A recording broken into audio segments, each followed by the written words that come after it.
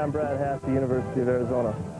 Welcome to another season of Pac-10 baseball on Fox Sports Net.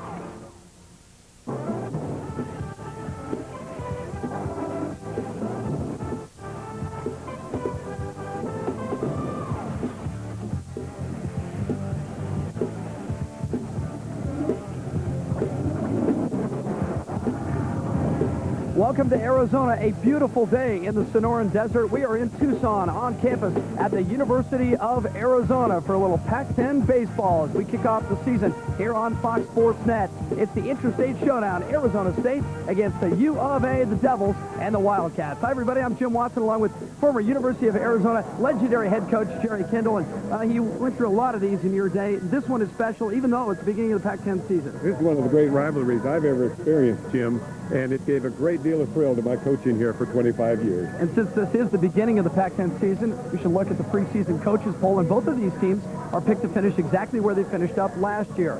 For Arizona, while the Wildcats are picked to finish 5th, and Arizona State is picked to finish 3rd in the Conference of Champions. So what about Pat Murphy and the Arizona State Sun Devils? Well, they're 23rd in the country, and after winning the first game of this series last night, they're 17-8. How have they been doing it? Well, they're getting out of the box quick, pounding people in the first 2 innings, actually outscoring opponents 48-15, and the guy who starts it all off is the leadoff guy, Steve Garibrandt. Well, he's the leading hitter, Jim, but he's also the leadoff man that puts the fire under these guys and catalyst to make them score those runs. Gives a great deal of comfort to the pitchers, believe me, to get off to an early start. And of course, with all that early offense, it does make things very easy for the pitchers of Arizona State. Well, look at those statistics there on the graphic. They have a great start with the run scored in the first 2 innings, and they can keep the walk-to-strikeout ratio very, very good. All right, let's talk a little bit about Eddie Lopez and the Arizona Wildcats here. They love playing at home. Their record is just about perfect, 18-3, even after losing last night. You compare that to their road record where they're just 1-6. So who starts the Wildcat attack? Well, it's the guy in center field, Brian Anderson. Brian Anderson is the most versatile athlete on the field, perhaps in both clubs. And he can run, he can hit, and furthermore, he's the closer. He'll come in the late innings, the 9th inning, to close the door. He's done that 5 out of 7 times. Both of these teams have big-time offenses. They combined for 16 runs last night. But what about the guys up on the mound? Well, we got a righty and a lefty for you today. Sophomore Mike Esposito gets his 8th start. He's got an ERA under 3, and Joe Little, the left-hander, is 5-1, getting his 9th start. Last night, Arizona led 7-2, but committed 7 costly errors. Arizona State came back to win it 9-7. It's the duel in the desert. We come back to the U of A on Fox Sports Net. I got one. I got 2. I got my own website, and I love it. VeriSign made it so easy. It took less than an hour to set up my new website. It's as simple as point, click, and type. I can't believe how affordable it is. My website costs less than 20 cents a day. I didn't want to pay a lot for a website. With VeriSign, I didn't have to. They give you so many great designs to choose from. I found one that's perfect for me. Now I have my own address on the web, plus a matching email address. My customers love it, and my sales have really taken off. It's so easy. I set up a second website for my son's baseball team. Get started now. VeriSign gives you everything you need. Your website, web address, even matching email. All for as little as $65 a year. There's even a 30-day money-back guarantee. So start your new website today. Call now or visit us online at yourstartersite.tv. An ambitious attorney. Take this file over to the courthouse. A dedicated father. I found a house for Valerie and for the boys. On April 12th, Come on, man, don't leave me out here like this. Better luck next time. one moment will change everything. That an orange file. You said better luck next time. Samuel L. Jackson. All right, do it. The computer says you're bankrupt. No! See what I can do to you? Ben Affleck. You have the power to turn this on. You have the power to turn it off. Changing Lanes. Rated R. Starts Friday, April 12th, everywhere. And welcome back. Look at that sky. How much better can you get? A perfect day for baseball on campus at the University of Arizona, Frank Sanstead Field. And a good crowd. They're expecting somewhere up around 2,500 today. And let's take a look at Pat Murphy's bunch from just up the road in Tempe. Their lineup. We start with Steve Garibrandt, the designated hitter, leads this team. Dustin Pedroia, who had a great game yesterday. Rod Allen, the left fielder, bats third. Jeremy West, the first baseman, is your cleanup hitter. Andre Ethier is in right field. Dennis Wyrick at third. John Schaefer, the center fielder. Joel Bakke getting just his 4th start as catcher, and Sergio Garcia, the second baseman. On the hill for Arizona, Joe Little. Joe Little brings that left-handed slant to the mound today. Very, very fine curve, an excellent curve. It's his out pitch, but he mixes that in with a cut fastball. He must change speeds in order to be successful. You can't bunt on this young man, Jim. He's a great fielder coming off the mound. He also holds the runners on at first base very, very well. Does not have an exceptionally good move over there, but he does hold them on with his vision, his quickness. So it'll be tough to steal on him today. Good numbers for Joe Little. Of course, he leads the team in wins with 5 and also with strikeouts with 42.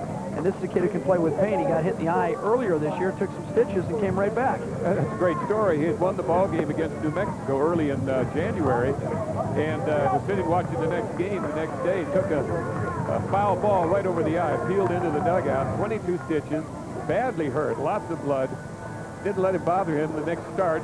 6 days later, he pitched 7 innings, won the game over Brigham Young, as I recall. Now, one thing about Joe Little is he gives up some home runs. He's given up 5. That's the most on the staff this year. What about the win? That's about the best it's been all day. That flag has been horizontal since I pulled in the parking lot about 2 hours ago. Well, now it's picked up, and would you know, it's blowing out to left. And here's Steve Garabrants, sophomore from Phoenix, hitting .373. And he's dangerous at the plate. He's more dangerous once he gets on base. Really makes things happen. We talked about him at the top. 10 for 17, as the leadoff guy in a game. He's such a key to the Arizona State attack. You mentioned in the opener, Jim, how many runs they score in the first 2 innings. And this is the guy that lights the fire underneath the Sun Devil attack. 1-1 pitch, and Little misses just on the corner. 2 balls and a strike now. Steve Garabrants from Moon Valley High School up in Phoenix. 10 multi-hit games this year. Got something he liked, but he pops it up, middle of the infield. Brad Hafsey, John Hardy, and it's Hardy, the second baseman, coming all the way across to make the grab. There's one down. And you can see how far he had to come. We talked about the wind already. It is blowing, obviously, from right to left. And Hardy started in his own position and then ended up almost in the shortstop position before, and you can see he's leaning away from himself. Actually, Brad Hafsey, the shortstop, should take charge of that. He should know the wind is blowing over toward him, and that kind of pop fly is going to come to his direction. Rather than have Hardy chase it, he could have been well under it. But he let Hardy do it, and he made the play. The freshman, Dustin Pedroia, now steps in from Woodland, California. 319. Had 3 hits on Friday night against the Cats in the opener of this one, if you missed it at the top. Arizona led last night 7-2, but committed 3 errors in the 9th inning, 7 overall in the night, to really give it away. This ball is driven to left. Mark Kaiser coming in and makes the grab. 2 down. Pedroia, as you pointed out, is a hot hitter right now. And he takes a pretty good pitch from Joe Little. You'll see it here. He goes down low. It's a good breaking pitch down and hits the line drive to Mark Kaiser. Now, that is going to be a tough play out in the outfield today. The wind is making that ball spin and do some tricks out there. It really sunk on Kaiser. He made the play. 2 down now to Rod Allen. Comes in hitting .281. Another sophomore. Arizona State, a very, very young ball club. Lost 8 guys off their roster last year to pro baseball. Pretty good cut by Rod. Here's one of the better prospects, not just on the Sun Devil team, but in the entire league, indeed, in the entire nation. Rod Allen, sophomore, had a tremendous freshman year last year. Freshman All-American, hit .389, 53 RBI, 6 home runs. A great start in his collegiate career. First ASU freshman ever to earn all Pac-10 honors. And, of course, there's been some fantastic talent come through Arizona State. If you don't believe me, just go to a game at Packard Stadium and look at the baseballs on the outfield fence with all the big names on it. Bonds, Reggie Jackson, Rick Monday, Sal Bando, incredible. Odabe McDowell. I had no idea that he was the only freshman of them all. Yeah. All those luminaries, he's the only freshman to be chosen All-American. They're all conference reps. Cut inside as he busts Allen right in on the hands. And so Joe Little goes 1, 2, 3 and strikes out Allen to end the top of the first. No score. We come back to the U of A. Pac-10 baseball on Fox. A Nissan March meltdown of massive proportions comes to the valley. Storage saves you a ton of money when you lease a new Sentra or Frontier pickup for just $5 a day. Plus, King Tory announces 0% APR financing, 0 cash down, and 0 payments until June. Over 200 new Nissans Frontier Pickup, one of Southern California's biggest volume Nissan dealerships. Highway 111 in La Quinta. Touring Nissan, where everybody rides.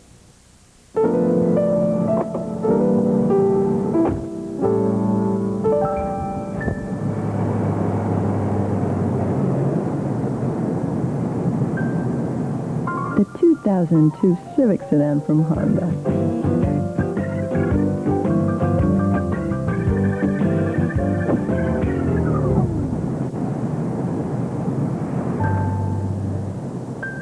Its fine look reflects well on you. You're watching Fox Sports Net 2. Bright sunshine and a little wind in the Sonora Desert. It's the duel in the desert, Arizona State and Arizona. And Arizona State has won, 9 of the last 11 now between these two clubs. So Andy Lopez, his guys have a goal in mind today. Brad Hassey will lead things off. He's the shortstop. Jeff Van Houten, the right fielder, and then Chris Cunningham, the catcher. Brian Anderson, the center fielder, Pat's cleanup. Mark Kaiser, the left fielder, plays just about everywhere. Will pitch tomorrow. He's in left field now. Carter Mercado, the designated hitter. Pat Riley at first. Justin St. Clair, and then John Hardy. And on the mound today, Mike Esposito for ASU. Well, arguably, this is the leading pitcher on the Arizona State Sun Devil team. Mike Esposito had a great freshman year last year. He pitched very well for the USA national team. You look for a good fastball, changeup. He must get his curveball over. The success for this young man is getting his curveball over. It sets up his fastball and change. He had surgery, the Tommy John surgery, barely 2 years ago, and he's overcome that. It's still a little stiff from time to time, but he's ready to pitch today. Mike Esposito's numbers are pretty impressive. Not necessarily the 4 and 3, but look at the 2.79, which is the best ERA among all the ASU starters. 8 start today, 1 complete game this year against Tennessee. Opponent sitting about 252 against this young man. And coming out of high school, Cimarron High School in Las Vegas, he's a 5th-round pick by Cincinnati. Decided to come to college, and this year Baseball America rated him the #8 prospect in the nation. And high praise, well deserved. Brad Hassey, who started off our show today, starts off the attack for the Arizona Wildcats. The hometown kid here in Tucson. He's also a long line, one of a long line of historical fine baseball players here. His father played for me early in the mid-70s, was an All-American third baseman and became an All-American catcher, 13 years in the big leagues. That's Ron Hassey, and he's very proud of this young son, the shortstop, Brad Hassey, for the Wildcats. Coach, how does that make you feel now when you see your player's son's coming here through U of A? I must tell you, Tim, it makes me feel a little ancient. Little bender inside, misses. 2 balls and a strike now. Mike Esposito, the right-hander, a preseason All-American on the bump for Arizona State.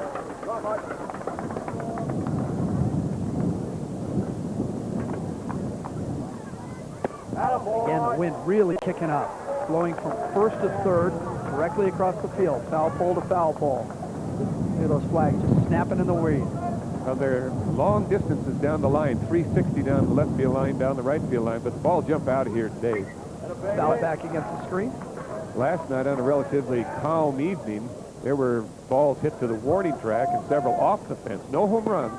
Those same balls today with the projectile out of here in the wind. Coach, the book on this place is that the ball is dead at night, but jumps out of here in the daytime, That's correct? Very true. Full count now to Hassey. Out on the corner.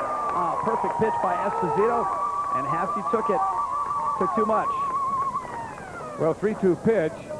He was looking for the fastball, but it appeared to Hassey to be a trifle outside and even a little high.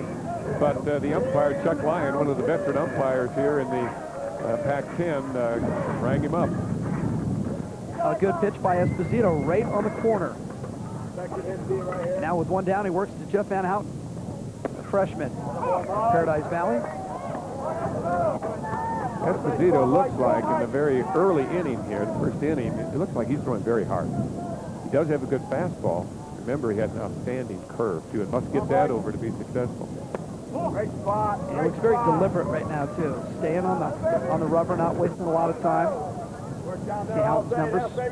308, one of the team's best hitters. And tied for the team lead in home runs with Chris Cunningham. They both have 6. Esposito. And again, it looks like hitter's just a little bit behind. Just a trifle tardy. When the ball is fouled straight back like that, the hitter is just a shade slow with the bat. And if they can make the adjustment and look a little bit more for the fastball here, they might catch up with. Very good fastball today from Esposito. There's a curve. And ball is knocked to the left side for a base hit. So Houghton with 2 strikes on him. And Arizona, a good team with 2 strikes and with 2 outs. Their averages seem to skyrocket when the pressure's on. And Van Houten just punches one to the left side for a base hit. The ball was up a little bit. Esposito hung it, and it came right out over the plate. And Houghton was ready with 2 strikes. Guarding the plate, he just wanted to get his bat on the ball, and he did punch the single right in the hole between third and short. Man on first, 1 away. And here's Chris Cunningham. Cunningham takes on the inside corner for a strike. Cunningham's from California. Went to a Catholic high school out there, Bishop Amat. Very famous high school. Great football players have come out of there. Great athletes all the way around. And here's another one in Chris Cunningham. He's a senior. As I mentioned just a moment ago, he and Van Houten tied for the team lead in home runs with 6. Van Houten, meanwhile, over at first. 3 for 6 on the base pass this year. And one of the good things about working with a former coach is when you talk about situations like this, and I like to peek under your cap and see what you do. Okay. Well, right now, early in the inning, 1 out. You don't want to take too many chances on the base. Give your cleanup, your third hitter, Cunningham, who can punch it out of here, and your cleanup hitter, Brian Anderson, a chance to drive you in. And a moment ago, the pitch just before this, we saw that the ball was in the dirt. Now, Joel Bakke, the catcher, blocked it very nicely. At first base, Van Houten thought about going on that ball in the dirt, but wisely stopped. Now, with 2 outs, he might have gone. With 2 outs, you're running out of opportunities to advance him. But he held with 1 out. Now we've got the left-handed hitter, Cunningham, up there. And following him, Brian Anderson, the cleanup hitter. So something could happen here. Van Houten, a moderate lead at first. Cunningham with 2 strikes on him. And Esposito works away. And you talked about Joel Bakke, and we mentioned that he hasn't spent a lot of time behind the plate, just his 4th start. And he hasn't seen Mike Esposito all that much either. He caught him one earlier start on February 19th. There's been a succession of catchers behind the plate for the Sun Devils. Pat Murphy has yet to settle on one to be his regular catcher. And Joel Bakke is getting his chance today, but he's only caught the ace of their staff, Mike Esposito, only 1 other time. It'll be interesting to see how he handles him the rest of the day. That ball is hit inside out to left field. Rod Allen chases it to the chalk, and it gets past him and all the way to the wall. Van Houten to third. They will stop him there, and Cunningham is in with a double, and Arizona's got something going on early. Well, the wind really affected this ball, Jim. We'll see it here on the replay. And Rod Allen, as good an outfielder as he is, and very fast to foot, did not accommodate the wind. The ball was sliced off the left-handed hitter Cunningham, which means it's going to spin toward the line. Rod Allen actually broke in directly toward the ball and then had to make the adjustment. It was too late. The wind just kept drifting that ball away from him and fell in along the line for a double. Now here in the first inning, the Wildcats have a serious threat going, 1 out. Men on second and third, and the cleanup hitter, Brian Anderson, at the plate. So second and third now with 1 out. And Arizona playing like they always do on their home field. 18-3 coming in. They were ahead 7-2 last night and lost 9-7 after all of those errors. Rod Allen in left not only has to deal with the wind, coach, but he's also looking right up into the sun that's over the football stadium now. And today, this is a very difficult, the most difficult field to play, with the wind and the sun being what it is, the high sky. Rod Allen in left field. Esposito nibbles at the corner and evens the count at 1. I'm a little surprised that Esposito is going as often to the fastball here in the first inning, because he has to set the fastball up with a curve normally. Ball chopped foul to the left side. Another fastball. Ball 2 strikes now. Brian Anderson.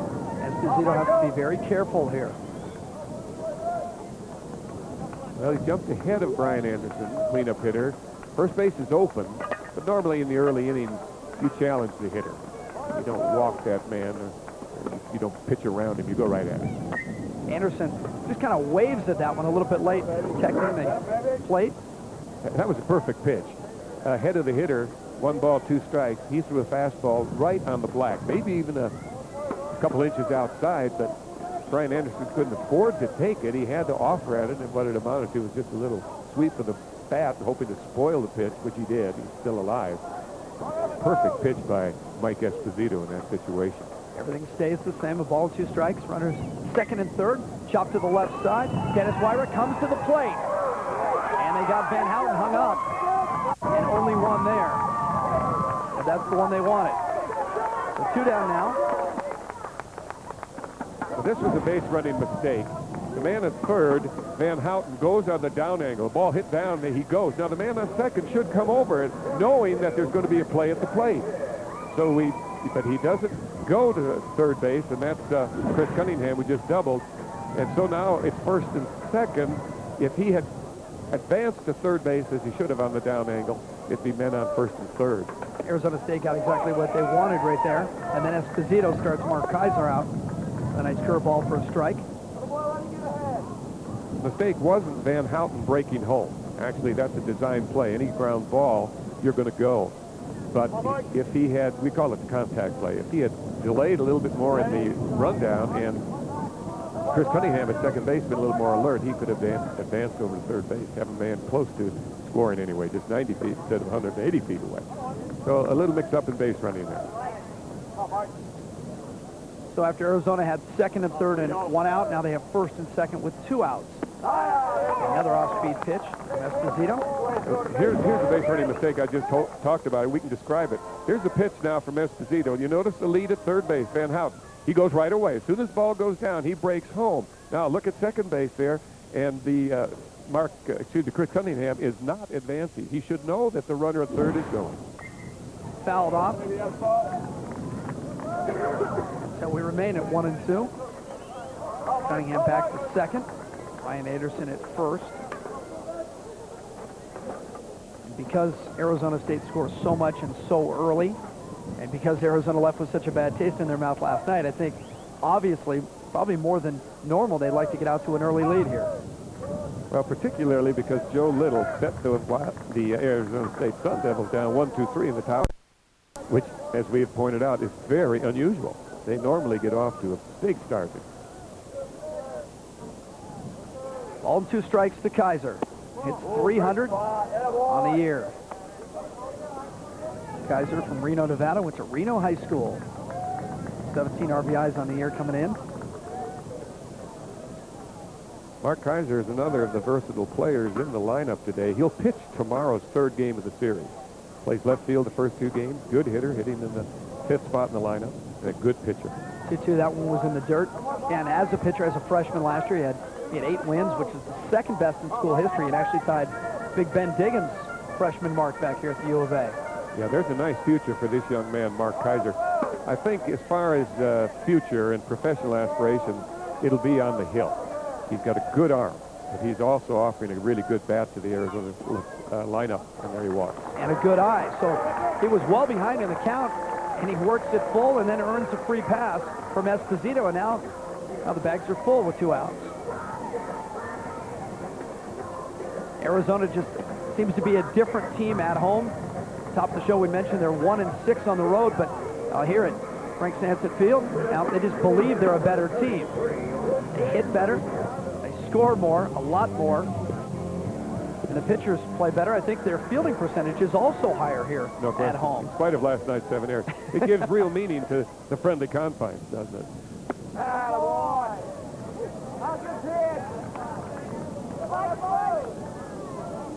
Cunningham at third, Anderson at second, and Kaiser walks. And so Mike Esposito in the very first frame has himself in a bit of a fix, but a chance to get out with two outs.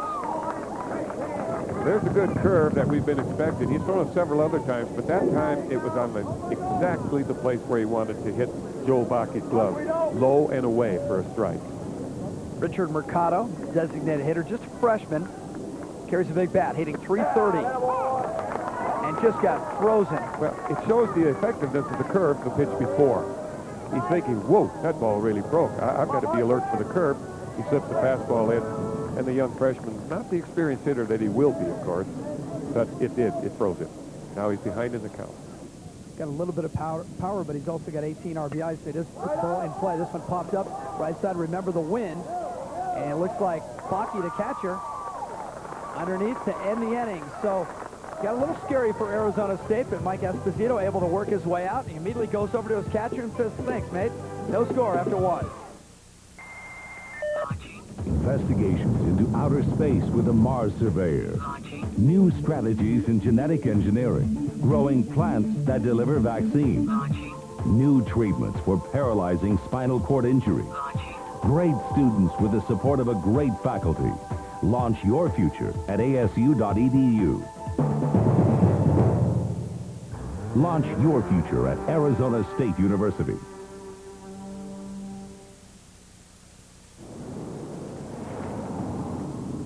I quit my job today. I met this really cool guy on the internet. He's 30. Life throws all kinds of curves. Fortunately, with its advanced safety systems, the smooth-riding RX300 is designed to better handle the ones on the road. Hey, Mom, you know that tattoo we talked about? How you manage the rest is up to you. All for just $34,530. Test drive one at your Southern California Lexus dealer.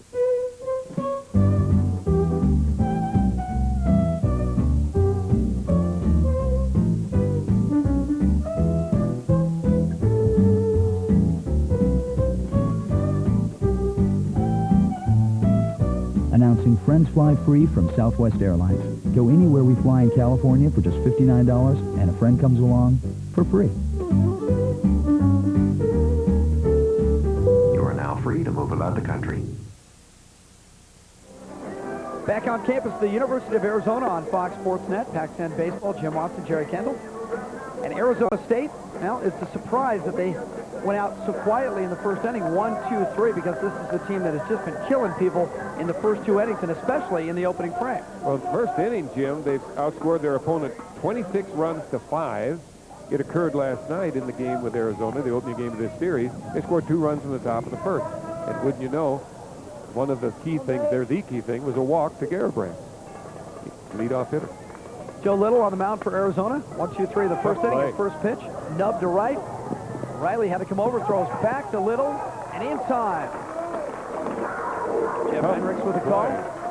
Tough play by the first baseman, the young freshman, Pat Riley, made a very good play by calling the pitcher off. There, he fields it and shovels it to the pitcher, Joe Little, and barely got the tip of the bag to retire Jeremy West. We'll take another look at it. You see here now, he goes to the bag, and he got the ball. And let's listen in to Jeff Heinrichs, the first base umpire.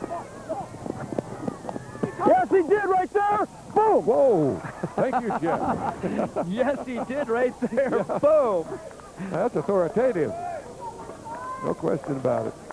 Actually, it was a very close play. He just barely got the outfield corner of that bag. But Jeff Hendricks saw it, and he called it, didn't he? Jerry, as a coach, as a manager in baseball, you want those umpires, whether they're right or wrong, to be authoritative, right? You want to know they believe their call. Absolutely, and you don't have much argument then. They're so definitive, even though you may question the call. Gosh, if people feel that strongly about it, I don't think I'll go out. Andre Ethier, a sophomore outfielder, also plays first base. Those guys, it's all over. And he's been all over just to find his way back to ASU. Grew up in Phoenix, St. Mary's High, and came to ASU, then left, went to Chandler Gilbert Community College, and now back in Tempe at ASU. Oh, he's a fine young player. Look at the tall frame on him, the high hips, the long legs. He reminds me a great deal of Steve Finley, the fine center fielder for the Diamondbacks, left-handed hitter. 6'3", 175 goes Ethier. Good night last night. Game-winning hit, 2-run single. 175 and 6'3", yeah, you could call him skinny. He's young. And here's another hit. Could be a gapper. And it is all the way to the wall. One bounce off the track, and Ethier is going to cruise into second base. Now, right between Anderson in center and Kaiser in left, and neither one could catch up. The ball was tailing away from Anderson. Well, this is a carbon copy of his 9th inning hit last night that broke the game open for the Sun Devils. A fastball away. He goes right with it. You'll notice he's right on it, but look at his head down on the ball, and he hits it in the gap in left center. That's exactly what happened last night to score the 7th and 8th runs, which proved to be the winning run, the 8th run. They tacked another run on that inning, but that instant replay from last night, much to the dismay of the Arizona team. So now here's Dennis Wyrick, the junior. Another one of those Bishop Amat athletes. Talked about before, the Catholic school in Southern California. Produced a lot of talent. Look at the guns on this kid. Well, he came up as a freshman shortstop 2 years ago and played very well. He's put on some serious weight since then, and there's some power involved there, too. He's now a third baseman catcher primarily. Coach, you notice the baseball players spending a lot more time in the weight room, a lot more than they used to? Yes, indeed, Jim. It's important now to the baseball player, where before it was for bad. In my generation, never mind how long ago, you didn't touch a weight. Thought to make you muscle bound. I must still be living in your generation. Oh, didn't you do it? I hate going in the weights. Oh, well, that's... We're soul brothers then. It hurts. No fun. Ball was fouled off. No ball, 2 strikes now to Dennis. It is a phenomenon in the last 15, 18 years, I think, that baseball players have gone through very systematic, very thorough weightlifting, better nutrition, better flexibility, more strength. It's profited them. These guys are stronger, college and professional players, than ever before. Yeah, and it's across the board. It's not only in baseball, but all the collegiate sports. When you walk around a Pac-10 campus, it used to be you'd look at a guy, he was big enough, you just said, well, he's a football player. But you can't do that anymore. No, well, take a look at this hitter, Dennis Wyrick. To me, he's a fullback. He's a linebacker. But no, he's a very good and very accomplished baseball player. He's got a lot of skill. Hit 360 last year, 62 hits. And has driven this ball deep in the gap. This is going to get one home. Another bouncer to the wall. Here comes Ethier. Walking to the dish. It's 1-0 Arizona State. Now that ball was hit right on the screws by Dennis Wyrick, no doubt. He's up in the zone again. Joe Little has good stuff, but he's up in the zone right now. This is the second double in a row. The first one to Ethier. And now watch this pitch. It's going to be upstairs, right in what we call the wheelhouse. And he drives it to deep left center, scores the first run of the game. You can see how close that came to being off the wall. And the left fielder, Mark Kaiser, retrieves it and gets it into Brad Haskey, the relay man, and pulls him to a double. And Kaiser and Anderson in center both knew as soon as that ball came off the bat, they were going to have no play on it except off the wall. Well, you do play Wyrick to pull, and so the left fielder Kaiser was pulled way over. And the center fielder, Anderson, could not catch up with it. The wind kept going this way. 1-0 Arizona State. John Schaefer now. Schaefer. Soft fly to right. Jeff Van Houten. Wyrick plus the tag at second base just to draw the throw. Wyrick very fast, but now that was an easy play for Van Houten. 2 down. Okay, we'll see now the pitch to Schaefer, and he pops it up into right field. Now Van Houten, the right fielder, thinks he has a beat on it. Here comes the wind. Now it blows it in, and he just barely got there to make the catch. The outfielders and the infielders as well have got to take more, put more closer accountability to the wind today. They're not playing these balls very well in the wind. They have to anticipate this. You know, the way Van Houten made that catch and then quickly turned and fired a real strong throw. He reminded me just a bit of Tim Salmon, the right fielder for the Angels. Big strong back, turned and fired that ball right to the cutoff guy. Took the drum out of any play. Well, you referred to a terrific player. Tim Salmon is one of my favorite players in the big league. And a great guy. And a great guy. I happen to know him too, and you do as well. But he plays hard all the time. He never comes to the park other than put me in the lineup, coach. And just to finish off, Sam, you know, he's been hurt a lot over the last couple of years, Coach, and I've never heard him use it as an excuse. When his numbers are down, or when he's not playing 100%, he never, ever uses it as an excuse. He played at Grand Canyon College here in Phoenix, so I remember him as a college player and had great admiration for him then. Tim Salmon. Joel Bakke, the catcher, swing and a miss. The throw back behind Wyrick, and they got him. And that's a great play by Chris Cunningham. What a play. The catcher, Cunningham, and the shortstop, Hassey, had this prearranged. Here's the pitch. He misses. Look at Hassey's right. He's taking his right and perfect throw, and it's out to end the inning. But Nice ASU gets one. Craftsman has created a tool that's a real innovation. It's so easy to use. It's the Craftsman Easy Fire staple and nail gun only from Sears. With traditional staple guns, you put all the pressure on the back of the tool. This can cause kickback, so staples don't always go in flush. With the Easy Fire's forward action design, you use your arm and your body weight in a natural forward motion. The extra leverage dramatically reduces kickback, so staples go in flush. It's the only tool I need to finish the screen door. It's 2 tools in one. Just switch to brad nails to finish off the job. The Easy Fire has a built-in wire guide, and it's half the weight of traditional staple guns. The Craftsman Easy Fire staple and nail gun comes with 1,000 staples in 5 different sizes and 500 brad nails, all for only $19.99. Have your Sears or other credit card ready and call 1-800-758-1122 to order your Craftsman Easy Fire staple and nail gun for just $19.99 plus shipping. Power, durability. These are the things that drive you, like the Chevy Silverado. With more available V8 horsepower than any half-ton extended cab from Ford or Dodge. And with over 1,500 pounds of payload capacity, it not only pulls its own weight, it gives you something to build on. The 2002 Silverado, now with 0% APR or 2002 cash back. See your local Chevy dealer. Jim, this sails in Wildcats out of a big inning. Watch Hasty break in behind the runner even before the ball, there he goes, even before the ball was in the strike zone, he's on his way. This speaks of a prearranged sign between Hasty and Chris Cunningham to pick off Wyrick at second, who had a huge lead. They saw that, devised the play, signaled to one another, got it. How about the throw by Cunningham? Cunningham right on the bus. Great play. Made it easy for Hassey, just had to catch it and lay it down. Butt attempt by Pat Riley. Rolls foul. 0-1 now. Riley from Reno, Nevada, hitting .450, but he's only had 20 at-bats on the year. 2 hits, 2 RBIs, and a run last night. Well, he's come right into the lineup with a bang. Here's the pitch.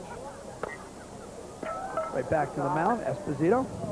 Easy throw and one down. To finish that comment on Pat Riley, who just bounced out to the pitcher, he was put in the starting lineup for the first time last weekend, the first of the 3-game series with the University of North Carolina, Wilmington, and he responded beautifully, and no way that Andy Lopez could take him out of the lineup. I believe he was 6 for 10 in that 3-game series last weekend. 2 hits last night, drove in 2 runs, so young freshman took advantage of that chance. Good way to keep a job, putting up numbers like that. We go from a freshman to a senior. Here's Justin St. Clair from Phoenix. Spent some time at Mesa Community College and raised his average a bunch yesterday. 2 hits and 2 runs, and is now hitting .319. Looks at that one. Ball and a strike. Bottom of the second. Arizona State on top, 1-0. A couple of doubles. Wyrick with the RBI double. Score Van Houten. Excuse me, the score Ethier for Arizona State. Arizona State with another run in the first 2 innings like they've been doing all year long. Mike Esposito is going right after these hitters the first time around the lineup. That's what it appears to me. He's going at them with the fastball. Yes, he'll mix in an occasional curve, several really good curves. But when they step up there, they're getting the fastball. Now, this could change, and we'll watch to see if it does the second time around the lineup, second and third time. Esposito's a very smart pitcher, and he's got a young catcher in there now, so he's taking charge out of the mound. Joe Bakke, the freshman, only the second time he's caught Esposito this year. St. Clair hitting about .500 over the last 6 games. Guy behind the plate today, Joel Bakke. And a lot of pressure, not only because he hasn't seen Esposito and he hasn't played that much, but also with these conditions and a pressure game against big rival Arizona. You know, add to that, Jim, he's calling 80% of the pitches. About 20% come from the bench from pitching coach Jay Sefera, but he leaves it in the hands of the catcher. And here's a young freshman just starting his 4th game of the year. Their ace pitcher in a key game. He's doing a terrific job, I think. The 2-2 pitch. Lifted to the right side, up in the wind. Garcia drifts over, a couple of steps down the outfield grass. No problem. That time it looked like the wind maybe died a bit. You can see the flag in center field is laying limp now, so. That's what the weatherman calls variable wind. Yeah, a little break for Garcia. He didn't have any trouble with that one. No. 2 down. John Hardy now, another freshman from Boise,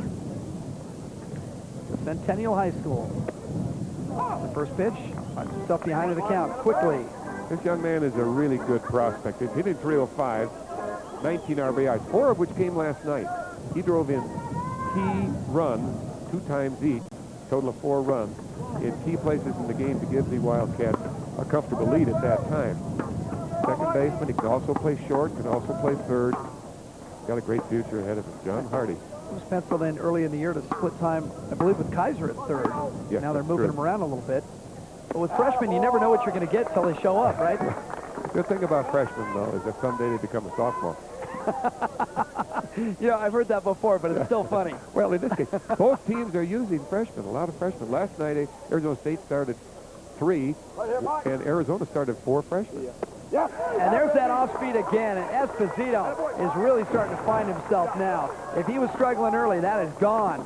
There's a confident guy right there as he just freezes the freshman and tells him to sit down. Thanks for coming. He's out of the inning. 1-0 ASU.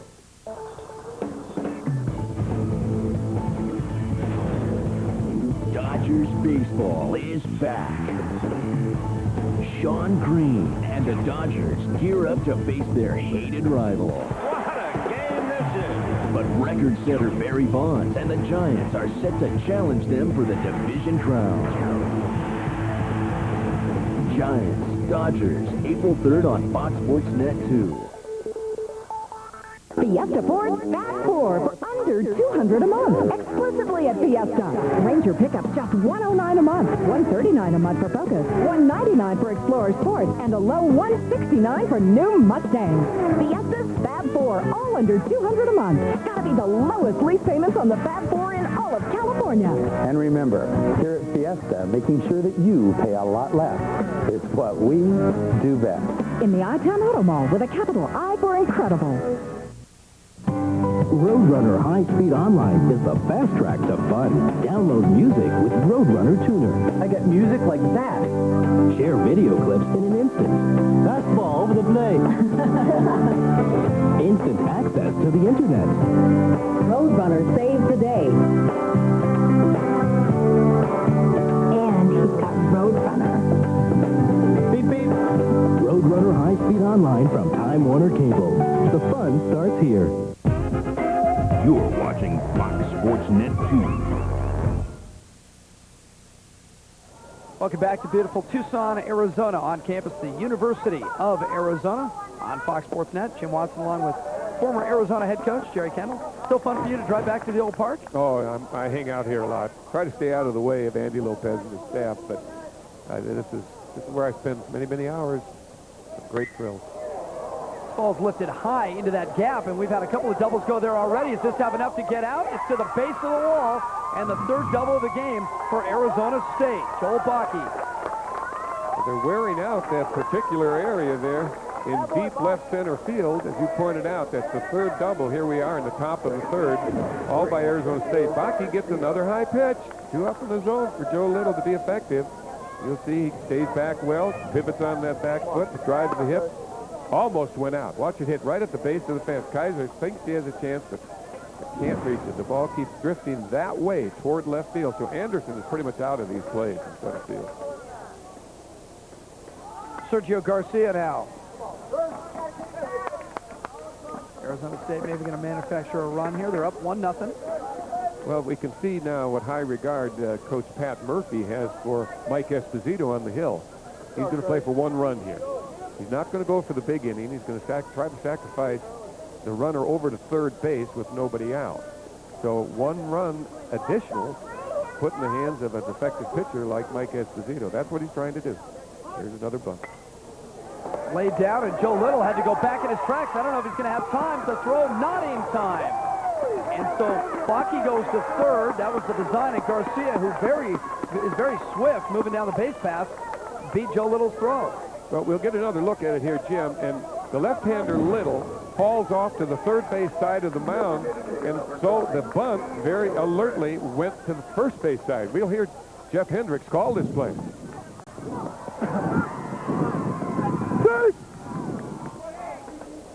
Yeah, that was an easy call. He could have Added a few more exclamations there, but one was enough. Excellent bunt by the ninth hitter, Sergio Garcia. So now with nobody out, you got Bakke at third and Garcia, who's 7 for 7 in stolen bases, stands at first. So distractions at both corners now. Jeff Hendricks. We're going to find out how sonorous his tones are today because he's mic'd. The viewers have already discovered. So any play over at first base that requires a definitive call, I think we're going to hear it loud and clear. Well, let's hope he knows he's wearing a mic, because I've gotten in trouble I didn't a couple tell him. times Did that you? way. No, I never talked to the first and third. Now watch this now. Oftentimes, I should say, when the pitcher attempts to pick an Arizona State Sun Devil off of first base, attempted pick, unsuccessful, he'll go on the next pitch. Now see if this happens. This is going to be interesting. Garrett Brandt's at the plate. Popped up his first time. All right, there's another pickoff. Now this isn't true all the time. It happens to be a characteristic of Pat Murphy. And once the pickoff has been attempted, unsuccessful, there you see Little and base runner at first base, Garcia. Here's it. No, he was faked back to Garrett first Brandt, base. a little bit late. This one could be some trouble. Back at first, and going out and making the catch was John Hardy. Get it in. And Bakke did not tag at third. Bakke really didn't make much of a move at all from third. Now, why doesn't he go, Coach?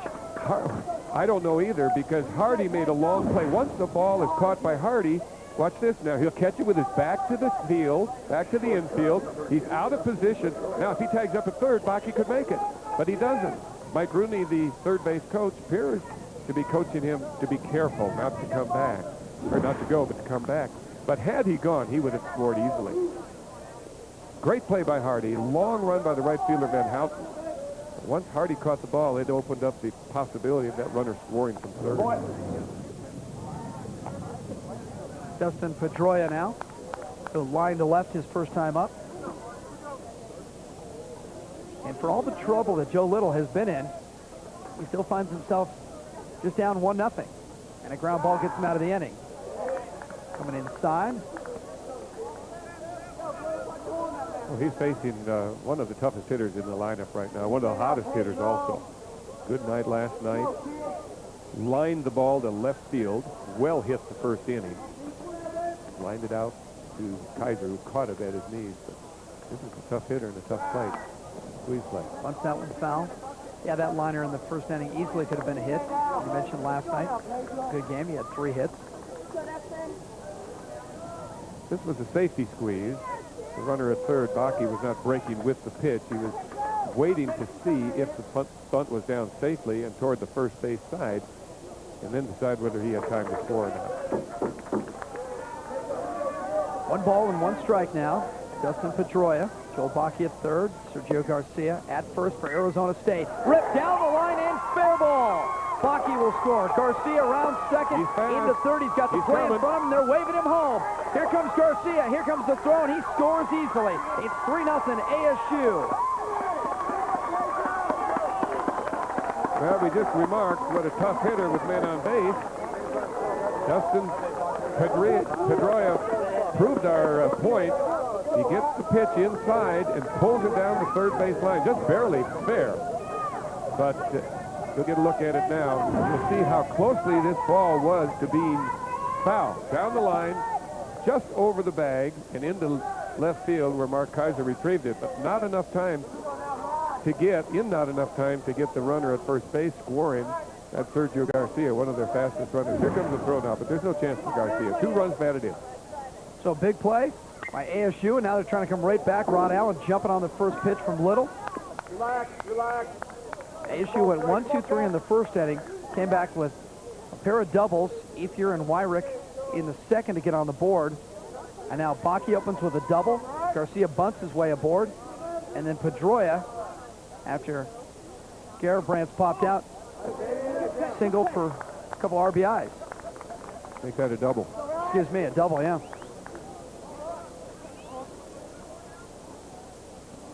Four doubles now for Arizona State.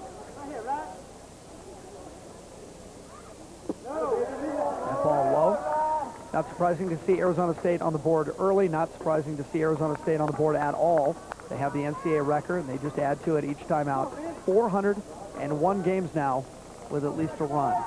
And it doesn't sound like much until you start to think about it and think about the pitchers in the Pac-10 Sure. and all the College World Series appearances and all those other things. That's a remarkable record. This ball is lined by Allen. The center field, Anderson is there. Pedroia tags and is in head first into third.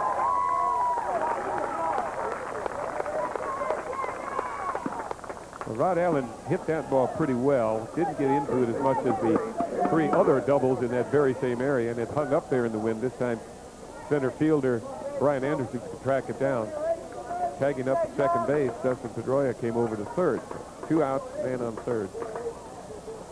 Now to pay off that scoring streak for Arizona State, the last time they were shut out, April 7, 1995, at Dato Field against USC.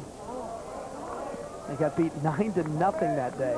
Randy Flores on the mound for USC. And since then, 95 until today, they've scored at least 1 run every single game. That's quite a record. But Flores, the pitcher, he was a shutout pitcher. He's a crafty guy, always around the plate, didn't walk many, did not get himself into trouble. And I can picture him shutting out more than one other team along the way.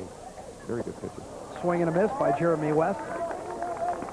For those of you internet geeks out there, let me save you the trouble. The old record, Coastal Carolina, 349 straight games. Oh, they're well in advance of that record. So you can turn the computer off and relax in front of the TV. 2 balls and a strike now to Jeremy West with a runner at third, Dustin Pedroia. A couple RBIs on the double to make it 3-0 ASU. They won last night 9-7 in a game I think Pat Murphy would even admit that they didn't deserve to win. They were down 7-2 and came back. But in college baseball, you're never out of it. Well, the Wildcats have walked all 4 to West. Wildcats self-destructed last night. I don't recall anybody, any place, any league ever winning the game after having scored 7 runs. I can call Sacramento and Phoenix and talk to my grandsons in their Little League program. And even when they make 7 errors, they can't win. But surprisingly enough, when I got here today, I talked to Matt Rector of the SID here at the University of Arizona. I asked about the seven errors. I said, well, obviously it's a season high or a season low, depending on how you look at it. But is it a school record? And he said, no, the record is actually 9 errors in a game. And I said, when was that? And he said, well, why don't you ask your don't tell me your colleagues today. It came under my watch, huh? It sure did. Small line to Anderson, who makes 2 of the outs in the inning. And finally, it is over. 7 guys come to the plate, but Arizona State does some damage. 3-0, the Sun Devils to the U of A.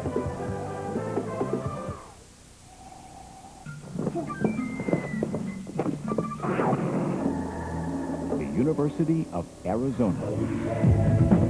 A place to discover, to create, to experience, to make a difference. The place is right here. The University of Arizona in Tucson.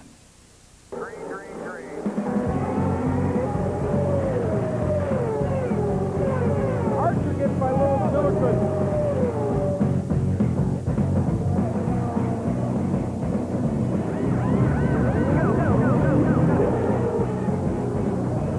If you're only going to watch one race this year, do it in the street at Southern California's Rock and Roar Weekend, the 28th annual Toyota Grand Prix of Long Beach. Hi, Rob. Oh, hey, Miss Larson. Nice caravan. Thanks. I used to have a van.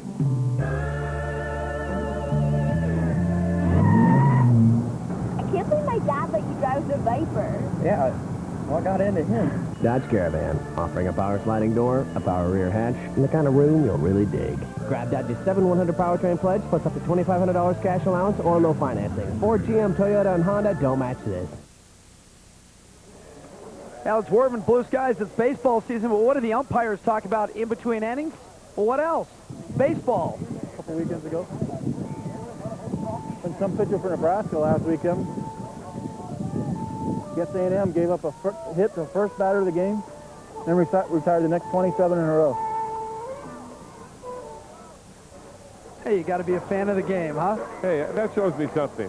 I thought normally thought about what times they're playing league, or have you ordered our post-game meal? Jeff Hendricks is wearing one of our microphones today. We appreciate it. I don't know if he's going to do it when he sees the tape. Yeah. Well, he's got that deep voice, and good one to be liked. Back to the top of the lineup for Arizona. They need to get something going here. Brad Hasse, who struck out looking back in the first.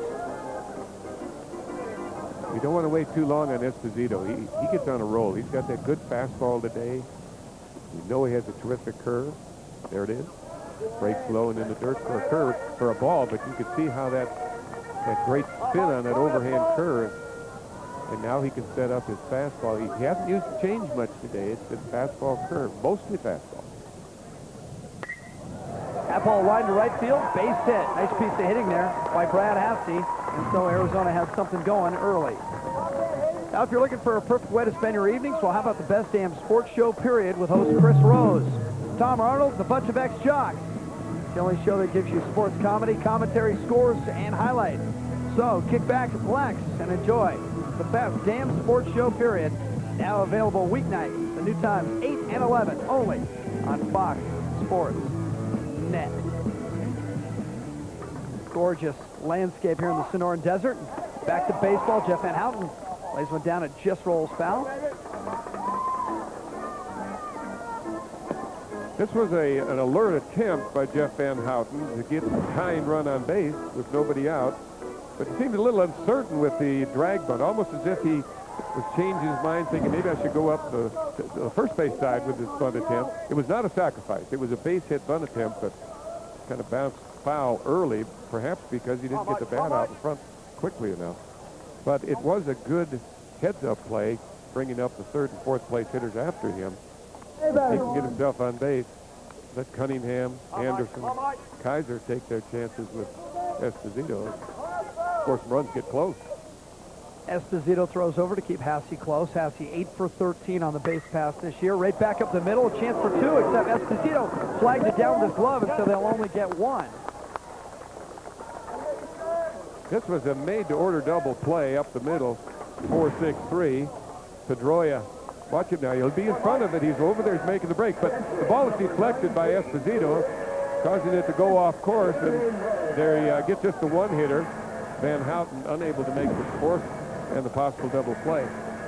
So although the runner was retired, that is the batter runner was retired, it was not a fortuitous play for the Sun Devils. They could have had the double play. Chris Cunningham now. Double his first time up.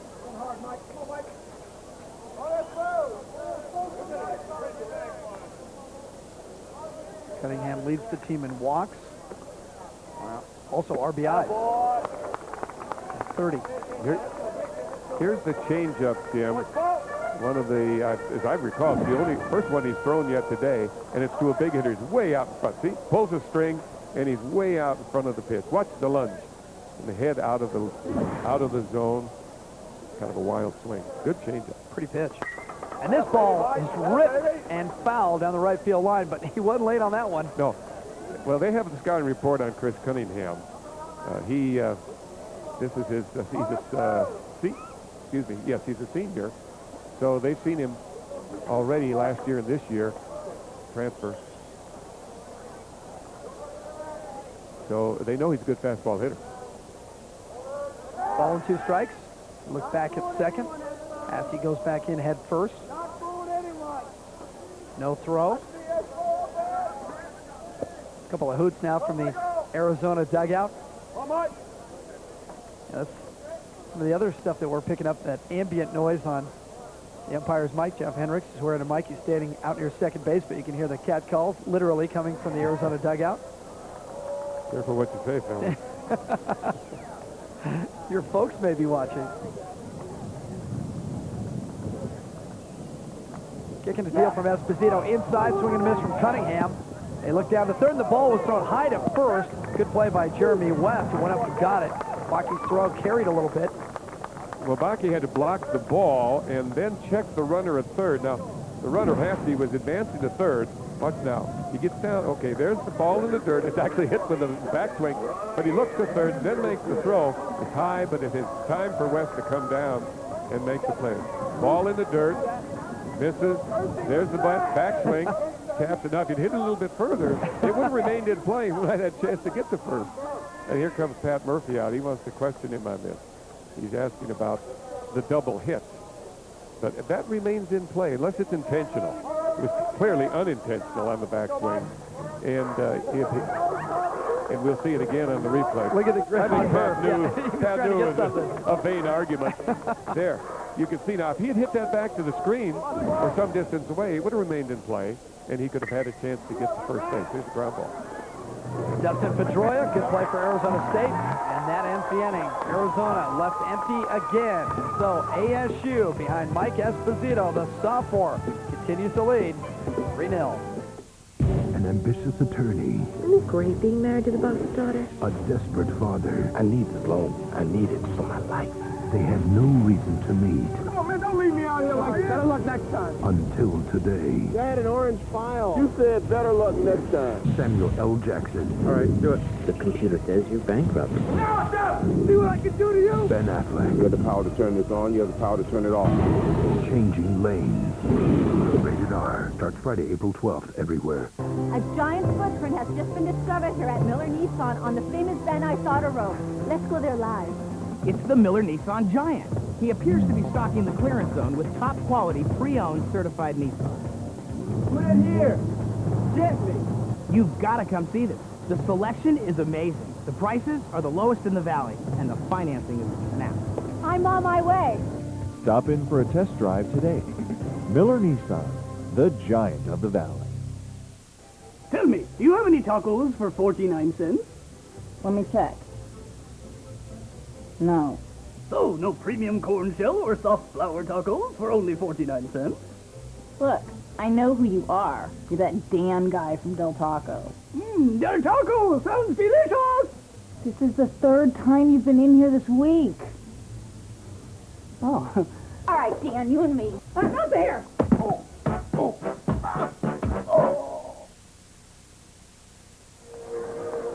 Beautiful day in the Sonoran Desert, University of Arizona, Tucson, and ASU leading 3-0. A little bit surprising. Nobody knew what they were going to get with this Arizona State club this year.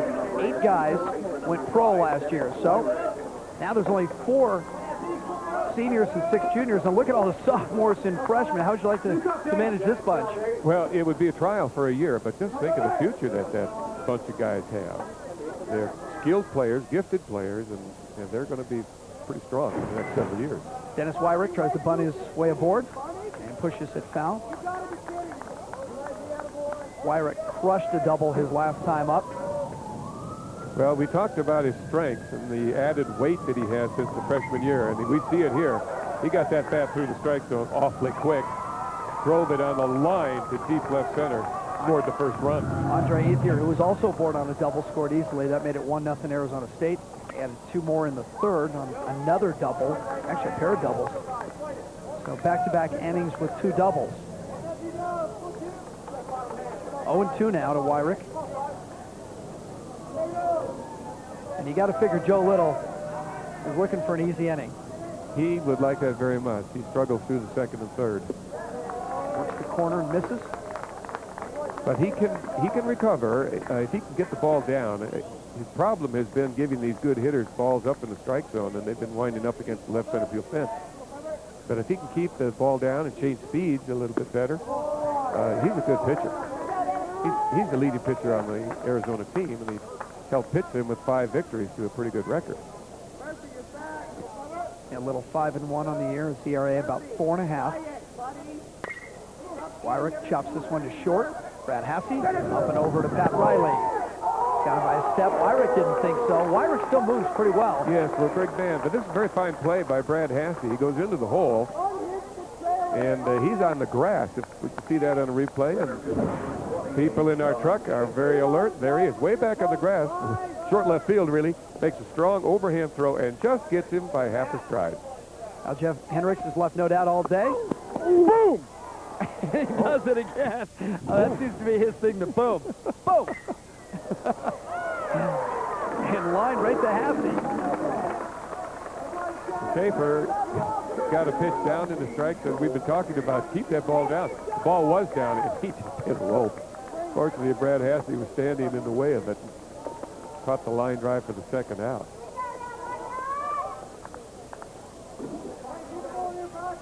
Little trying to stay focused. He's at 51 now.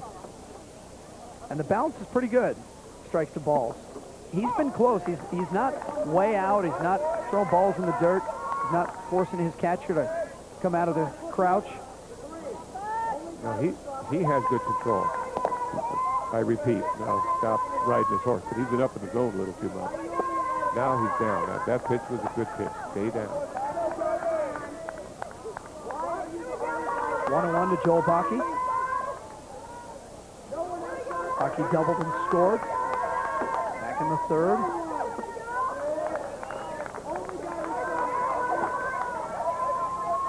You'd dearly love to get the 8th hitter in the lineup for the third out, which would mean then the 9th hitter, Garcia, would be leading off rather than Garabrandt leading off, the first hitter.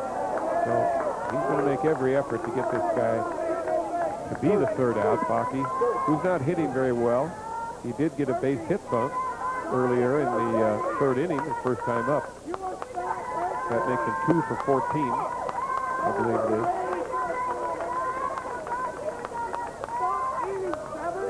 So you can imagine the head coach, Andy Lopez, and the pitching coach, Jeff Morris, on the bench now. Please don't walk this guy. Make him swing the bat.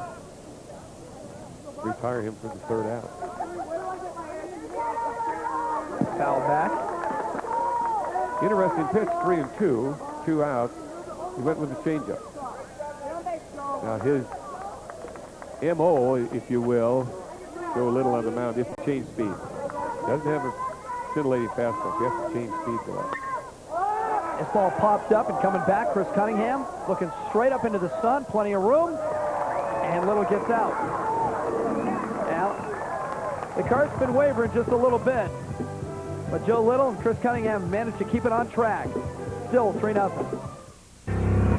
Alonso Mourning's play sometimes went to extremes. Yet he saved his greatest effort for a more serious battle. Doc, am I gonna live? Alonso Mourning, Beyond the Glory, tomorrow at 8. The Clips are making a playoff push. Brand powers the Clippers. Duncan captains the Spurs. Monday at 7 on Fox Sports Net 2. Hi, I'd like to start getting home delivery of the Sunday New York Times. Now you can enjoy Sunday even more by getting the New York Times delivered to your home every weekend. And when you call now, you'll get 50% off the regular home delivery price. I enjoy waking up and having the Sunday New York Times waiting for me. I know it'll tell me things that I won't hear, read, or see anywhere else. I get international and cultural news, and I get a jump on the week ahead. Call now to order, and you'll get the book review, travel, arts and leisure, week in review, and the New York Times Magazine. On Sunday mornings, we catch up on what we really love. She goes straight for arts and leisure. I check out the magazine. So call now to enjoy the Sunday New York Times for 8 weeks with home delivery at 50% off. Hi, I'd like to start getting the Sunday New York Times at home. I think the only thing I enjoy more than doing the crossword puzzle is actually finishing it. Call now, 1-800-715-6300, and get the Sunday New York Times delivered to your home every weekend. For me, Sunday was made for the New York Times.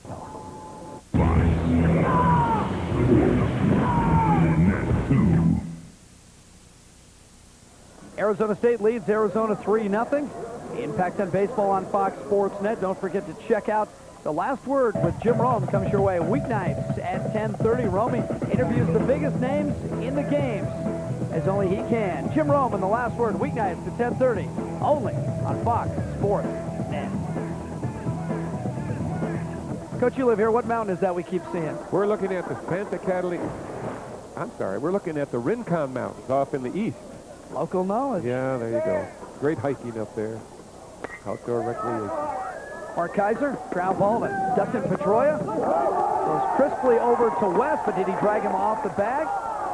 Hendricks waits and says, yeah, he got him. Well, he's not quite so authoritative and definitive on this one. This is a close play. It looked like the first baseman taking the wide throw to right, West, does not touch the base coming back. Now, that's arguable. He maybe got it with the heel. With the heel? Well, no, the coat of paint on his shoe. That's what touched the... And Andy Lopez is out there questioning it. Did you really see it that closely, Jeff? Well, Andy is not necessarily happy about it, but he's returning to the dugout. Well, we talked before when Jeff Hendricks makes the call authoritatively. That time, there was a little bobble in his delivery, and right away he invites Andy Lopez out of the dugout with that. Sure. There's another pop-up, Sergio Garcia in foul ground, and quickly there's 2 down. The pop-up that just went up in the air, Jim, you notice that West, first baseman, had a shot at it, but Sergio Garcia came over and properly took the ball. The ball is tailing back into the second baseman and away from the first baseman. He approached the ball with it as West would have had the back pedal on it. So it was a good call by the second baseman, who has priority on those pop flies over the first baseman's head. At the beginning of this inning, Mike Esposito's pitch count was at 56, which you thought was in range for him, but he's making short work of the Cats so far in this inning. He's catching up. He threw, if you think of the normality of a pitcher on the mound, you don't like to see him go over 15 per inning on an average. As he approaches the middle innings and beyond, if you count his pitches and divide by the number of innings, you don't want him to be over 15. And he was over 15 after 3, but now he's economizing, and he's got 2 outs with very few pitches, about 7 or 8 pitches. Pat Riley swings and misses, and the easy throw down. A 1-2-3 inning for Mike Esposito has held Arizona to just 3 hits. Meanwhile, Sun Devils have backed him up with 3 big runs.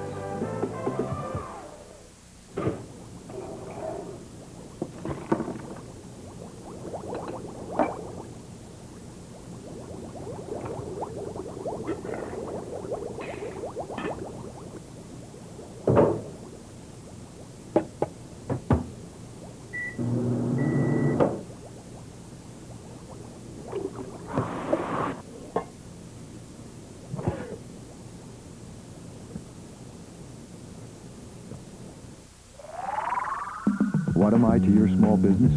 I'm a Dell Dimension desktop with an Intel Pentium 4 processor for just $6.99. A serious upgrade in power without the annoying upgrade in price. But look closer. What I really am is a better way for your business to do business. Customized to fit your needs and backed by award-winning service and support on the phone or online 24/7. Allow me to grow your business. I'm a Dell Dimension desktop, powered by the Intel Pentium 4 processor for only $6.99. I'm much, much more than business as usual. Get great deals on Dell Business desktops, notebooks, and servers. Right now, double your memory on select Dell Business systems. And save up to $300 on select systems. Small business technology. Easy to buy, easy to own, easy as Dell. Welcome back, Pac-10 Baseball on Fox Sports Net. The University of Arizona, ASU with a 3-0 lead. Jim Watson, Jerry Kendall. And our co-host today, Jeff Hendricks, the first base umpire who's wearing a microphone for us. He's been quite entertaining so far. Well, he's become the leading man in this production. He's made some calls that there's been no doubt about. But on the last call at first base, he said it in stage whisper, I guess, because we didn't hear it. We didn't hear the boom no, that he was right. giving us before. Yeah, he wasn't quite sure, I think. But he's also a very veteran umpire and a very good umpire. We have a good crew here. Kevin Gilmore, the crew chief, Chuck Lyon behind the plate, and Jeff Hendricks at first base. The Pac-10 has assigned 3 very good umpires to this series. Oh, while we have a minute, don't forget to check out the Best Damn Sports Show, period. Chris Rose, your host, Tom Arnold, bunch of ex-jocks. The only show gives you sports comedy, commentary, scores, and highlights. So kick back, relax, and enjoy the Best Damn Sports Show, period. Now available weeknights. The new times, mark them down, 8 and 11, only on Fox Sports Net. Jerry, I had some friends of mine that ran into Tom Arnold at LAX, at the airport in Los Angeles, and they said it took about 10 minutes to get up enough courage to walk over, and they still didn't talk to him, and Arnold said, would you come over already? My ride's almost here. He brought him over and talked to him. They said, guy, he's such a nice guy for being on TV. And I said, what do you mean by that? And they said, well, you're on TV. So they got me, too, and I wasn't even there. You fell right into that, didn't you? I was just listening to the story. Joe Little. Well, what's your analysis of Joe Little so far? He looked good early, then bobbled a little bit. Has he regained that early form? I think the last inning, he had a good inning, 1-2-3 inning. In the fourth, he did give up a well-hit line drive to John Schaefer. But it appears that he's finding a little bit more rhythm, a little bit more confidence on the mound. The second and third innings were tough for him. He threw a lot of pitches and gave up 1 run in the second, 2 runs in the third on extra base hits, too. So it speaks to the fact that he wasn't hitting his spots, because this young man, just a freshman, but he's very, very poised on the mound, and he needs to have his excellent control. And today it's a little bit off, I believe. If he finds that now and the Wildcat bats begin to be a little bit more effective, the game could get right back very close, very entertaining game. Joe Little's pitch count now at 57, as you saw. Continues to be strike heavy. And another pop-up, and Pat Riley right in front of the Arizona dugout. Well, those are the kind you love as a pitcher. One pitch, a pop-out, soft and foul ground, easily handled, 1 down. Well, that uses up 1/3 of the offensive potential for the Sun Devils this inning. And that's good news for the Wildcats, because coming up to the plate now, Steve Garibrandt, who is so effective at getting on base. And if you take this young man with good speed and get him on base with nobody out, that's what happens when the Wildcats, when the Sun Devils put their big innings to play. Garibrandt's popped up twice today, both times to the second baseman, and now for the 3rd time he pops up, this time to the shortstop, Brad Hasse. You know, I discovered before the game, talking to Pat Murphy, the coach for the Sun Devils, this young man, Garibrandt, has nerve damage in his right shoulder, and his arm is strapped to his side. He cannot raise his right, or maybe it's his left hand. It is his left arm. He cannot raise his left arm up. Imagine that. He's up there swinging the bat, playing without full flexibility and range of motion with his left arm. Dustin Pedroia wasting no time. First pitch, and bangs it into right field for a base hit. Well, just to finish the story on Garibrandt, that's why he's a designated hitter. He hasn't been in the lineup because of this arm problem. And yet he's so effective at the plate, not getting a full swing. A lot of admiration for that young man, playing in pace. He got hit by a pitch, I think, against St. John's, is where that injury originally came from. And that's been some time ago. Yeah, baseball, because I think, and Coach, you've been around the game, obviously, much more than I have, but because you're out here every day, you just don't have those rest periods like you might have in football, where you have a week off, or basketball, where you have at least 5 days. That's true. Normally, in the season, the college season, Division I, we're looking at 2 very good Division I teams here. You're going to play 4 games a week, sometimes 5, and then practice in between. Pedroia over at first with his second hit of the day. Pedroia has hit the ball pretty well all day long. He lined out in the first. That could have been a hit. He doubled, had a couple RBIs in the third, and singles here in the 5th. So things looking pretty good in the Arizona State dugout with a 3-0 lead. And there's Garibrandt taking that tape off that, and it was the left arm. You can see it there. Yeah, now he binds that arm to his side every at-bat and goes up to swing the bat without full use of the lead arm, in this case, the left arm. So, it's remarkable. I'm glad you pointed that out, Coach, because we talked about him at the top. We talked about what a good hitter he is and a good athlete. And he obviously just isn't 100% today, but he's out there taking his cut. Now listen in and see what it's like for Chris Cunningham behind the plate. Oh. Wow. Oh, good morning. Yes. Wow. Don't turn your head, son. Well, that's part of the challenge of being a catcher. I don't know why anybody would want to be a catcher or a hockey goalie or a rodeo clown. There must be some reason, Jim, they call his equipment the tools of ignorance. I didn't coin that phrase, folks. Don't blame me for it. It's a long-time baseball phrase. Okay, there's the attempted pickoff. Now, earlier in the game, I pointed out that oftentimes after an unsuccessful pickoff at first base, the runner on first will steal. This is kind of a characteristic of Pat Murphy's coaching. 1-2. Oh, right on the corner. Pretty pitch from Joe Little. Gets just his second strikeout of the day, but it came at a very good time as he sits ASU down with nothing. Still, it's 3-0. What the hell is going on? They were accusing me of something that I did not do. A wife with nowhere to The turn. military has set up my husband. An outcast lawyer with nothing to lose. I love being a wild card. Between her husband's secret and a cover-up, Witnesses were murdered. nothing can prepare them for the truth. Caution might be the order of the day. Ashley Judd, Morgan Freeman. I've already survived you once. Will you survive me? High Crimes. Rated PG-13. April 5th, only in theaters.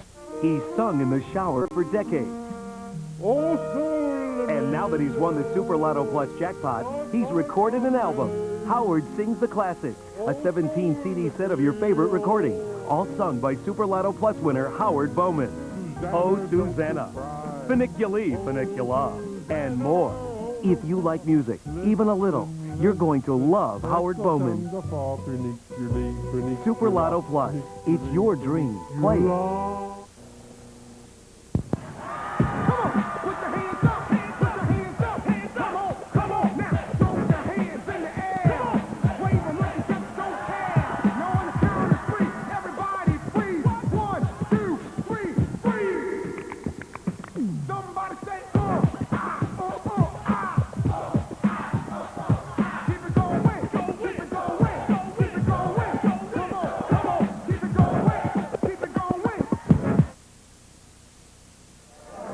Mike Esposito continues to roll along for Arizona State. His pitch count getting up there.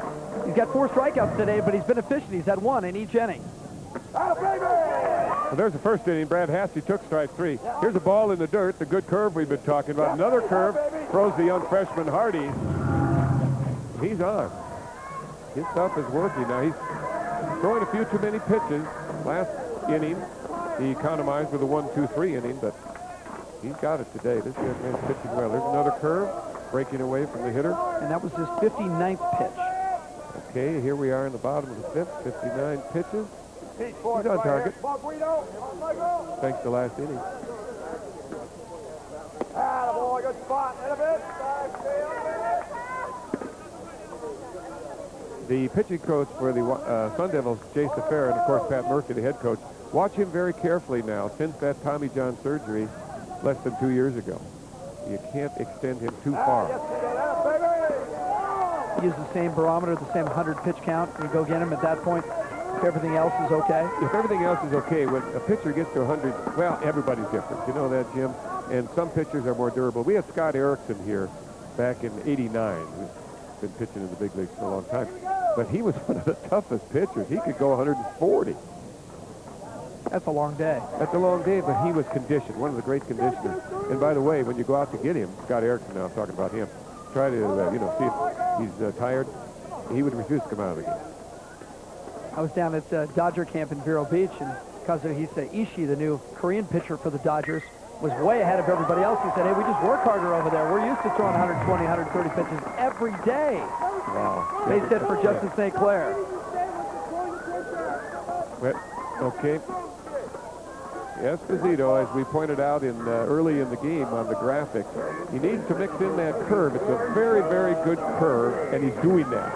Now, his fastball becomes that much faster and more tough to hit when that curveball is over the plate. And as I mentioned a moment ago, the Tommy John surgery causes some caution in the mind of the coaching staff for Arizona State. You've got to be careful. But I'm really impressed with his stuff today, Jim. He's got the good live fastballs, fast breaking, downer curve. And he's around the plate now in these innings. He's middle innings. 4 strikeouts and only allowed 4 hits so far. That was the 4th hit by Justin St. Clair. Bounced one in the hole between short and third. And maybe something's going to happen here for the Wildcats. They haven't mounted much of a challenge yet against Esposito.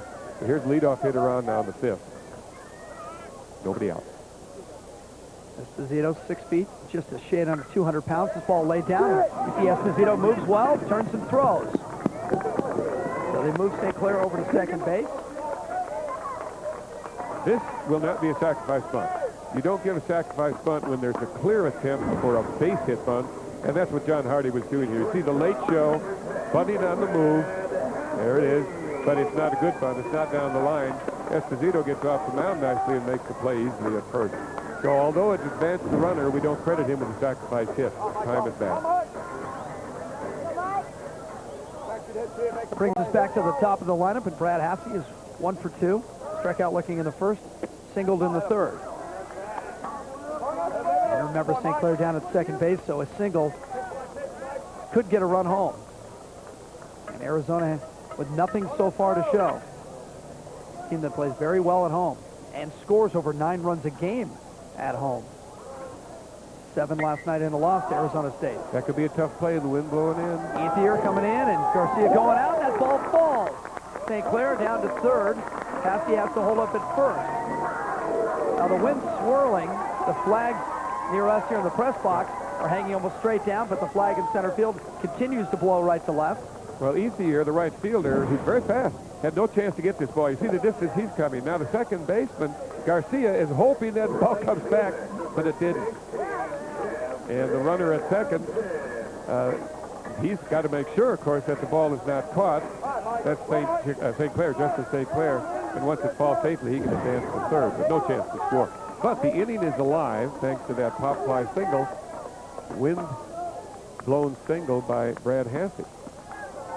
So first and third now for Arizona with 1, and this is really, now it's probably their second best scoring opportunity since the first inning when they had 2 on with just 1 out. And had them at second and third and failed to score. You know, hitting with men on base has been one of the strengths for the Arizona Wildcat team this year. And today we haven't seen that, but they normally are much better hitting with men on base than they are with nobody on. They're also a much better hitting team with 2 outs, and there's only 1 out here, so. Well, here I have. It's not really their I do have a scenario. statistic in my notes. They're hitting .343 with men on base. The Wildcats are hitting .464 with the bases loaded, including 4 grand slams already this year. So with men on base, they seem to touch up a little bit. Boy, that just missed. Esposito is showing me something with that fastball today. I know I've spoken a lot about it, but watch this pitch. Just a hair outside. And the hitter, Van Houten, lays off of it, goes for a ball, but he's finding his spots now. He wasn't earlier in the game in the first inning. Van Houten, chopper to third. Wyrick, runner back, goes to second. On to first, double play. And Esposito gets out of the inning. And Van Houten can't believe it. Well, this is the old pitcher's favorite play. 5-4-3. Wyrick to Garcia to West, and they're out of the inning. And Esposito survives yet another inning. Out here, nothing gets in our way. We go up it, we go through it, we go over it. Kind of like Dodge Durango. Magnum V8 power plus up to 4 tons of available towing muscle and available 8-passenger seating. Dodge Durango. When you're ready to get up and go to California's Truck Stop, otherwise known as your California Dodge dealer. Grab Dodge's 7/100 powertrain pledge plus a cash allowance. Ford, GM, Toyota. I got mine for $239. I got mine for $239. And you can get yours for $239. New 2002 Nissan Altimas or Xteras from Palm Springs Nissan. My brand new Nissan Altima, just $239 a month. I got mine for just $239. My brand new 2002 Nissan Xterra. Brand new 2002 Nissan Altimas or Xteras at a mighty fine $239. 1 block west of Perez on Highway 111, halfway between the valley east and west. Palm Springs Nissan, where the desert drives for new Nissans.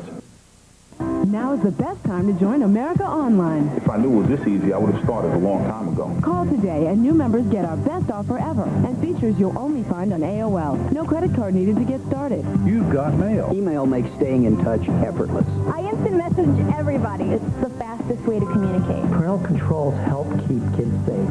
Call 1-877-265-0200 now. And new members get 1,000 hours free for 45 days. America Online. So easy to use, no wonder it's #1. Sportsnet 2. Beautiful view of the campus here, or at least a corner of it. In Tucson, the football stadium to your left, and in the foreground, it is Frank Sansett Field. Been pretty successful for Arizona, but not today. Arizona State leads 3-0. Jim Watson along with Jerry Kendall, and joined in the booth by Ron Allen Sr., not the guy who's playing left field today, but the voice of the Diamondbacks. Good to have you with us. Thanks for having me. How you doing? Not bad. Everything going good for you? Everything's great. It's a good time of year for you guys. You're getting ready to crank it up. Yes, we are. Players are ready to go. I'm ready to go as well. Well, Rod, I know that your son Rod, it's great to have mom and dad here, his two siblings, sister and brother. It means a lot to a player to have such good support, and what a great player he is. I know he's not having a very good day today, but I think he's one of the finest players in college baseball today. Well, thank you. That pitch just a little bit low. As I flew in this morning into Phoenix, I flew right over Bank One Ballpark. Okay. It looks great. It's empty right now, but the field looks perfect. Yeah, Grant Trinbreath and his staff, he's the ground crew keeper there. He does an outstanding job on that field. And you guys are going to go up to Vegas and play the Dodgers, right? Thursday's a little turnaround trip. They fly in about 2:30 in the afternoon, play a game, spend the night, and then go back and play Friday night against the Cubs at Bank One Ballpark. You going to make that trip? I think I am going to make that trip over there. I was there last week. I left something at Caesar's Palace if you go through the craps pit and pick it up for me. Oh, yeah, okay. A lot of people leave stuff there. Jeremy West just walked on a 3-1 count, and frankly, Joe Little wasn't close with any of those pitches, so this is another possibility here for the Sun Devils to add to that 3-0 lead. Nobody out. Man on first base, tough left-handed hitter, who's hit the ball hard twice today. Andre Ethier with a double and scored back in the second, flied out to center in the third, pitch inside. West at first, Arizona State, the 3-0 lead. You probably don't get a chance to get out and see much college baseball, do you? Maybe early in the year. I do this time of year. I've had a chance to see ASU play quite a few times this year.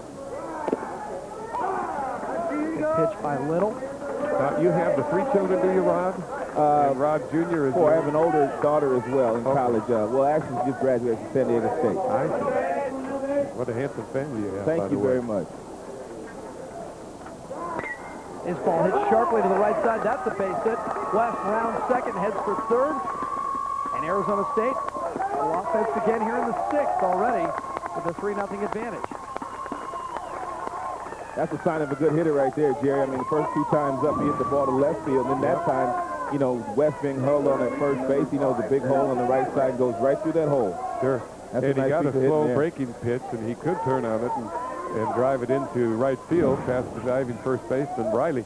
So with nobody out, men on first and third, and this is what you call a serious jam for the pitcher on the mound, Joe Little, freshman pitcher for the Wildcats, with a good-looking hitter, And here, Wyrick. yeah, Dennis Wyrick, who we've already seen take it to the fence today. Big arm, 7 hits now for Arizona State. That's what they had last night, along with 7 errors by Arizona, and added up to a 9-7 victory, a come-from-behind victory. Were you here last night? Yes, I was here last night. Did they give that one away? Did Arizona have that game won and give it back? I think so. I mean, anytime you make 7 errors, you really don't deserve to win, to be honest with you. There's no excuses to give there. Fouled off. Now, did you stay for the end? I want to know. I was talking with you earlier when you during the game. I looked around. I think I left in the 8th inning, so I listened to the rest on the radio. Okay, but you didn't see the big rally. No, I did not see that. Didn't sound like much of a rally, though. A couple of errors, some base on balls, and 2 errors and 1 hit sprinkled in there. Just one. Runners at the corners. Nobody out. 1-1 now to Dennis Wyrick. Joe Little. That ball hit sharply to second base and through the hands of John Hardy. That'll score a run. And we talked about how hard Wyrick hits it. He's just a good athlete. Well, this ball is drilled. Right-handed hitter Wyrick kind of peels the ball off the bat here and slices it toward Hardy at second base. Tough ball to handle. The spin of the ball is tough when it's hit this hard. And it goes off his glove into right field. He recovers it quickly, but the run is scored, and it's scored as an error. And once again, the demons of poor defensive play begin to haunt the Wildcats today. It's the first error of the game for either club. As we mentioned numerous times today, the 7 errors last night, including 3 in the 9th inning, as Arizona let Arizona State back into the game. Went front, held on 9-7. That will go as an RBI for Dennis Wyrick because the infield was back. John Hardy was playing back along with Brad Hassey in the middle of the infield, so he would have scored. The runner would have scored regardless if he caught it and retired the batter. And so now it's 4-0. Arizona State still with nobody out, and runners at first and second. For John Schaefer. Schaefer 0 for 2. Flight out to right in the second. Lined as a shortstop in the 4th inning.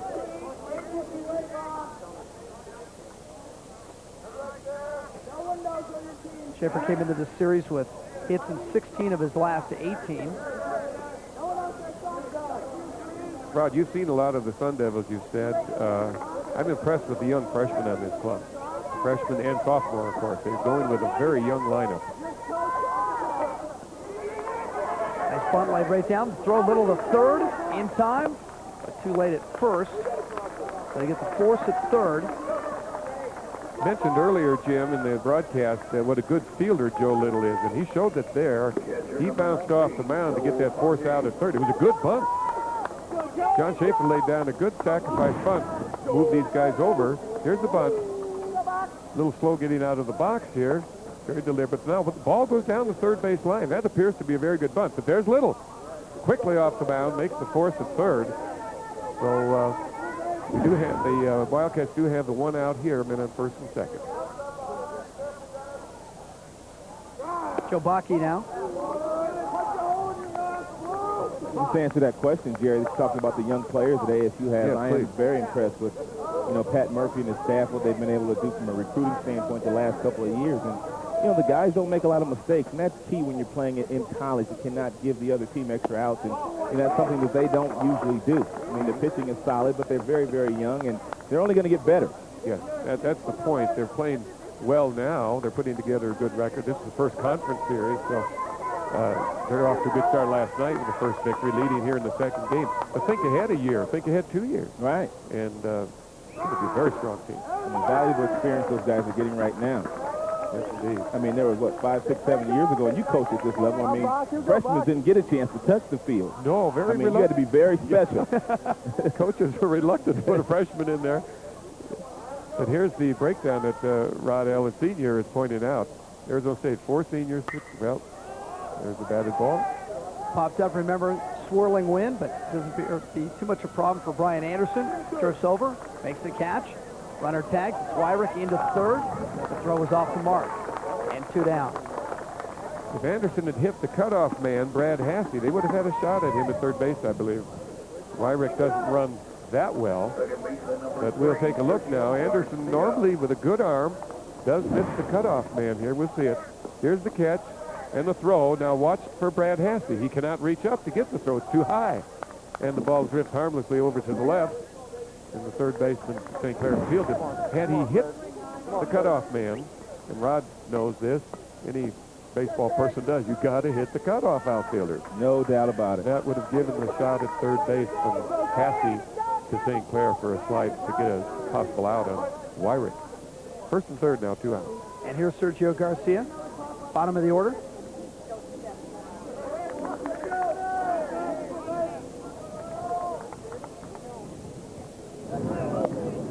Throw for Schaefer goes back. Rod, the fact that Arizona State lost the last 2 years early in the regionals, this team coming in with a mission, but then you have to ask, well, with all that youth, what could they realistically expect from this club this year? Well, I think you're only as good as your starting pitching. Pitch high, they take the throw down. Uncontested, Schaefer into second. If Esposito pitches the way that he's pitched here this afternoon, and Cartley continues to pitch well, and some of the kids get some valuable experience, and as far as the bullpen is concerned, once you get in the regions, if you are swinging the bat well, I mean, you can manufacture a few runs because he has that kind of club. I mean, they're not going to hit the ball over the fence that often, but if you can manufacture, you don't make any errors, anything can happen. Come on, Serge. Garcia lays it down. Wyrick coming to the plate. Little off the mound quickly. The throw. And he got him. Oh, that's a good play by Joe Little. Well, let's call that a great play. He came all the way over to the line here to catch that to get that good bunt, perfect bunt virtually, made the out at first base. Could have been worse. They let in one. It's 4-0 Arizona State, but the U of A, now they need some O. Jaguar, part of the new Hertz Prestige collection. Jaguar, if it's your kind of car, Hertz is your kind of car rental company. The Hertz Prestige collection. Volvo, part of the new Hertz Prestige collection. Volvo, if it's your kind of car, Hertz is your kind of car rental company. The Hertz Prestige collection. A special announcement from the American Property Network. You can buy cars for as low as $29 per month. Choose from thousands of cars repossessed and seized by the U.S. Marshal, IRS, FBI, and private organizations. Call 1-800-300-4768. Foreclosed homes and distressed properties are selling for as low as $199 per month. Call 1-800-300-4768. For current auction listings, call 1-800-300-4768. Call toll-free. You know, ideas and inventions come from people in all walks of life. Do you have an idea for a new product or invention? If so, Invention Submission Corporation has information to help you get started. ISC is America's largest inventor service firm. Call now and learn how to submit your idea to companies through ISC's data bank and apply for a patent. Even if your idea is just to improve an existing product, call for ISC's free information. For your information, call toll-free 1-877-844-IDEA. Well, Jim, Joe Little is doing pretty well on the mound. He's doing okay, but coming off the mound to make the fielding plays is just incredible. This is a big league play. A left-handed pitcher fielding that and still getting the runner at first, that is an outstanding play. Very, very good. Now listen for the ump make this play. Boom! First time I've heard that. He's been doing booms all day for us. Is that right? Yeah, we got a mic on him. Rod, do you remember the big league umpire who would aim a finger at the man at first base and shoot him out? No, I don't remember who that Frank was. Ascoli, I believe. Is that who it was? That's before your time, sorry. Okay. But he would actually point an imaginary gun at the runner and call him out, shoot him out. Well, it's bad enough they call you out, but then they shoot you on top of that. The players didn't appreciate it, David. You're right. Little's showing some athleticism off the mound today. Two outstanding plays. Jim Watson, Jerry Kendall, and Rod Allen Sr., voice of the Diamondbacks, joining us. His son playing left field for Arizona State. He's been fighting the wind and the sun out there. It's not an easy day for left fielders. Tough conditions in Arizona to play outfield in the daytime. I mean, you watch big leaguers and they scuffle out there all day long. Chris Cunningham has hit the ball hard a couple of times. You can play outfield in Arizona and do it successfully during the daytime. You can play outfield anywhere. That's a good point, Rod. And this young man, I know you have a lot of pride there, but he is an outstanding player. Well, thank you. He's a good person, too. He seems to be. I've met your boy, and he's just a terrific young man. Off to a little bit of a rough start this year, but, you know, baseball's a game that will humble. You know that. You've been in the game a long, long time. Just when you think you got it figured out, something will reach up and bite you. Especially when he had such a great year last year. All-American as a freshman. He hit 380-something, as I recall. Lots of home runs and RBI. Well, he's not sneaking up on anybody this year. That's right. for sure. This ball driven hard by Cunningham. Deep center field and into the screen. Now, there was no doubt there. Number 7 on the year for Chris Cunningham, and Arizona is on the board finally. Well, that run was a long time in coming here in the bottom of the 6th. Esposito's been very effective, but we'll see what kind of pitch it was and where in the strike zone now on the replay. Because Cunningham took it deep. No question about the outcome of this one. Here's the pitch now for Mike Esposito. Fastball out over the plate, and Cunningham gets it all. Drives it into the batter's screen in deep center field. That ball is hit 450 feet. Watch out, it's about 2/3 of the way up the batter's screen. You know, something I noticed about that pitch is Esposito dropped down to that little sidearm angle that he's been doing a little bit today. And when pitchers do that, I mean, you just don't have that pinpoint control. And with 2 strikes, you've got to make a better pitch than that. Good point, Rod. And also, it tails away, that little sidearm delivery tails away from the left-hand hitter out over the plate. And he didn't try to pull it, went right back with it, and got good aluminum on it. Straight away center field. You're making a good adjustment to broadcasting in college good ball. wood, yeah. Big swing and a miss by Brian Anderson. Ball gets away. They throw it down, and for the second time, pulls West off the bag, but he gets the toe back down. The better two-strike pitch there by Esposito. Yeah. And against the young hitter, Brian Anderson, the sophomore hitter, just what he wanted to do. See if he'll swing at this one in the dirt, and he did. So Esposito came back strong with several good pitches to punch out Mark Kaiser after the long home run he just gave up.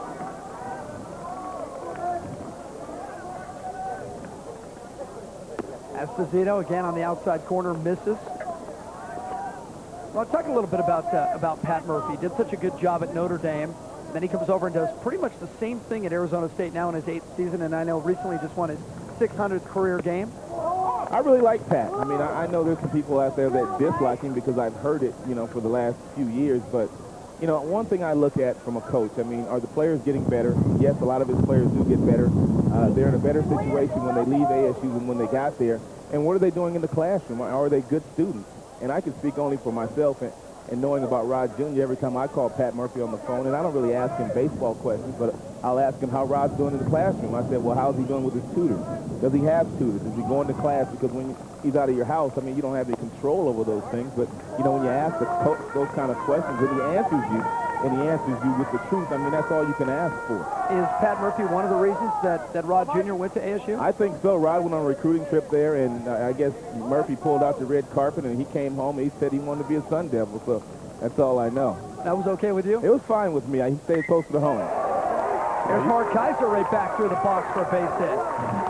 Now you have to wonder now if Esposito's getting a little tired. Well, there's somebody cranking up in the bullpen. And here comes pitching coach Jay Safara to ask him how he's doing, because we've referred to the Tommy John surgery that he had barely 18 months ago. And so you want to be very careful. He's had a good fastball, a real good curve. And now he's been up in the zone. That base hit by Mark Kaiser right past his ear, a line drive to center field, also is up in the zone a little bit. And over the plate, out over the plate. You know, something else that he's going to have to do here, Jeremy. He's going to have to make an adjustment. You know, baseball's a game of adjustments. He's already gone through their lineup 2 times. And for the most part, he's been successful. Now, the last time this inning, they've got some guys putting the bat on the ball. So he's going to have to make some changes from what he's been doing the first couple of innings here. And I think those changes came from head coach Andy Lopez, seeing the pattern, seeing what's happening out there with Mike Esposito, how he's getting them out, in other words. That's what a good coach will do. Make the adjustment, and I feel confident Andy Lopez has instructed them in that fashion. Meanwhile, J.J. Jackson getting loose down the left field line for Arizona State. And Richard Mercado stands in for the Cats. Already one on the board in this inning. Chris Cunningham will lead off home run, his 7th of the year. That's tops on the club.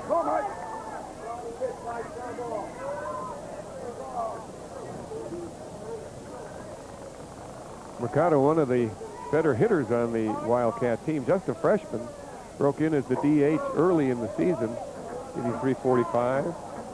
On the graphic we saw just a moment ago, he's been the DH virtually from the very beginning, 26, 27 games ago.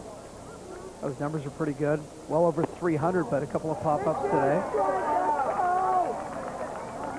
Looks like the wind is really starting to settle down now. The flag's straightaway center. Not moving at all. A little bit of a breeze here near the press box.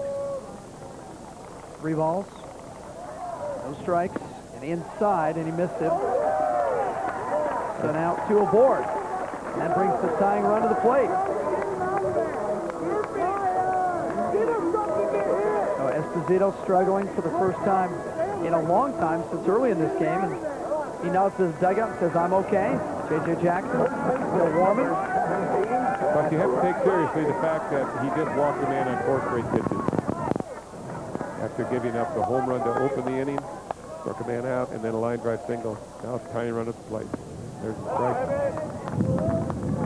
And if you're on the ASU staff, the ball gets away.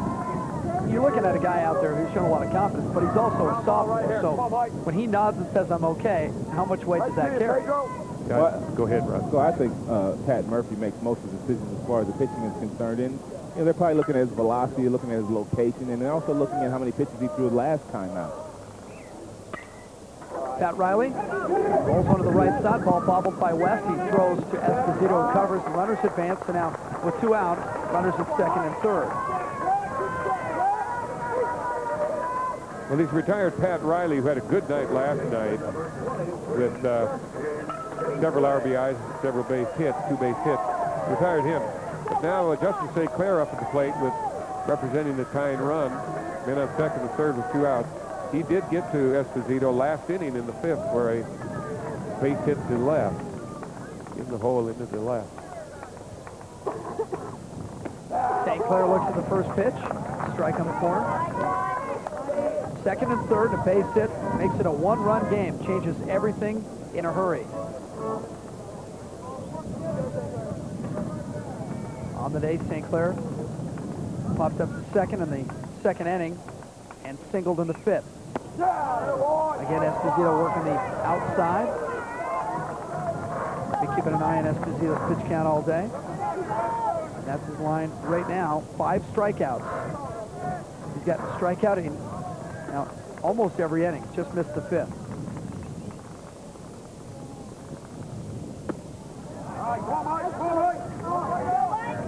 Three pitches now as he misses. He goes 2-1. He seems to be staying away from St. Clair.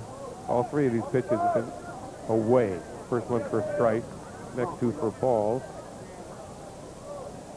I remember St. Clair is the senior and fights it off. A bounce, tough play for Garcia. Had to go on the outfield. Grass throws and it gets away from West, and that'll score both Kaiser and Mercado. The throw at the plate gets away, and St. Clair goes all the way into third, standing up, and it's a whole new ball game. It's 4-3. Well, that was a great beginning by Sergio Garcia to get over far to his left to make the play, but then he threw it away. Then he made a bad throw to West. By the time the ball bounced, here we'll see it on the replay. He stretches out, makes the play. Now, he's got enough time to get the runner, but he throws it away. West can't stop it. By the time it bounces around foul territory, and the pitcher picks it up, Esposito fires it wide, and it goes over from dugout to dugout. You know, Garcia had plenty of time to set his feet and get that out at first base. I mean, that's something that I'm sure he won't make that mistake again. He had plenty of time to set his feet, make a strong, firm throw over to first base, and they would have gotten the out. Yeah, St. Clair doesn't run that well. He should have taken a little bit more time, maybe one more quick hop with his feet, square those shoulders up. And that'll be pointed out to him, I'm sure, by the staff. But now it is, as you pointed out, a brand new game. Tying run on third. John Hardy now, the freshman, last guy in the lineup. And when you were talking about how careful Esposito was being to St. Clair, I thought it was because he figured, well, I don't get St. Clair, I'll get Hardy, the freshman who bats nice. But it's a much different situation. This ball gets away. Here comes St. Clair to tie the game. It's 4-all. I'm not sure that ball was in the dirt. We'll get a replay of it in a moment. And we'll see if that ball is truly in the dirt, because it got away from, well, we can't tell. It looked like it was in the dirt from this angle. And it bounced off the foot of Joel Bakke, the catcher. We'll see if it's a wild pitch or pass ball. Well, it'll probably go as a wild pitch by the scorer, but I think the catcher should have made that play. I agree with you. That ball should be in front of Joel Bakke. He's a pretty good receiver back there. Yeah, that's not normal for him. Now Hardy lifts this ball deep to right field. Ethier goes back to the track at about 2 steps from the fence. It is a completely different game now, and it all started with Chris Cunningham, who stepped up to start off this inning. Got a fastball, exactly what he wanted. Right out over the plate, extended the arms, and took it into the screen in center field. And all of a sudden, Arizona caught fire, and now it's 4-all. Get ready for the album that's about to explode. This is blazing hip-hop and R&B. 15 of the hottest tracks on one blazing album, featuring Nas and Destiny's Child.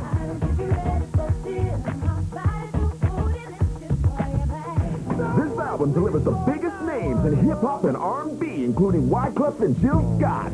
Call now and get a limited edition Blazing poster free with your paid order. Blazing tracks from 3LW, Cypress Hill, Nas, and Exhibit. This is one incredible album, jammed with the biggest hip-hop and R&B artists. Make it the one album you gotta own. Call right now. Get blazing hip-hop and R&B on CD or cassette. Plus your free poster. To order, use your credit card and call the number on your screen. Rush delivery available. Call now.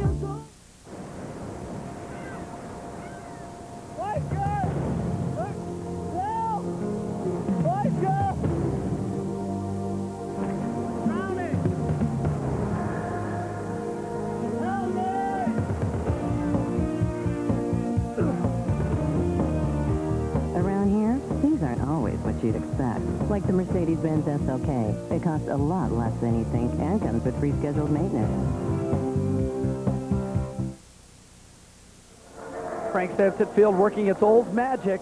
Just when you thought Arizona was done, they come right back. Chris Cunningham, a home run to get things going. They end up with 3 in the inning, make it 4 in the inning to tie it at 4-4. Jim Watson, Jerry Kendall, and of course we had Rod Allen for the last inning and a half. The voice of the Diamondbacks, whose son also plays. That ball is foul, by the way. Whoa. That ball is foul. That was fouled by inches. Rod Allen has left us. He's gone back down. I don't think he liked it up here. It was bad luck. No. He came up there, had 4-0. He left it 4-4. Of course, he's rooting for the Sun Devils because his son is playing. Who wouldn't? So we did want to thank him for coming by. Pat Murphy's going to come out and question this call. Well, the umpire, and that's Kevin Gilmore. We can see, well, we can't see exactly where it lands. Jock. It's an excellent picture from a long-distance camera. It could have been fair, could have been foul, according to our vantage point. No but shot Kevin popped up. Gilmore was right on it, going down the line. Had a good look at it. Well, now, Pat Murphy is going to talk to his hitter. Steve Garibrandt. I think Garibrandt thought it was fair, too. So now, is this one of those situations where a manager walks out and talks to the hitter and says, okay, look, I thought it was fair, too, but you got to let it go because we need something to happen right now. You can't drag that on. I think you hit it exactly right. And Murphy wisely pointed out to the young freshman, hey, look, that was 1 pitch ago. Now you got to get back in there and concentrate and get on base. Don't worry about that. 3 pop-ups for Garibrandt. So you know we want it. He goes the other way, and is this going to fall? Base hit for Steve Garibrandt. So a nice piece of hitting there as he stays focused and gets the hit. And it points out, here this guy's on base again to lead an inning off. This is the guy we've been talking about throughout the day. Nobody out, leadoff man. He finds a place, finds a hole. He's inside-out swing, drops it into right field in front of Van Houten. And nobody out. Garibrandt's on first base. And Garibrandt is a threat. 7 for 10 on the year. Stolen bases. Justin Pedroia, who's been killing him, a single and a double today, and is only out with a line drive right to Mark Kaiser in left field back in the first inning. And it was a rope. Now, strategically here on the road, you play for the victory. You play for the lead, not for the tie. At home, you play for the tie. But let's see what Pat Murphy does here. Will he bunt Pedroia? No. He's going to go with conventional wisdom and try to advance it with a batted ball. And Garibrandt's on that last pitch. Headed back to the bag. Watch him again on the 1-0. Pedroia's been a confident hitter. That time he fights one off inside on the 5th. Gets it back over the press box. Now the percentages change a little bit, Jim, and the bunt may be in order. Knowing how important this run is in the late innings, he may elect to sacrifice him over, although frankly I doubt it. I think he's going to let this hot hitter, this is the guy that has the hottest bat on the Arizona State team, let him hit. Yeah, I'd let him swing too. Yeah. He's proven it today. The guy's hitting well over 300, tied for first. Well, now he leads the team with 32 hits on the year. Let him make it happen. Little just kind of bailed out of that pitch. Yeah, he looked kind of strange. Little released that pitch. It was almost as if he twisted an ankle or something. He kind of fell off the mound. I guess he's okay. 19 RBIs on the season now for Pedroia. 2-1. And he pops it up. Anderson in center field started out and comes back in. Now holds his ground. 1 down. Okay. Well, Joe Little is doing a good job of keeping the runner, the dangerous runner, Steve Garabrandt, close to first base. Because every time he starts it, here we'll see it. You see he's going to the plate, but Garabrandt, not knowing, is he going to pick me off? He's going to the plate. He has to start back. Takes a quick step, hop, jump back.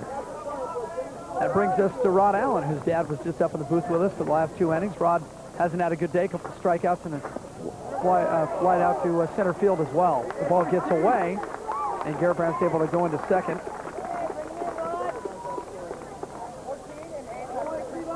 Well, the ball got away from the catcher, Chris Cunningham, and yeah, he's going back. Not a threat, but now the ball is in the dirt. I'm not sure yet whether it's going to be a wild pitch or a pass ball, but it did get away from Chris Cunningham, and he will advance. I believe it'll be scored as a wild pitch. It's got to make you frustrated if you're in the Arizona dugout. If you're Andy Lopez, and you got them heading back towards the bag and giving them second base. Well, Garabrandt is already nursing a sore arm, nerve damage. Watch this slide into second base. Whoa. Yeah. Ouch. That could be a sprained knee, sprained ankle, something worse, but he's okay.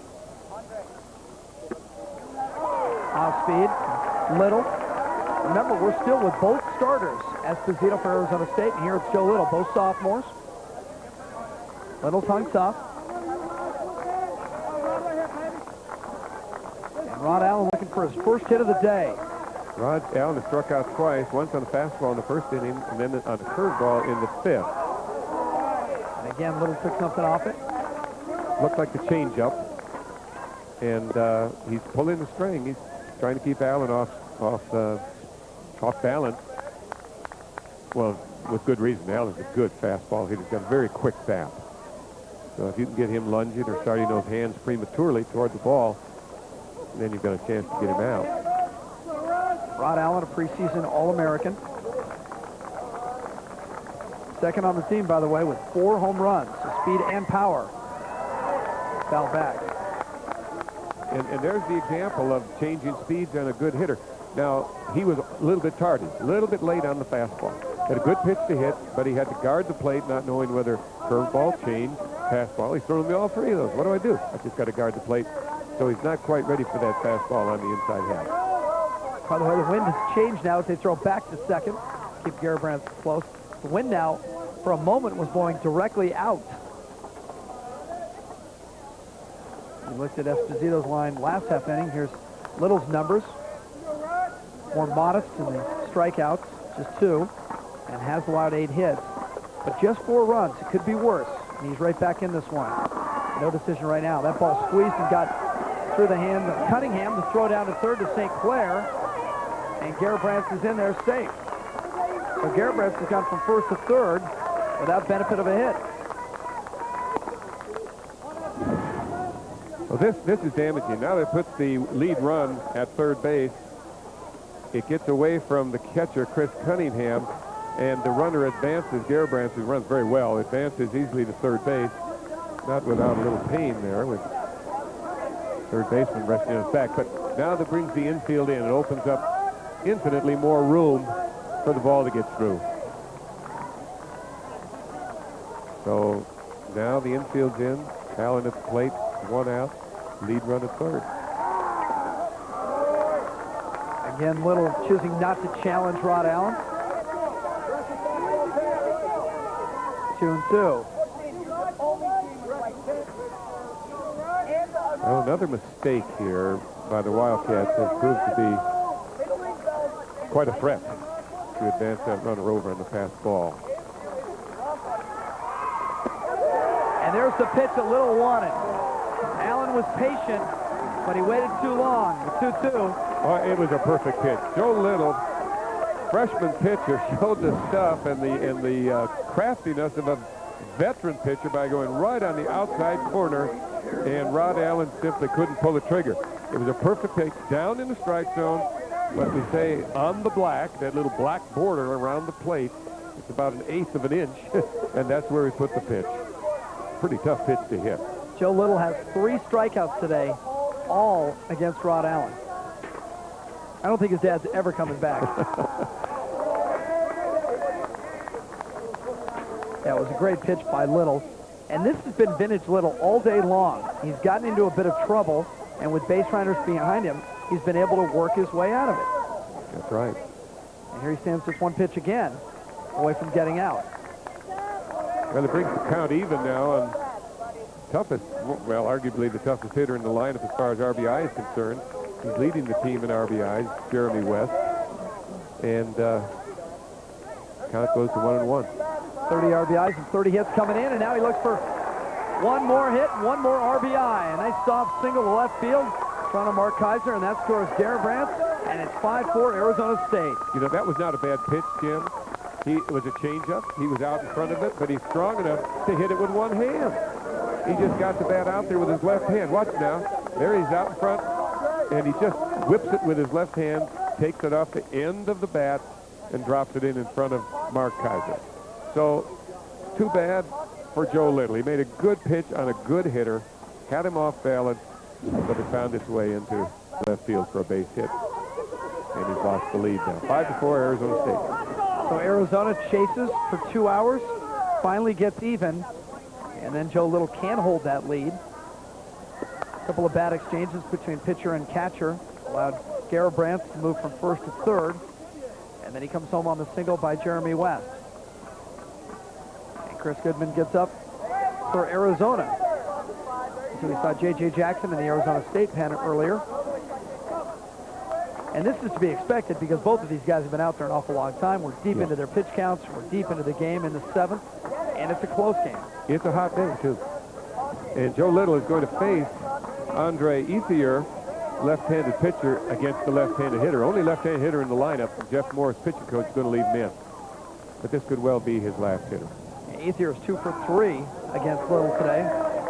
Doubled and scored in the 2nd, flied out to center in the 3rd, and singled in the 6th. Little's pitch count, obviously a point of concern in the Arizona dugout. We'll check it right after this one. Popped up and foul on the third base dugout. Now he's over 100. 106 now for Joe Little.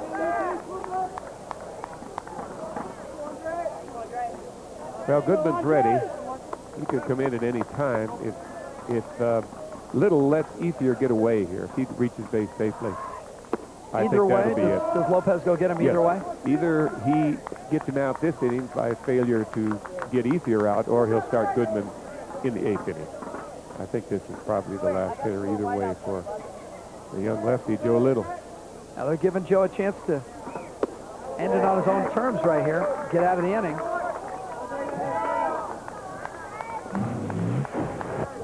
They're not holding West on at first base. The count is 3-1. There we see West leading off. He's not being held on by Riley to first base at all.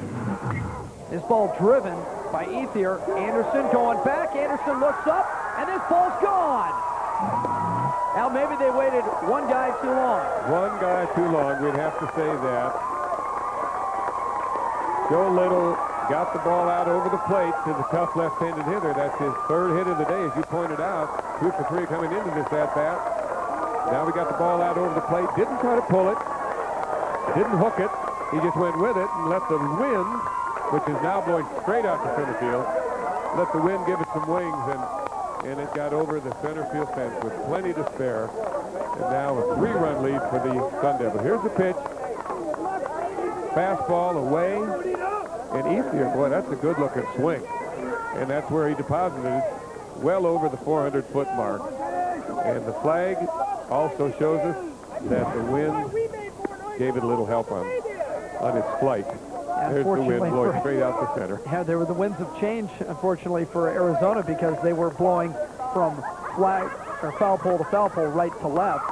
And then all of a sudden, at the beginning of that inning, I noticed they were blowing straight out. And Ethier got one up in the jet stream, and it cleared the fence by about 30 feet, no problem. And that's 400 to dead center. Yeah, he's a losing pitcher again, too. Well, this is not at all what Andy Lopez and the rest of the Wildcats had in mind. They scored 4 runs to tie, a tough 4 runs, and then they gave 3 back. Well, you got to give some credit to Arizona State, who responded back. They could have gotten down on themselves, Figured they had this game won at 4-0. We're in complete control. They let Arizona back in. Oh, yes. I'm not at all diminishing Arizona State's part in this. But the wild pitch in the pass call prolonged the inning. There's 2 hits earlier before the home run were soft hits. First by Gerbrand and then by Jeremy West to right field. But that's all baseball. That's how it happens. Well, it's amazing. You can pick up the paper and see a 9-4 score, but if you go talk to somebody that was there, someone that was in one of the dugouts, they'll tell you about one pitch that was the hinge of the entire game. Changed everything. Down the right field line now. Jeff Van Houten watches this ball bounce into the corner. Dennis Wyrick to second, looks over at the base coach. He wanted 3. Well, he wanted to go, but Mike Rooney, the third base coach, wisely held him up with 2 outs. You don't want to get thrown out at third base to end the inning. So we'll see now that Wyrick did hold up. And here comes Jeff Morris out of the dugout to get Joe Little. Here's the pitch, and Wyrick takes it down the right field line. Waits very well on the pitch. Flicks it down the right field line, lands close to the line. Van Houten, the right fielder, picks it up, hits the cutoff man, and he's held at second for a double. Well, that is going to do it for Joe Little. A pretty good day until the very end, when it just got away from him. He ran out of gas, and Arizona State leads 7-4. When we come back, it's Goodman's turn. When darkness falls, fear grips the competition.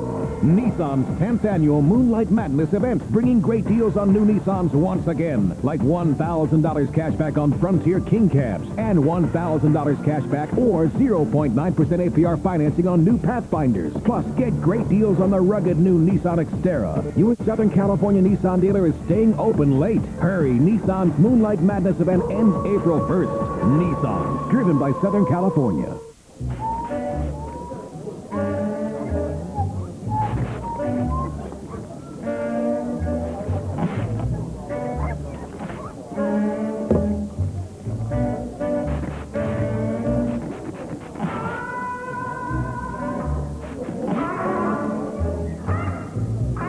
Want to get a great $6 restaurant burger without the restaurant?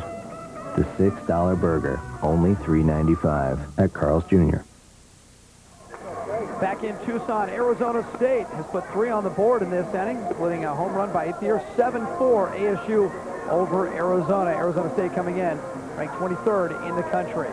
Now Jim Rome has moved, but not too far, and you can catch him weeknights at 10:30. That's the time for Romy, interviewing the biggest names in the games, putting them in the hot seat. The last word for Jim Rome, weeknights at 10:30, only on Fox Sports Net. Now, Joe Little was in the hot seat for the last 2.5 hours, and now he's hiding behind his teammates. Those are his numbers.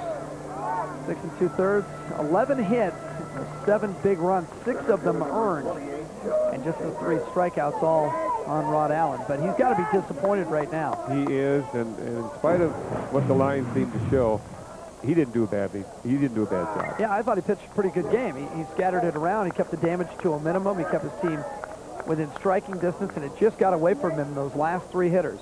West, Ethier, and pretty and obvious he tired there, and up to that time he was doing fine. He's going to be a good pitcher. He's only a freshman. Got good stuff. Chris Goodman on the mound now. Chris Goodman, sophomore from Benson, Arizona, 6'1", 175. And he inherits Wyrick down at second base. 2 outs.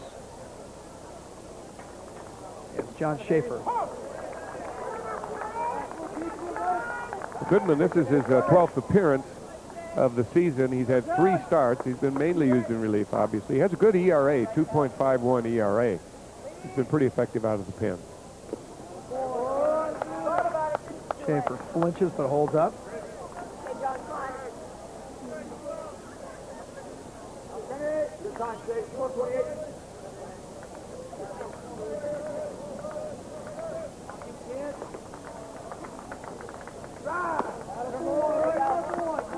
And Goodman struggling just a little bit as the count swells full. Another one of the young sophomores on the Wildcat team, another promising pitcher, had a good year as a freshman last year.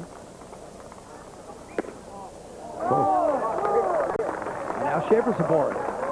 Wyrick at second, Schaefer at first, and Joel Bucky now, the catcher.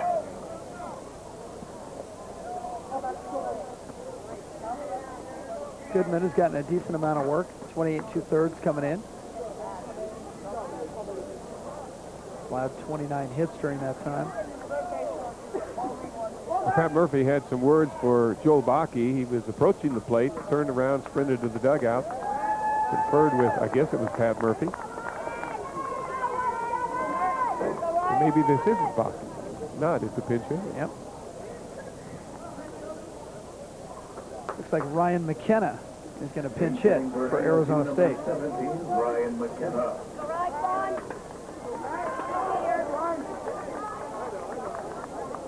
Left-handed hitter, Ryan McKenna, faced the right-handed pitcher, Chris Goodman.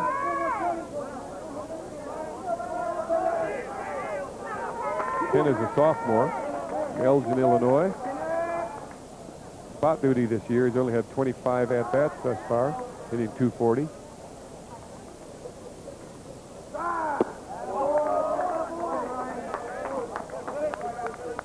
That obviously will change things for Arizona State defensively as well. Bakke was the catcher.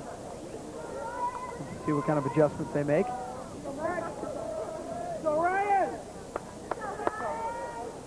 A long seventh inning here, especially if you're wearing a blue cap. Yeah, the defense has stood out there a long time in the sun and watched 3 runs at this point score and take the lead for Arizona State. 7-4. The 2-0 to McKenna. Misses away. Cunningham takes a trip out to see Chris Goodman. 2 Chris's on the mound. Chris Cunningham, Chris Goodman. And I know what he said to him. I don't think there's any secret. You have to get the ball over the plate, Chris. Lopez a little chapped with this inning, you think? Yeah, there you go. Good. Yeah. 5 years at junior college in that comment, Jerry. Okay. There's the strike. 3 balls to the strike now. Well, Andy Lopez, the first-year coach here at the University of Arizona, brings a terrific record from Florida, where he was for the last 7 years, and then 5 years, I believe, in the Pepperdine before that. And now McKenna walks.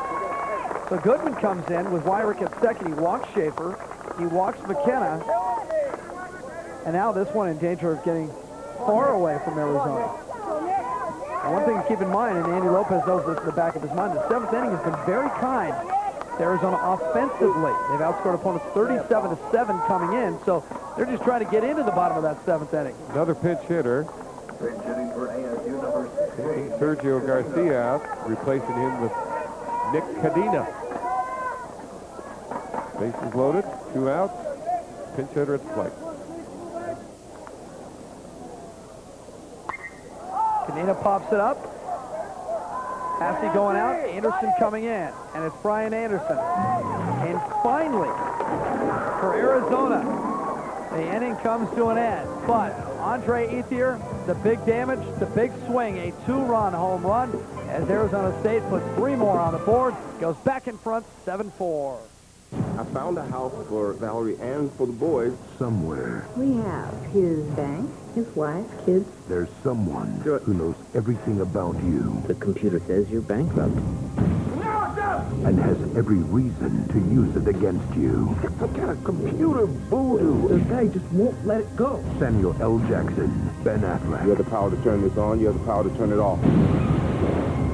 Changing Lanes. Rated R. Starts Friday, April. Coachella Valley's New Car Supercenter is also the Valley's Used Car Supercenter. The Cathedral City Auto Center is overstocked with as many as 800 quality used cars, and you'll enjoy the savings. The Cathedral City Auto Center is loaded with trade-ins, lease returns, and certified used vehicles. These cars need to be moved, so prices have been slashed. So hurry down to this one-of-a-kind used car clearance event only at the Cathedral City Auto Center, where you'll save time and money. Cathedral City Auto Center. Something has returned to television, and A&E has brought it back. A good story. These are the stories that move us. Of human longing, sacrifice, and inspiration. The great stories are back. A&E, original movies.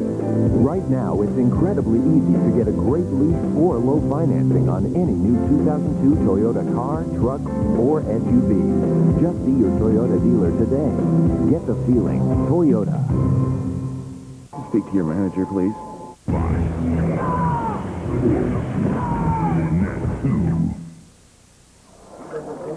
Welcome back in Tucson on Fox Sports Net. Pac-10 baseball.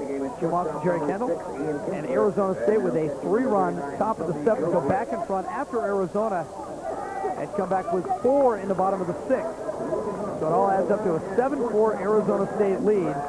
And now Arizona State, after a couple of substitutions, pinch hitters, some new looks defensively. We'll try to set them as we go. Tuffy Goswitch is the new catcher for the Sun Devils. We do know that. And J.J. Jackson has relieved Mike Esposito as the pitcher. Well, Jackson is their most effective pitcher. This young man comes in relief, and to seal off the opposition, he's done a great job. He's had 1.76 ERA, 6 appearances, all in relief, and has a strikeout pitch, 15 in the 3rd inning so far. That struck out 17. So this young man that you see on the screen, J.J. Jackson, is statistically the best pitcher on the Arizona State staff, coming in relief. And he comes in a good spot with a 3-run lead late, bottom of the 7th inning. Now, echo what I said last inning, and 7th has been the best for Arizona this year. 37-7, they've outscored opponents in this inning, but Arizona State has already scored 3 in the inning. And Haskell takes the strike. One of the reasons I think, Jim, this guy's been effective so far, J.J. Jackson. Watch the way he slings the ball. His arm straight back there, and he comes over the top, decidedly over the top, and kind of catapults it to the plate. It'd be tough to pick up. 3rd hit of the day for Brad Haskell. All singles, this one through the left side as he tries to get something going.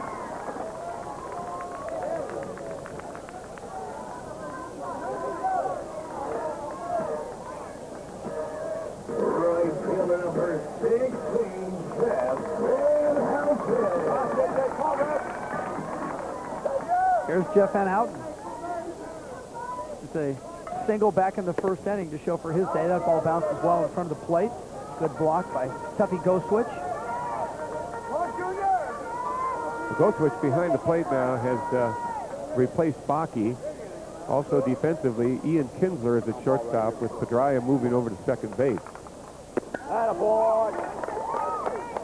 Jackson on the mound. So those 3 changes now defensively for the Sun Devils.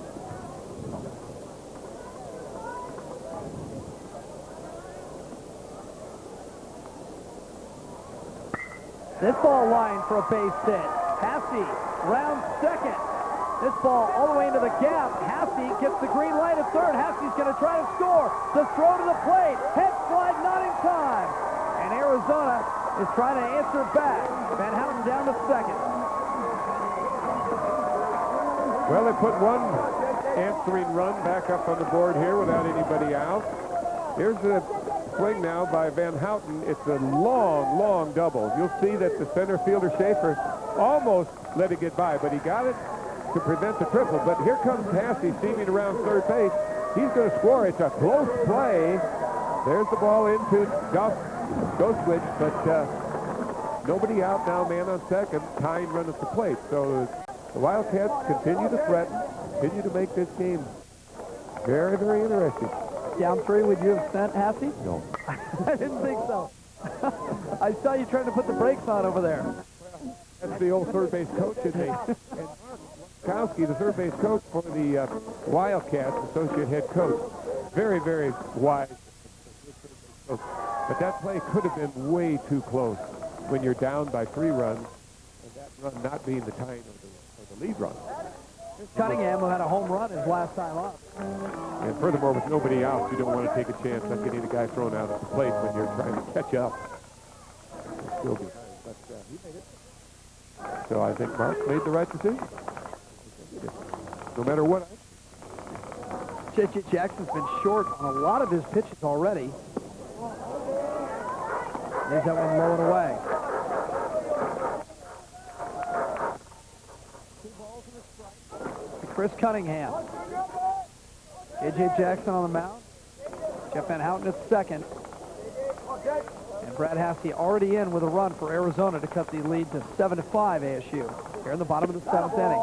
Inside pitch by J.J. Jackson.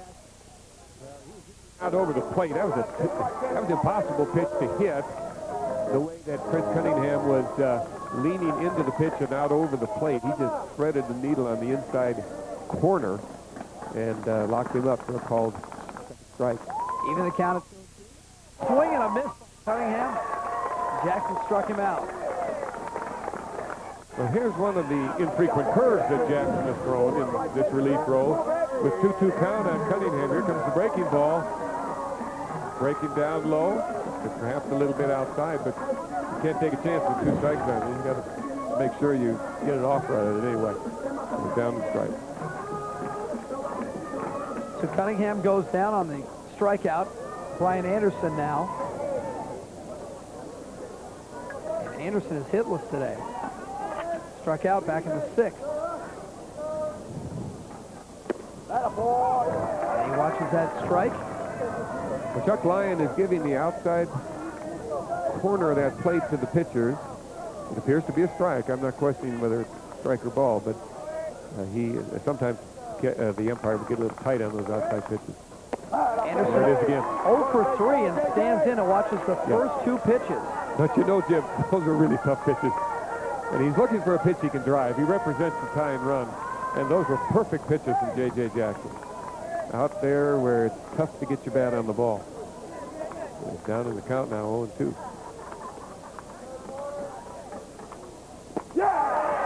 And he got it with an off-speed pitch, got him out. Well, that's about as perfect a pitching job as you could expect. J.J. Jackson gets him with 2 fastballs on the outside corner, then pulls the string, the changeup, and it is way out there, just way off balance. Futilely waves at it. He knew he was in trouble, and he got all that weight out on that front foot. Yeah, boy, believe me, I remember how inept you feel when you commit yourself too early. Well, Jackson did a great job of pitching there. Here's Mark Kaiser now. Remember, still representing that tying run. All it takes is one here. One mistake by Jackson, one good swing by Kaiser. Kaiser has 4 home runs on the year. He can take it deep. Wind is still blowing out. Now the breeze even picking up. Dead away to center. Oh, great spot. Jackson came inside on that pitch. Been staying away from the right-hand hitters largely in this, his first inning in relief. But he tried to sneak one into the inside, missed for a ball. 2-0. Kaiser 1 for 3. A single should score another run. He steps out. Lots going on.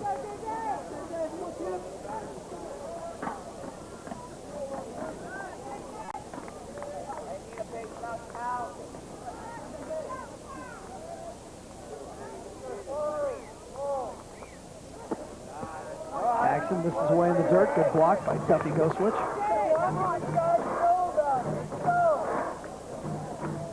J.J. Jackson, sophomore for the Sun Devils, was the top high school player in the entire state in the year 2000. A highly ranked recruit. A number of schools were after him with that good arm. He puts Kaiser aboard. First and second. So now your tying run is that first and the go-ahead run comes to the plate, the former Richard Mercado. Both outs in the inning by Jackson have been strikeouts.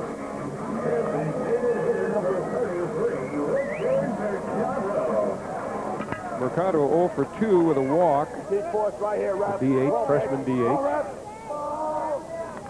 You can look at that 2 ways. You can say he's having a bad day or he's due. Yeah. Chops one foul to the left side. Oh, he's a good-looking hitter.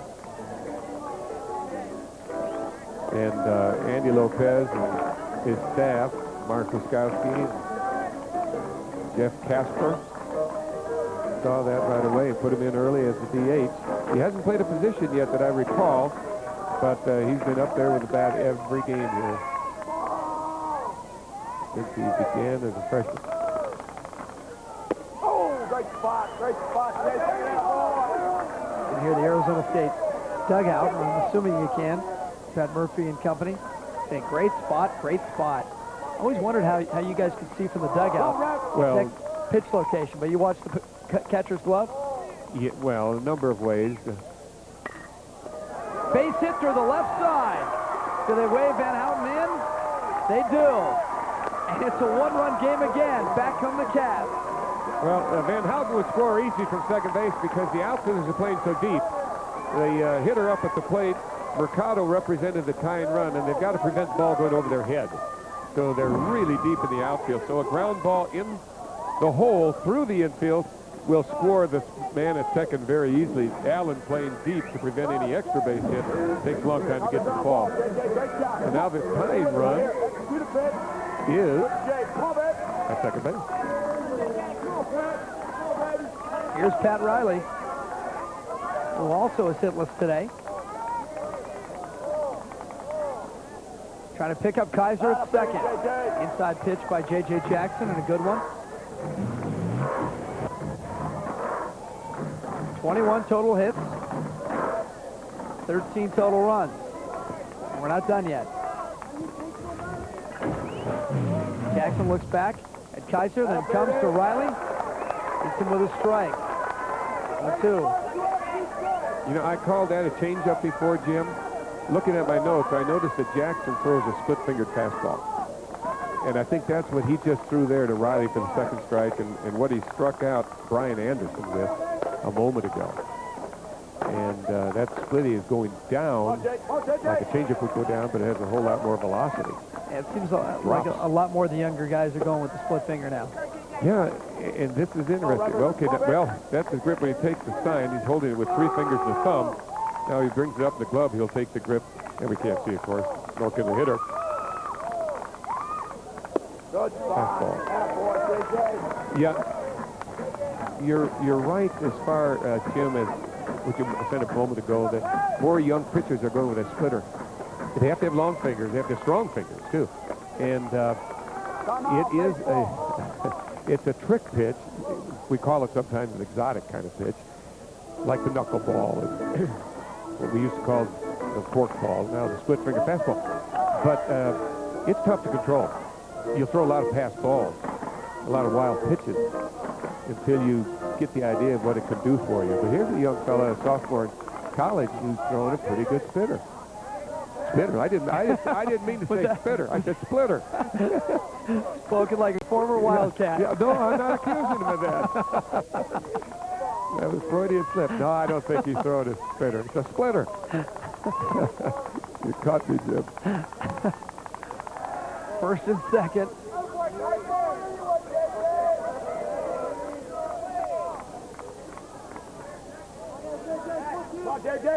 Things are getting interesting again here in the last of the 7th inning. Kaiser at second, Mercado at first, and Riley at the plate. Ball in the dirt, and it's 2-2. Well, if you're Pat Riley, what are you looking for now? He doesn't want to walk him. That would bring the lead run to second base. He's going to give him a pitch to hit. I would say go fastball here.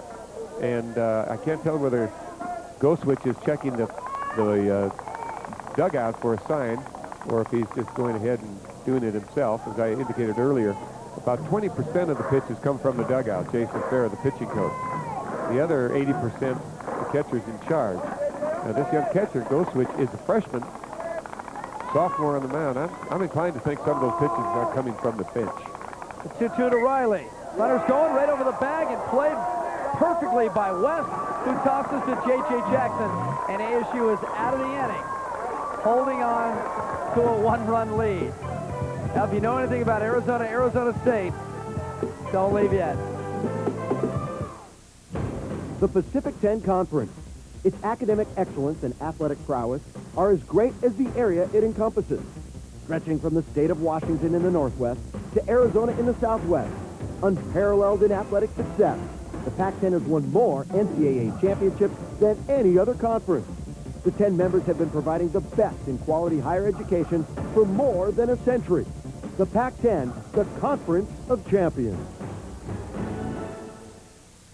Stephen Wood owns a Hyundai Santa Fe. Compared to other SUVs in its class, I found that I got the most value for my money. It comes with the freedom of America's best warranty. It shows that Hyundai really stands behind the Santa Fe. Plus a long list of standard features, including 6-speaker CD. It's a great SUV. My friends were jealous. The Hyundai Santa Fe at just $17,934. It's the thinking person's SUV. The Hyundai Santa Fe at $17,934. Your test drive is waiting. Lassie, Timmy's trapped in the burning barn. You gotta save him, girl. Come on, girl. Lassie, Timmy's been snatched up by a twister. Save him, girl. Timmy got caught in a combine. Kidnapped by circus folks. Stampede. Lassie. Decide to change your life for the better at VerizonSuperPages.com. Lassie, finish your caviar. Better pages for better decisions. Verizon.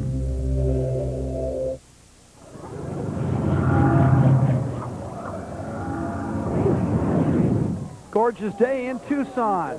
Sonoran Desert decided today's Pac-10 baseball on Fox Sports Net.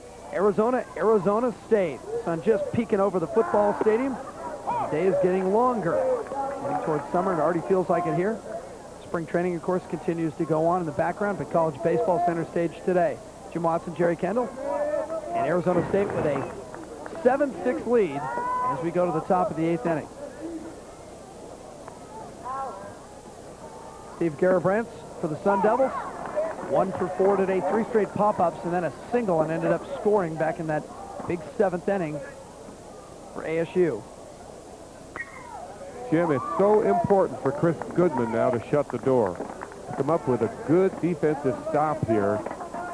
His team, the Wildcats, just scored 2 runs, get them close. Their home team, late innings. Right back to the box. Goodman, easy toss. Over to Pat Riley, who just moments ago almost had a chance to tie this game or even put his team ahead. Well, you see where the first baseman, Jeremy West, is playing. He's hugging the line to prevent an extra base hit. There were men on first and second. The lead run was on first, and you can't let a double occur here. So he was hugging the line. Normally that ball would have been down the line for an extra base hit. But because strategically defense, he was able to make the play over there, and that's part of the strategy, part of the percentage baseball that Pat Murphy plays, and most college coaches do, to prevent the lead or the tying run from scoring from first base. So he was on the line. Justin Pedroia's already had a good day. He's having a good weekend. 3 hits on Friday night, 2 more today. Very active. Doesn't waste a lot of time. Reaches out. I don't know if you wanted that one. John Hardy bobbles and throws late. Not in time. Well, John Hardy has a really tough series defensively.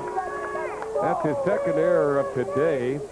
Well, let's hear Jeff Hendricks now. He called this close play with... There's the error. No question for anybody within earshot. He beats it out. The error by Hardy with 1 out.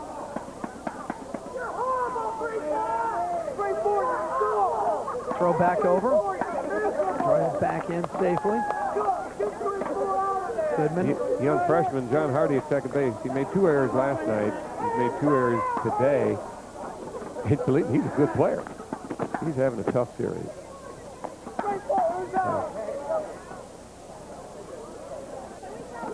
That amounts to 9 errors here in less than 2 games for the Wildcats. So they've got to tighten up their defense. Help those pitchers out a little bit more. Too many unearned runs. Allen steps out, so Goodman steps off. Reset the table and go back to work. 1 down. Pedroia at first.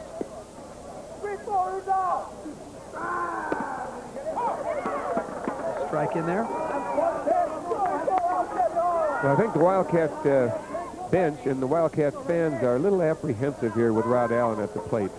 He's much too good a hitter to go 0 for 4 with 3 strikeouts. Fouls this one back against the screen. So you might say he is due, long due, overdue. I mentioned earlier today, bears repeating, Rod Allen, all Pac-10 honors last year as a freshman, first Sun Devil ever to do that. A lot of baseball history. 389 last year.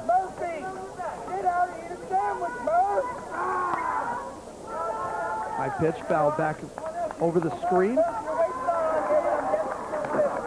Well, he's having a tough day. 0 for 4, as I pointed out, with 3 strikeouts. Came into the game hitting .281, more than 100 points less than what he hit last year as a freshman.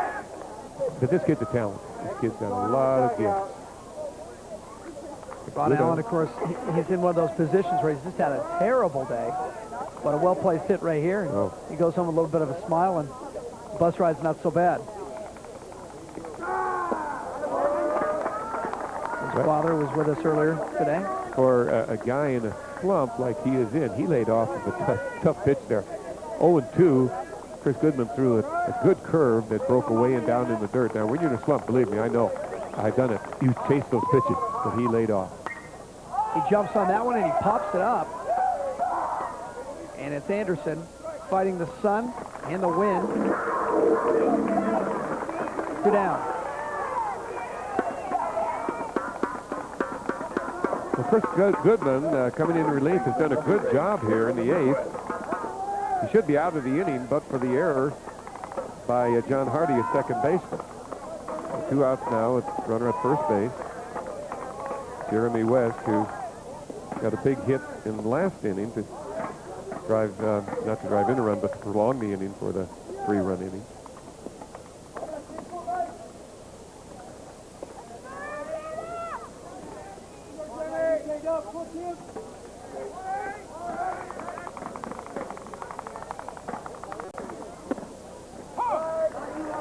West leading Arizona State in hits. They could use one here. An extra base hit would be enough to get Pedroia in. Wind has shifted to trifle now. I noticed by the flag line here that it's blowing a little bit more out to left center. Not as stiffly as it was before. The wind's been strange, tough to gauge. Every time you look up, it seems to be blowing at different speed and a different angle. Up in the eyes. 1-1.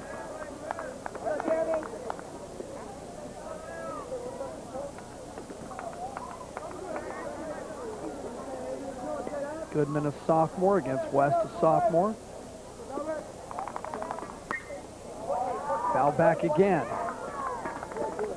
West does a nice job of guarding the plate.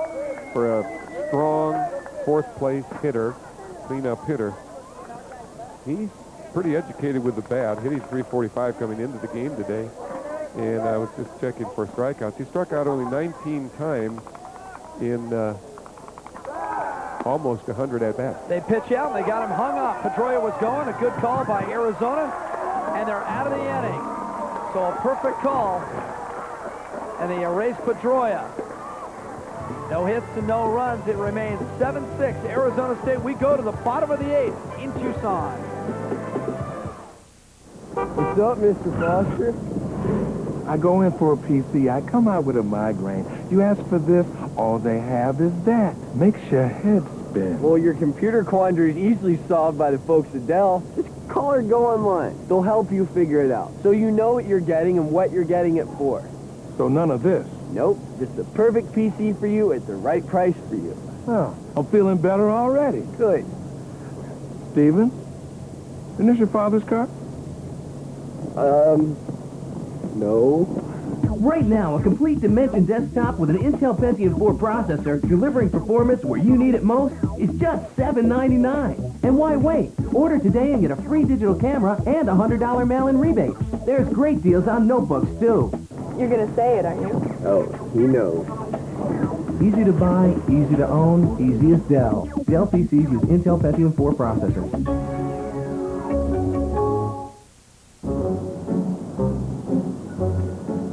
Hey, we just ran out of gas out here. Yeah? Can we ask you a favor?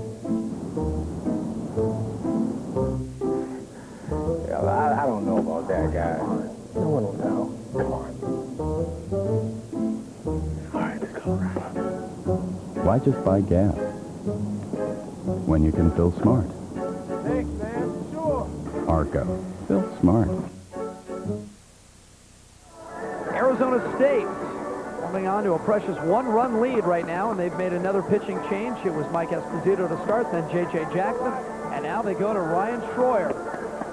Ryan Schroyer, the right-hander, 6'1", 205, Casa Grande, Arizona. Well, Jim, this surprises me. This is their best reliever, Ryan Schroyer, he's sophomore. However, he's been coming off of a strained bicep tendon, and he pitched last night. He preserved the victory for them, pitching in the ninth, struck out the side. He really had great stuff. And I wondered, in lieu of his sore arm recently, if he could come back 2 days in a row, which he could do when his arm is right. But here he is, out on the mound for the second day in a row, protecting a one-run lead. Find out how it affects him. He starts Justin St. Clair out with a strike. The bottom of the order now for Arizona, 8 and 9. St. Clair right side. And Pedroia has moved over from shortstop to take over second. No problem. One down. Schroyer is a strikeout pitcher. He's pitched 26 and 2/3 innings. Throws very hard. He struck out 38 in that period of time, giving up only 23 hits, 38 strikeouts. Here's John Hardy.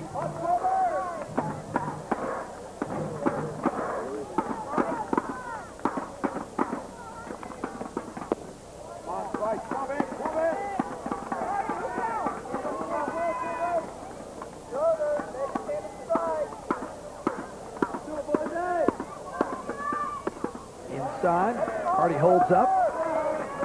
3-0. And of course, Hardy's job right now, just get on base. Any way you can, get something going. They're just down one. Put the pressure on Schroyer. Schroyer misses outside. He walks him on 4 pitches. And there goes Hardy. Well, that brings up the top of the order now. Brad Hassey, the leadoff man, coming to plate. So the Wildcats are in a position to threaten. Tying run on, 1 out.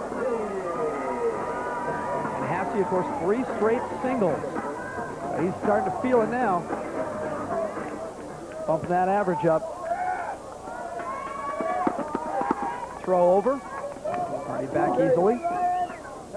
Hassey is a good story, Jim. For the first 2 years, freshman and sophomore years, played very little.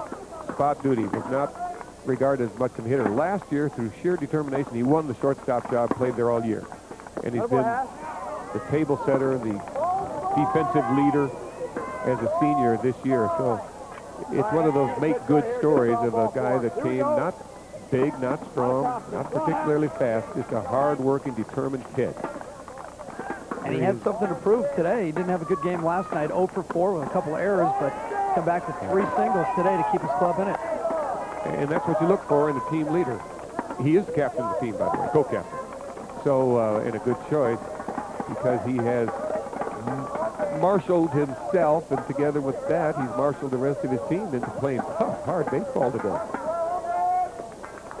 Little break as Dennis Wyrick came in from third to talk to Ryan Schroyer on the mound. Schroyer back to work.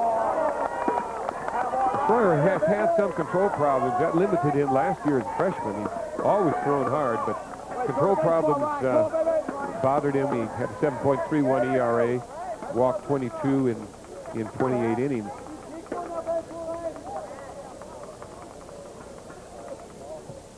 Hassey, that ball was inside, and he turned on it, but pops it up. Rod Allen, again with the sun in his eyes, settles underneath. 2 down. Now, if you're looking for the perfect way to spend your night, how about the best damn sports show, period, with host Chris Rose, Tom Arnold, a bunch of ex-jocks. The only show that gives you sports comedy, commentary, scores, and highlights. Kick back, relax, enjoy the best damn sports show, period. Now available weeknights. New times, 8 and 11, only on Fox Sports Net. Hassey flies out to left. Now there's 2 outs. Still the tying run at first in the form of John Hardy, and here's Jeff Van Houten.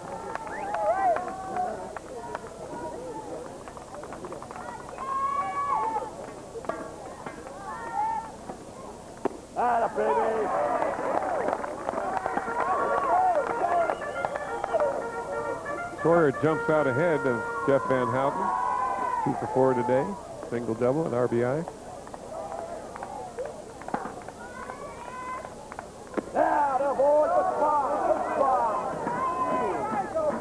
I'd say that was a teaser, Jim. He's a power pitcher. He's going to come after you with a fastball. He flipped a little, flipped up a little sidearm curve there. But I think you'll see a good hummer. 1-1.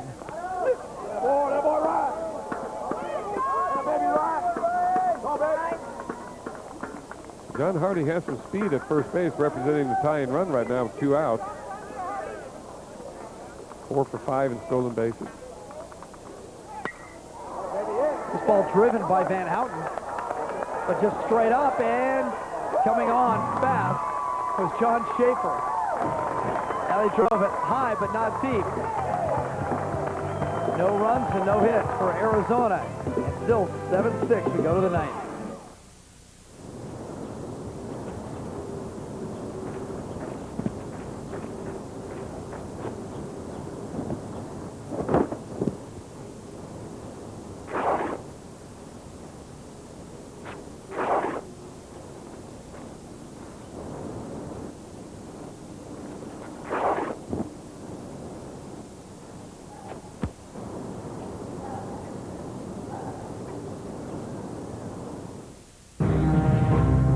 What the hell is going on? They're accusing me of something that I did not do. A wife with nowhere to turn. The military has set up my husband. An outcast lawyer with nothing to lose. I love being a wild card. Between her husband's secret and a cover-up, Witnesses were murdered.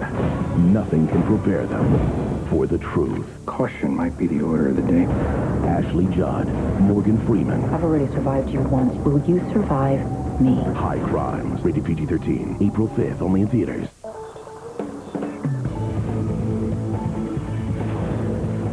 Dodgers baseball is back. Sean Green and the Dodgers gear up to face their hated rival. What a game this is! But record setter Barry Bonds and the Giants are set to challenge them for the division crown. Giants, Dodgers, April 3rd on Fox Sports Net 2.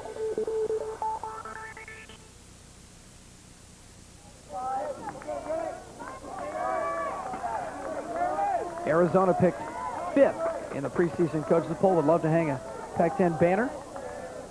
But first, they got to win their state championship against the Sun Devils of ASU.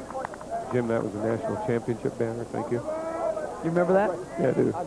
I knew you were going to jump in. Conference, Tyler. I was just trying to... Oh, you were dogging me, huh? Stop, Patter, boy! Fell into your trap. That was back in the day, wasn't it? One down. A line drive here. Listen to Jeff Hendricks, the first base umpire. He's right on it. Well, there's the pitch. No catch, no! And we couldn't see it quite clearly. It was a line drive, a short hop right in front of Pat Riley, who scooped it nicely. But he wanted everyone, Jeff Hendricks said, he wanted everybody to know that he hadn't caught it. He had to be retired to first base with force.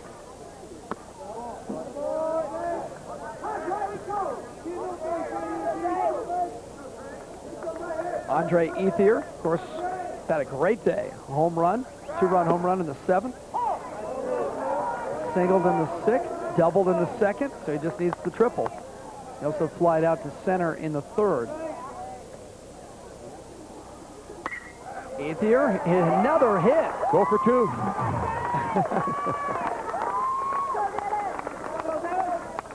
And we mentioned what a great day Ethier's been having. Here's a look back at it in the 2nd. Well, there's the double, long double. Exactly the same place the night before. He'd broken up the game with a 2-run double. And then that started him out. Here's the 6th-inning single in the hole, past the diving first baseman. And here's the long ball. And way out of there. This was the big hit for the Sun Devils so far. Making our shooter nervous there in left center. Here's Wyrick. Wyrick reaches out and chops one into right for a base hit. Ethier had no idea where the ball was. He stopped at 2nd and still has plenty of time to cruise down to 3rd. Well, that's the classic hit and run. Ethier was going with the pitch. the hitter, Dennis Wyrick, reached out and hit a ball. That is, it was outside the strike zone and dropped it over the first baseman on a big bouncer for the first and third. Now, here's the, watch Ethier break. He should be, well, he did look, but he didn't see. You see, he should know with that ball where it is, that it's safely in the right field and advance easily. He did get over easily, but that's a bit of a base running error that didn't cost him. So now we've got men on first and third and one out with the an excellent execution there of the hit and run by Dennis Wyrick. And here's John Schaefer. Thought Ethier did a pretty good job kind of faking like he knew it all along. He never really accelerated after he did pick up the ball. He just trotted down. Oh, yeah. I knew where it was. I saw it. There's no big deal. I knew I had third easy. I think Mike Rooney, however, corrected that impression when he got over there. Yeah. You got to know where that ball Four is. hits or no four hits. Yeah. Stay with us on the hit and run. Now, a base hit or an extra base hit by Schaefer and Arizona would be in a deep, deep hole. Already down 7-6. Schaefer's tough to double up. Double plays in order here. But they're going to have to make a clean, quick double play to double this young man up. He runs good. Chris Goodman, the pitcher for Arizona, trying to keep the Caps within striking distance one more time. At the bottom of the ninth ahead.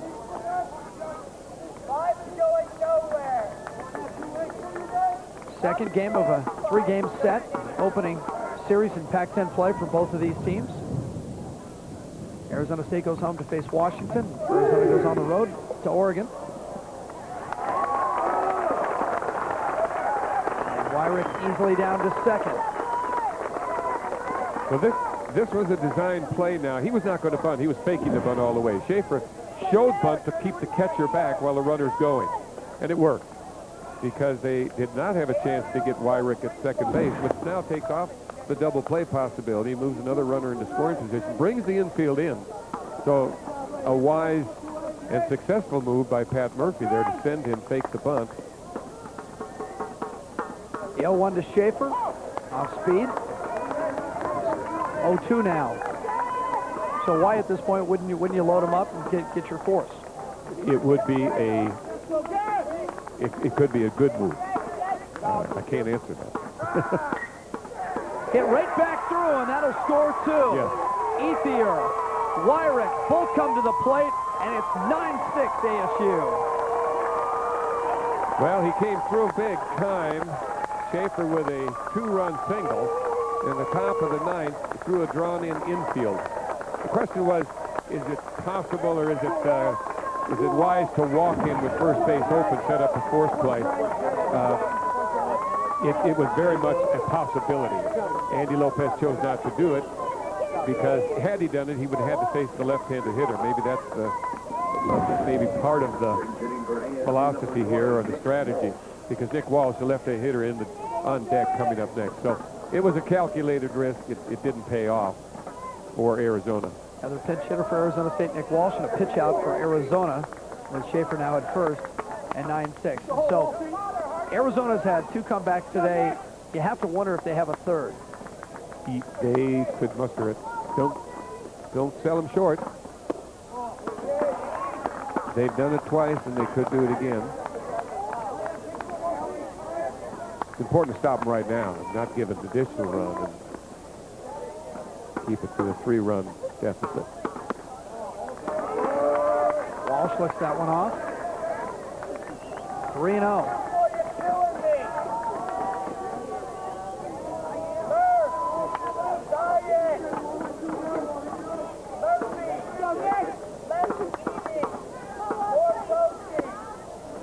Right down the middle on the 3-0. This is Nick Walsh hitting in the 8th place in the lineup. Has gone in to play second base. Or if indeed, is this a pinch hitter? I think he's a pinch hitter. Yeah, I think you're right, Jim. Inside out. And is that going to drift foul? Oh, it's right on the line and foul. The home plate umpire, Chuck Ryan, made the call immediately. And that one I thought it was going to drift well foul, and it just kind of held the line. Well, we'll see. We won't have the sight line that Chuck Lyon had, but here's a good shot. And it falls an inch fair. Foul. What was it? Who knows? It could have been either. Well, he looked at it. He made a quick call. Chuck Lyon, because of the rotation of the umpires, he had to make the call. Normally, if there hadn't been a man on first base, the umpire, Kevin Gilmore, would have been on the line and had a much closer look at it. But because of the rotation and man on first and so on, Chuck Lyon had to make the call from a distance. I'm always looking for that little chalk cloud, see if it pops up. But we're late in the day here, and it won't matter because Walsh just pounds one through the left side going the other way, and Schaefer down to third. So 4 straight singles by Arizona State. And that was through the vacated shortstop position because the runner, Schaefer, was going with the pitch, and the left-handed batter, Nick Walsh, bounced it right through the shortstop. There you see Hasse out of position. He already moved over to take the throw on the attempted steal. Wide open at shortstop position. He found the perfect hole. Men on first and third now. Nick Walsh, that indeed was the ideal hit and run. Again, that's twice it's happened here in this inning where Pat Murphy's put his runner in motion, put the hit and run on, and the hitter has found the vacant spot. Good hitting, good baseball. Kinsler squared around like he was going to try to lay one down. Strike. Kinsler's numbers, 231, 7 ribs. Got number 8, looking right back at him down the third base line. 9-6 Arizona State, top of the ninth, 1 out. And the Arizona fans, they're not leaving, they're trickling towards the exit. Throw down, not in time at second. They get him at first. And Pat Riley trying to get the trail runner there. It was an excellent play by Brad Hasse at second base. Pat Riley fielded it, went on to second base for the fourth. It was low in the dirt and late, but Brad Hasse made the good stop on the short hop, threw it back to Riley at first to get the batter runner for the second out. But another run scored in the meantime. Schaefer scored during all that to make it 10-6.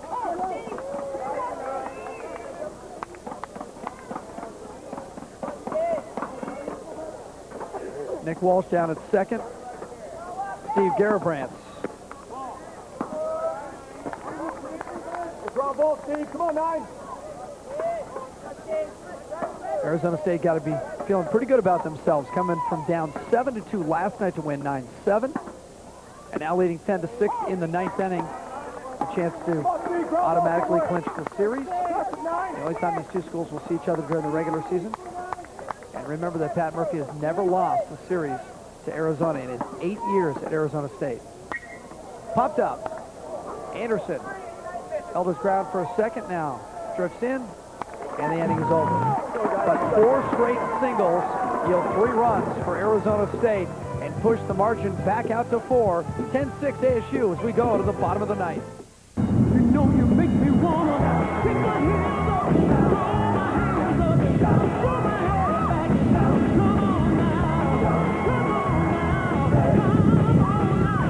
Come on now, come on now, come on now. Wait a minute. You know you make me wanna.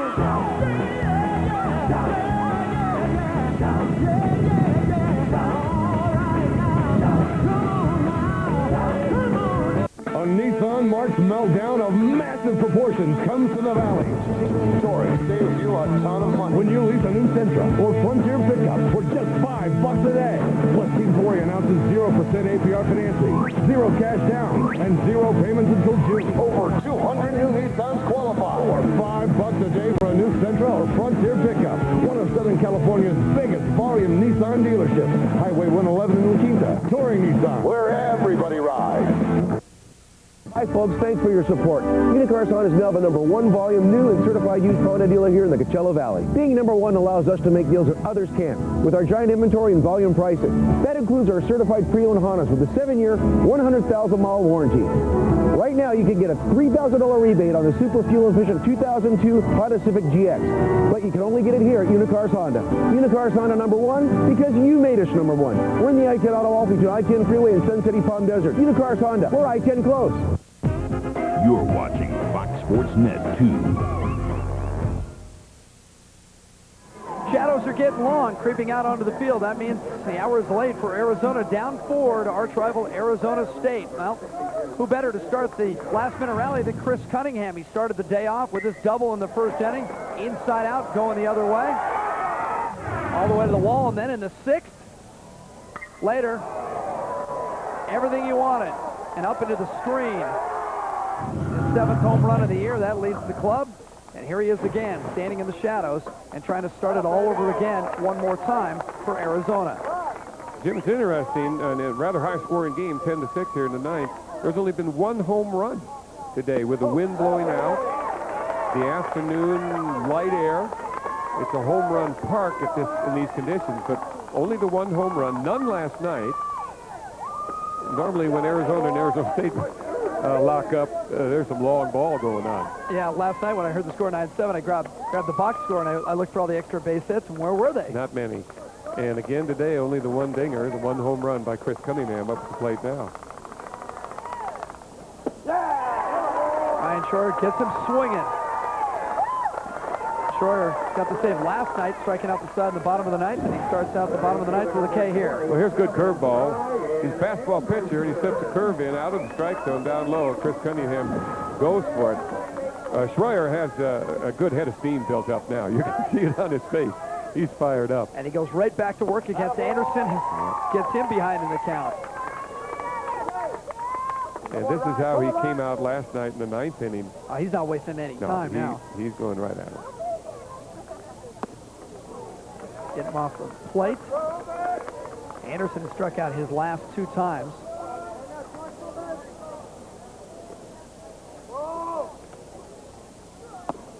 This is high. You have to like this Arizona State Sun Devils team, Jim. They're young. They hustle hard. They're getting good pitching.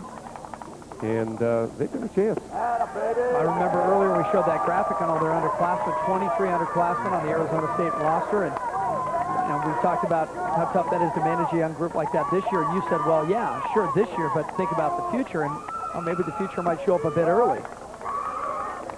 It could happen. They're getting off to, apparently, a really good start in conference play. Expecting a 4-to-run lead now in the last of the 9th. 1-0 in conference after beating Arizona yesterday.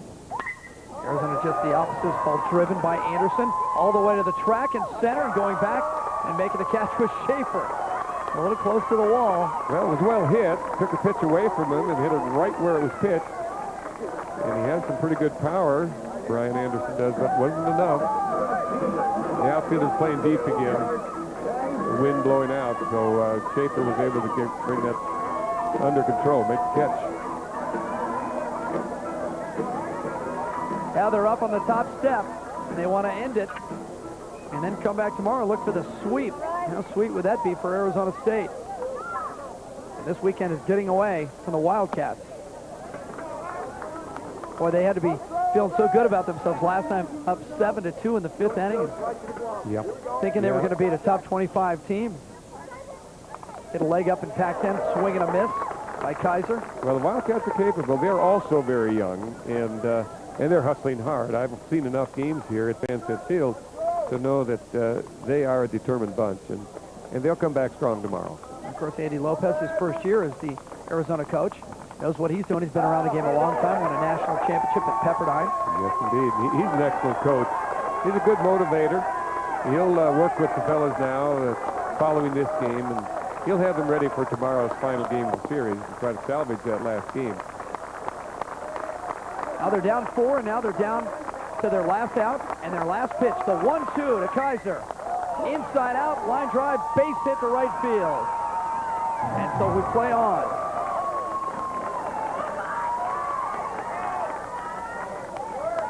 second hit of the day, along with 2 walks for Mark Kaiser.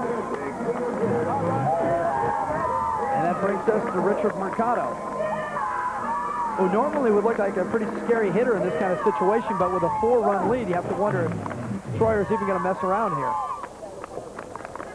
No, he'll go right after him. He doesn't want to walk him. You know that everybody knows the damage that walks can do when you're trying to protect the lead, so he's going to make him swing the bat. I'm surprised that Jeremy West is holding, well, now he's moving behind the runner. He was holding Kaiser on to begin with. Now he's moving way back. Kaiser could run if he wanted to. They wouldn't even play on him. Means nothing.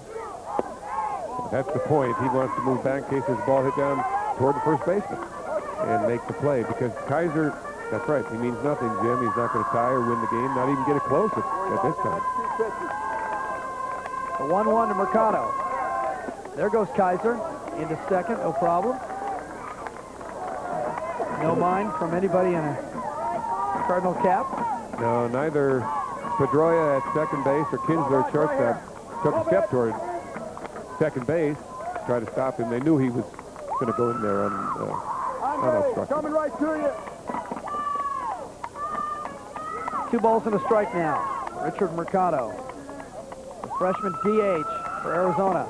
He turns and rolls one to Dennis Wyrick, up and over to Jeremy West, and that does it. Arizona State beats Arizona for the second day in a row, 10-6, as they put 15 hits up on the board.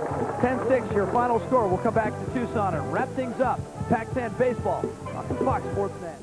I wear my K-Swiss in the city. At the mall. At my place with my crew. I like them white and new. I wear my K-Swiss. Out with my friends. To the movies. At the park. In my ride. I wear mine untied. With my jeans. In a skirt. In my sweats. On my chest. While we're checking out the girls. When I want to look my best. At a party. To the beach. Outside. I like my K-Swiss fresh out of the box. I wear my K-Swiss. You know, I've seen just about every kind of PC that Compaq makes. Now, though, we've got the Compaq Presario 6000T PC. As my kids would say, it's awesome. It's got the latest Intel Pentium 4 processor so that you can download, surf, play MP3s all at the same time. And you can get it any way you want it. It's what I call a personal computer. Like, this is the Andersons PC. They're getting a DVD burner, editing software. I see where this family's going. Hollywood. DJ Dan from Scranton, PA. He's getting a CDRW drive so that he can mix and burn his own CDs. Looks like the Everett family got this week's special. That's the Compaq Presario 6000T PC with an Intel Pentium 4 processor, 20 gig hard drive, and we'll give you a $100 instant rebate. So it's just $7.99. You can get in on it too if you hurry. You just call 1-888-921-6720 and get yours direct from Compaq. Of course, the best PC we'll ever make is the one we'll make for you.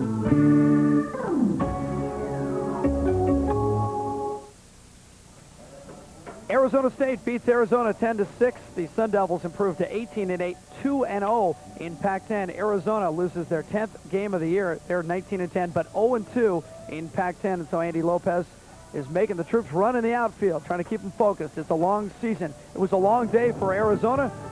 Too many hits. 15 for Arizona State today. For Jerry Kendall, I'm Jim Watson. So long from Tucson. 10-6. Arizona State wins it.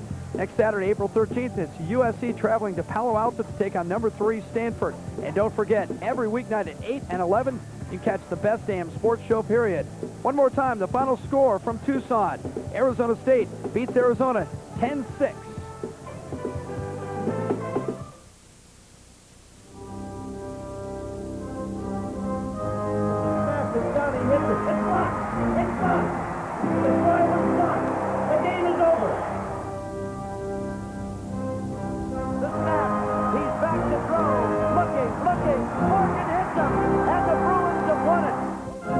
Legendary team. 1. Legendary challenge. The Lexus Gauntlet. Flown by your Southern California Lexus dealer.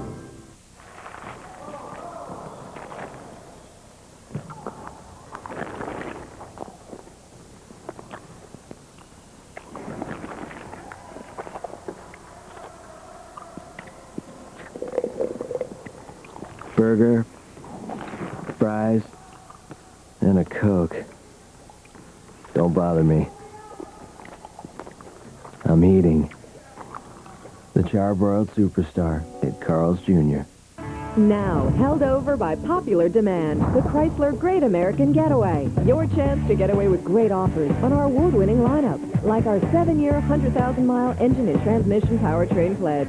Cash allowances up to $2,500 or 0% financing on select minivans. GM, Ford, and Toyota don't give you all that. So hurry for great products, great protection, and great value. That's the Chrysler Advantage. Now at your Southern California Chrysler dealer. Southern California has a nightly sports report dedicated to hometown teams and hometown highlights. Your teams, your town, your show. The Southern California Sports Report, nightly at 10 on Fox Sports Net. As well, Smoke Dancers not finding, and at the back, the Mobile Man. Coming to the quarter pole, California Power, Modernist, but now here comes Public Domain. And Public Domain in the green cap on the outside is coming real fast. Nemo Image in the white cap on the grandstand side. They come for home. Public Domain. Modernist trying to hang tough down at the rail. Nemo Image running on third. Modernist finding more on the lead. Public Domain can get him. Very game win from Modernist. He found more and goes on to win it. Modernist, Public Domain. Third was Nemo Image, and box office event was fourth. Well, that's why we call it Santa Anita Live. Welcome back to Santa Anita Park. I'm Kurt Hoover along with John White, and what you just saw was a stretch run of race 8 here as we kick off the final pick 3. Had a long delay at the gate with the scratch of number 7, Political Rhetoric, and that's why we got to bring you the race live after baseball. And the winner was the first-time starter, number 3, Modernist, trained by Bob Baffert. Off at 2-1, the second choice in the wagering at 2-1. Nice win by this son of Bertrando. Kent DeSormo riding for Bob Baffert. Final time 124 flat. The actual betting favorite was Bob Baffert's other starter, number 10, Sonoita, also at 2-1. And first-time starters ran first, second, and third in this race. Modernist winning it, number 2, Public Domain, second, number 9, Memo Image, third, as we take a look again at the stretch action here of race 8. On the lead, that is Modernist and the Y-God Silks fighting off all the challengers, and the Cub Silks just to the outside. California Power tired late. Good late run from number 2, Public Domain, and it's going to be a nice try because third was a first-time starter named Memo Image who got off at 99-1. Modernist following in the footsteps of his father, Bertrando, who won his career debut by 2 lengths at Del Mar, going 6 furlongs. That was back in 1991. Fractions 22-1 to the quarter, half mile in 45-2, 3/4 in 111-1, 7/8 on the main track in 124 flat. We've got the 9th race to bring you live here on Fox 2 this afternoon, and it's just not the 9th race. It's the Grade 2 $150,000 Santa Ana Handicap. Field of 9 going a mile and 1/8 on the grass, and John, the rain has stayed away, so we're looking forward to one of the best races of the meet. And there was racing action all over the world today, including a $2 million race in Dubai today, the UAE Derby. This was at the Kentucky Derby distance of 1.25 miles on the dirt. Essence of Dubai, who won the Norfolk Stakes at the Oak Tree meeting last fall, was one of the contenders in this race. And there were no odds on this graphic because there was no wagering on this race here. Let's see what happened earlier today in the UAE Derby. These Ayala dancers, which normally perform at weddings and all official functions, they've actually come from the Ministry of Information and Culture. His minister, in fact, got married himself this week, Sheikh Abdullah from Abu Dhabi, so no doubt he also had the Ayala performed at his wedding. It has been described to me in the past as the rock and roll of the UAE. The way at the tail of the field. Leo's Lucky Man had gone to the lead. 1,500 metres left to run, and Leo's Lucky Man led his stable companion Scottish River by a length and a half. Total Impact the neck away third. Palace Line fourth, but 3 deep across the top of the track. Moon Ballad goes to 5th and works hard. Janadel on the rail. Ibn El Hatham in the centre. A half length for Guino, then State City Henri Labasque. Followed by Second Reality drifting back on the inside of Firebreak. Passport Pride is second last, and Essence of Dubai will have to come from the tail of the field. Leo's Lucky Man shows the way 1,000 metres out in the Derby, led by a length over Total Impact, who's now gone into second spot. Palace Line third, Moon Ballad fourth, but he's out 4 wide. A length away, Ibn El Hatham, then State City, Scottish River, Firebreak Faguino, Henri Labasti, followed by Janadel, Essence of Dubai, Second Reality, and Passport Pride with the Derby field in as they came around the turn. Total Impact had taken the lead past the 600 metres mark. Palace Line in the centre, Moon Ballad on the outside. They make a line of 3. They're clear of Ibn El Hatham. Then Faguino and Essence of Dubai on the outside. It's Moon Ballad, Palace Line, Total Impact still 3 across the track. 300 metres left to go. Total Impact on the fence. Answers Gary Stevens' whip. Total Impact gets away from Moon Ballad. Palace Line flat. Essence of Dubai on the grandstand side still coming. Total Impact in front. Essence of Dubai stride by stride cuts him down. Essence of Dubai alongside Total Impact takes the lead. Wins the Derby. Couple of 3-year-olds who both have raced at Santa Anita. Essence of Dubai, the winner, and the runner-up, Total Impact.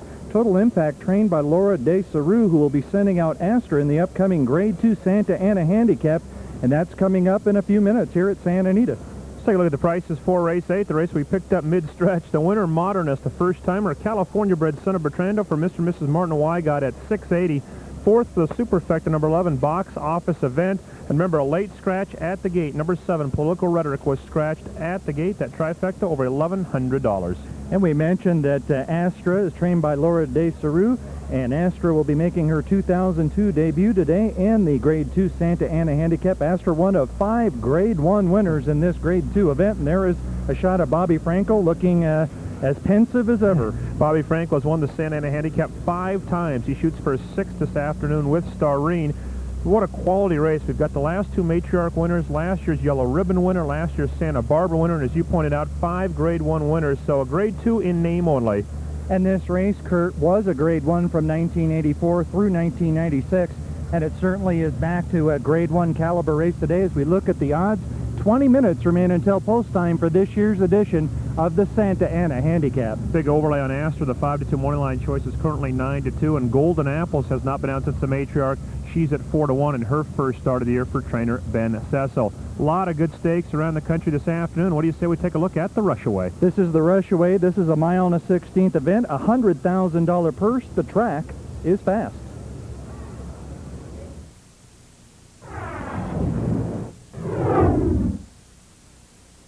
And they're off. For the lead from the inside, Wild Horses, Derby Drive up on the outside.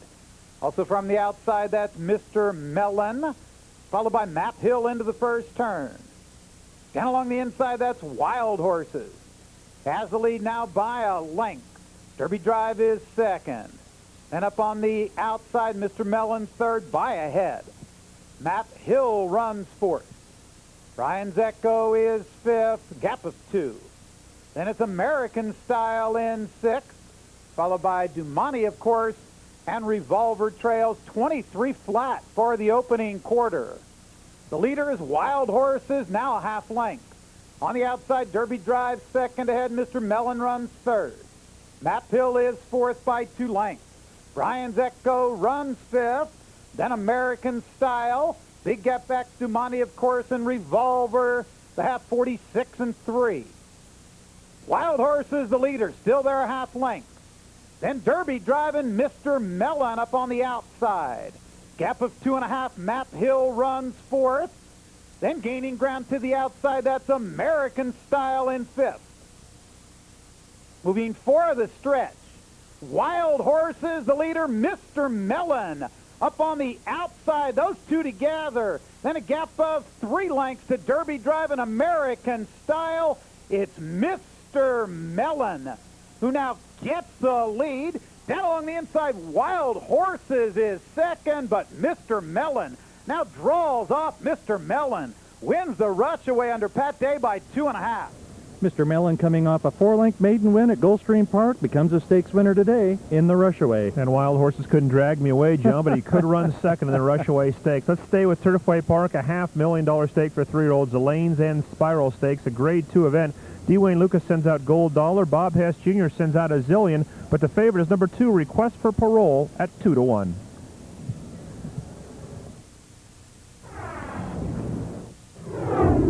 Hit. And they're off. For the lead from the outside, Straight Gin Then along the inside, that's Request for Parole. Between those two quickly is Saratoga Blues and Perfect Drift. As they move for the first turn, it's Saratoga Blues with the head in front. Request for Parole second, Straight Gin on the outside third. A Zillion takes fourth ahead. On the outside, Perfect Drift runs fifth. Then it's Benny the Hawk, followed by My Man Ryan, and the trailer is Gold Dollar. 22 and 4, quick opening quarter. Request for Parole, the leader. Now by ahead, Saratoga Blues on the outside. Those two are together with Straight Gin running third. A Zillion is fourth. Then along the inside, Benny the Hawk is next, and Perfect Drift. My Man Ryan runs seventh. 5 back to the trailer. Gold Dollar, and the half goes in 46 and 2. It's Request for Parole on the inside. On the outside, Saratoga Blues. They're together. Straight Gin is third. From the inside, that's a Zillion in fourth. Perfect Drift is gaining ground in fifth. Then My Man Ryan, Benny the Hawk, and Gold Dollar as they move for the stretch. Request for Parole, a Zillion. Now gains ground from the inside. Those two are right together. Then gaining ground to the outside, that's Perfect Drift with a furlong to run. Request for Parole and a Zillion. Perfect Drift on the outside. Those three to the wire. Request for Parole, a Zillion. Perfect Drift. It's Perfect Drift with Eddie Delahousie getting.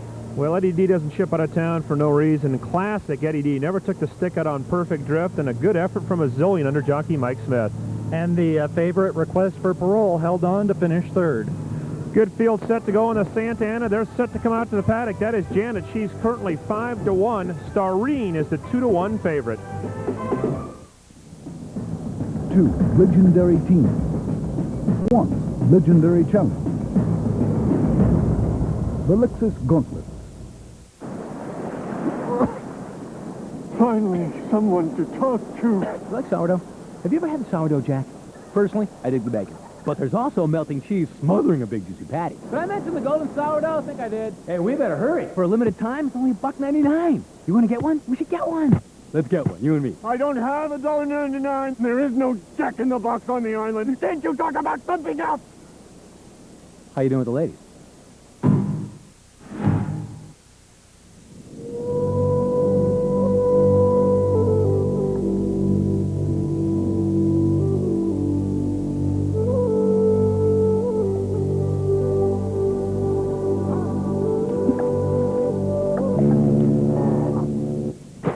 Make more practical decisions with help from the Verizon Super Pages.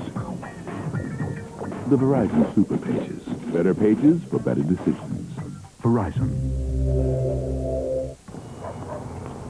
Hi, Rob. Oh, hey, Miss Larson. Nice caravan.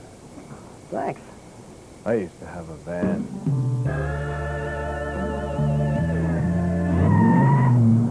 I can't believe my dad let you drive the Viper. Yeah, what got into him? Dad's Caravan, offering a power sliding door, a power rear hatch, and the kind of room you'll really dig. Grab Dad's 7-100 powertrain pledge, plus up to $2,500 cash allowance or no financing. Ford, GM, Toyota, and Honda don't match this. The best damn sports show, period. Weeknights at 8 o'clock.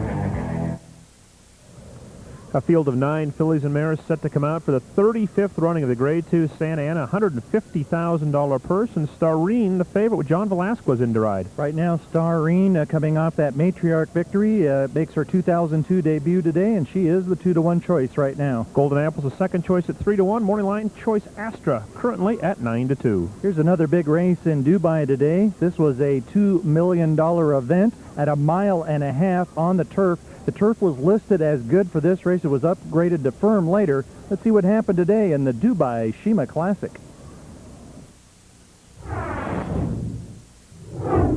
They're racing in the Dubai Shima Classic. Exultation, slow to move, missed it by 2 lengths. Demopolis and Boreal on the inside came out quickly.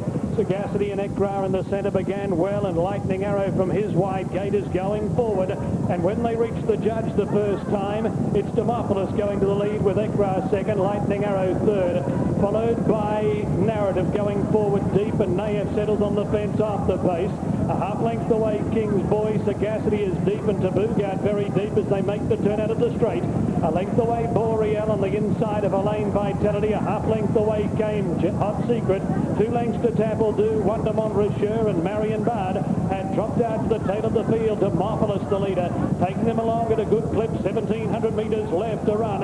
Demophilus out by 2 lengths. Narrative second. A gap of 2 lengths to Lightning Arrow on the outside of Ekrar. A length and a half to Boog. Mayef on the fence. 6 lengths off the pace. A length away came King's Boy, followed by Boreal on the inside of Elaine Vitality. A length away then was Marion Bard making ground, followed by Taboo, Tapple Do, Hot Secret. Montrachet is second last at Exultation. After the slow start, 5 lengths away at the tail of the field. Demophilus and Richard Quinn making it a real test. Highballing down the side and leading by a length and a half. Narrative giving chase in second spot. 3 lengths away is Ekrar on the inside of Lightning Arrow. 2 lengths to Taboo, followed by King's Boy, Nayef on the rail. A length and a half, Elaine Vitality on the outside of Boreal. Then Sagacity, Hot Secret, Marion Bard, Tapple Do. Montrachet is second last, and Exultation is last in the best part of 12 lengths from the leader as they come to the turn with 600 metres left to go. Demophilus showed the way. Narrative only a length away as they flatten for the run to the judge and the big prize in the Shima Classic. Nayef's gone to third, about to work into the clear. Ekrar on the outside, then Elaine Vitality, followed by Lightning Arrow, and Taboo is deeper out. Nayef goes up at the 400 metres mark, and Nayef hits the front in the Shima Classic. Richard Hills drives him clear. Boreal comes out of the pack to run into second spot, followed by Elaine Vitality, but it's Nayef in front of the 200 metres mark. Boreal and Elaine Vitality are giving chase. Marion Bard on the fence, Nayef in front. They won't catch him. The post is looming up, and Nayef wins the Shima Classic. Photo for the miners. This is an example of why breeding is so fascinating. Gulch was a sprint champion, but he sired a Belmont Stakes winner in Thunder Gulch, and Gulch is also the sire of a 1.5-mile turf winner today, Nayef. We will be back with the post parade for the 35th running of the Grade 2 Santa Ana Handicap. Welcome. This is a no-teller branch. Notice the convenient ATM within the perimeter. Please remain within the perimeter. Your balance will self-deduct in 10 seconds. 9, 8, 7. Does it seem like the last place a bank wants to see you is in a bank? Try Washington Mutual. We design our branches to make you feel welcome. So stop by and see us. This no-teller branch is now closed. Washington Mutual. For over 25 years, Sports Illustrated has visited the most exotic locales to capture the world's most beautiful women for the coveted swimsuit issue. Beautiful. Now, you can be there too with a full access behind-the-scenes look at the 2002 SI swimsuit video, available for the first time on DVD or VHS. It's a dirty job. Somebody's got to do it. Join SI and cover model Yamila Diaz-Rahi as they blend hot and spicy locations with beauty and fashion to create this Latin-flavored issue. You've got to be willing to do anything for Sports Illustrated. You'll never find this many gorgeous women in one place again. With your paid order, you'll also get this Yamila Diaz-Rahi poster. Yours free, just for ordering right now. I'm a green hot chili. The Sports Illustrated swimsuit video, available for the first time on DVD or VHS. Plus your free poster, all for $19.98. I'll see you later. To order, call the number on your screen or log on to MusicSpace.com. Rush delivery available. Call now.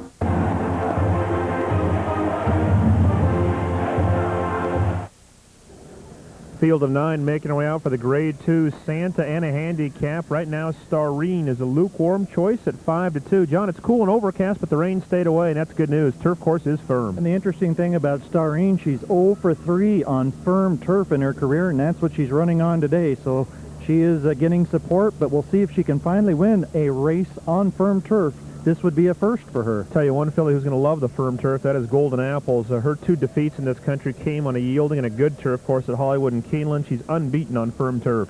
And last time out, she showed a lot of heart because she was spinning her wheels on a very soggy ground in the Matriarch at Hollywood Park, and just on guts alone finished third behind Starine that day. Two Charmant, who we just got to look at there, was headed for the breeding shed, but she popped up and won the San Gorgonio, so she's running now as a 6-year-old, her second start at the meet. And she looked so good last time out. She certainly should not be underestimated. super field of 9 fillies and mares go 1 mile and 1/8 on the turf. One of the long shots is first up. This is Katz.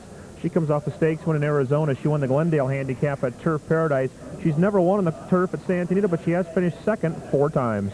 Desiree's My Candy is seeking her 3rd straight win. She won the Reloy handicap last time out at Santa Anita. She is facing tougher competition today, and trainer Bill Spar and jockey Lafitte Benkai Jr. teamed up to win this race in 1993 with Exchange. Astra's 2002 debut was delayed because of a staph infection she developed a couple weeks ago. She's healthy and fit and ready to go. Her first start for Lourdes Saru after having been with Simon Bray for her previous 11 starts. She's won 8 of 11, made $620,000.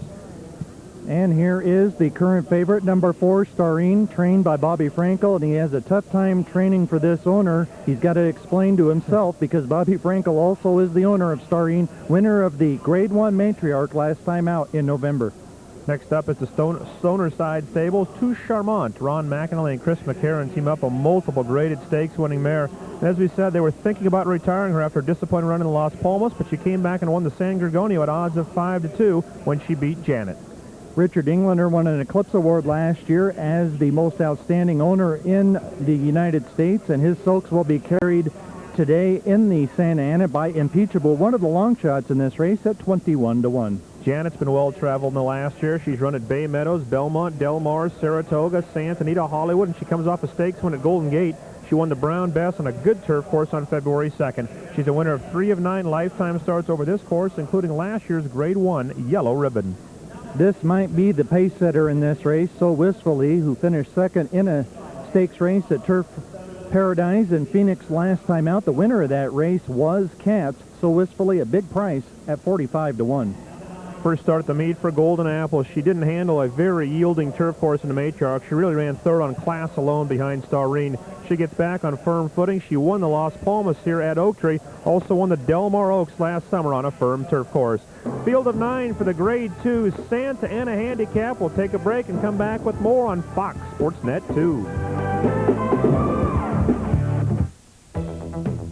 Comic Strip's first foals are awesome, including his 2001 Keeneland Session topping Wheeling filly. He retired a multiple graded stakes winner and near millionaire. Off the board just once in 23 career starts, winning or placing in 11 stakes, 9 graded. Ranked among the best of his crop at 2, 3, and 4 with 8 100-plus buyers. The son of Red Ransom is a half to 3 stakes winners, won a 3-time champion. Comic Strip means business for California breeders. Contact Del Chase. This is where I hit the Pick 6 at Santa Anita. Here's where I watched my long shot go wire to wire at Gulfstream. And this is where I hit the trifecta at Golden Gate. Open an ExpressBet account and wager by phone or online. Anytime, from anywhere. A Grade 1 stakes horse at 2 and the winner of 3 Grade 1 races in Southern California. Now at Cardiff Stud Farms, the Enamato. 8 sparkling victories from 16 starts in North America and Europe. Retired with earnings of more than $1.2 million. A course record-shattering performance in the venerable San Juan. 1 3/5 seconds faster than the previous mark. The Enamato is from the family of sires Nureyev and Sadler's Wells. Call Cardiff Stud Farms.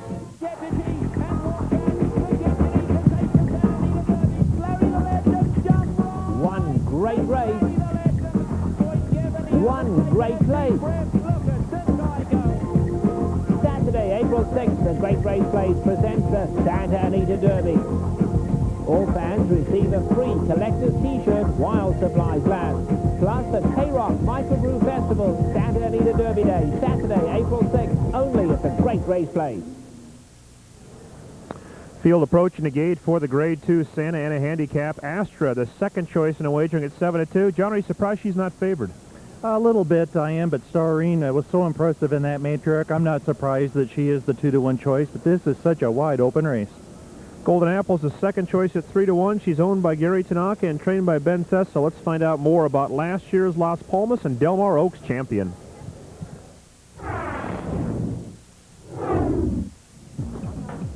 Standing tall at almost 16 hands 3 inches, Golden Apples is the big filly in Ben Cecil's barn. This Irish-bred daughter of Pivotal arrived in America last summer, and her debut in the Del Mar Oaks proved to be quite fruitful. The affluent and Golden Apples exploding out of nowhere. Golden Apples coming out of the clouds on the outside like an express train. When we first bought her, you know, we bought her obviously to race out here, and the day of the Del Mar Oaks, I called up the trainer in Ireland. He said, I said, you know, where do you think she wants to be in the race, that kind of thing.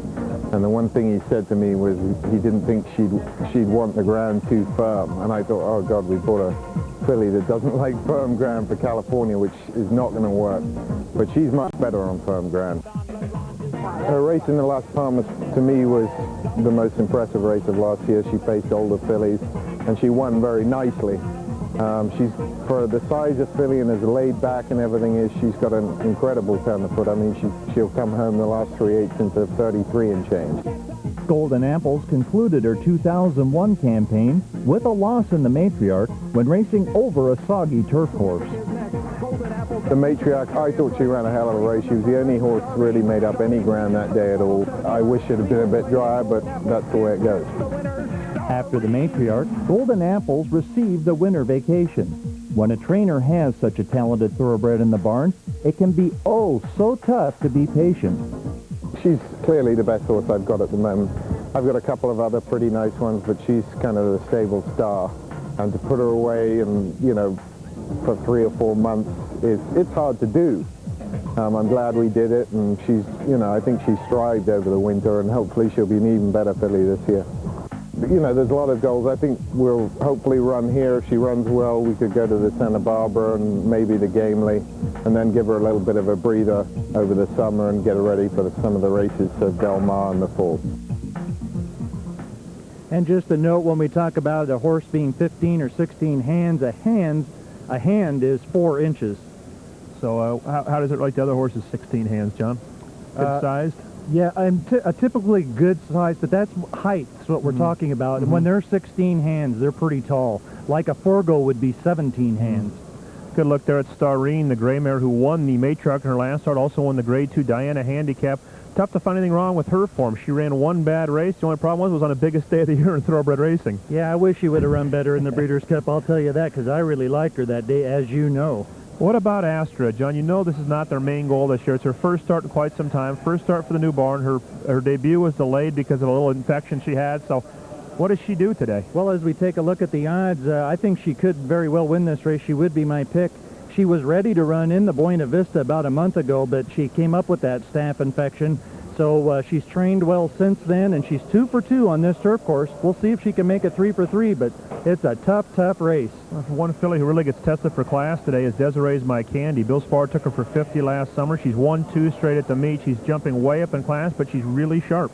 And Bill Spar has won this race before, along with Lafitte Pinkeye Jr. with Exchange back in '93. One of the best races of the meet. We're set for post time. The favorite right now at 2-1 is number 4, Starine. The second choice on aboard, Golden Apples at 3. Here is Trevor Denman with a Grade 2, Santa Ana.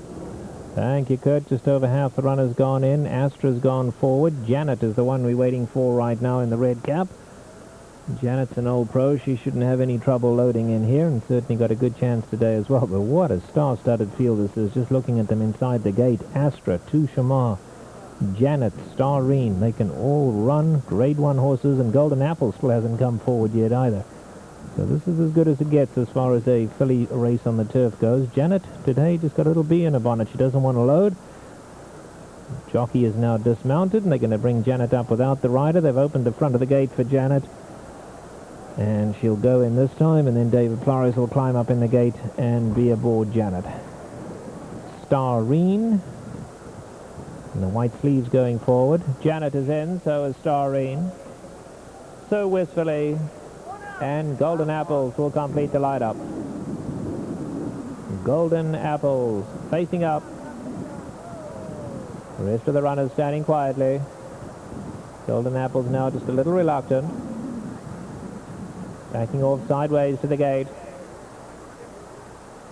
The rider dismounted from Golden Apples now. Going to bring her up without the rider. He'll join inside the gate. A couple of assistant starters gone over to Golden Apples. Trotting her up now. Kicking out, not too keen to go in.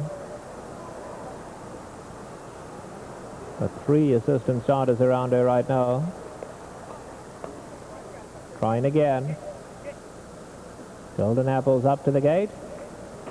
And in. They close the front of the gate. Golden Apples being mounted inside the gate, and they'll all be set. Golden Apples ready, all set.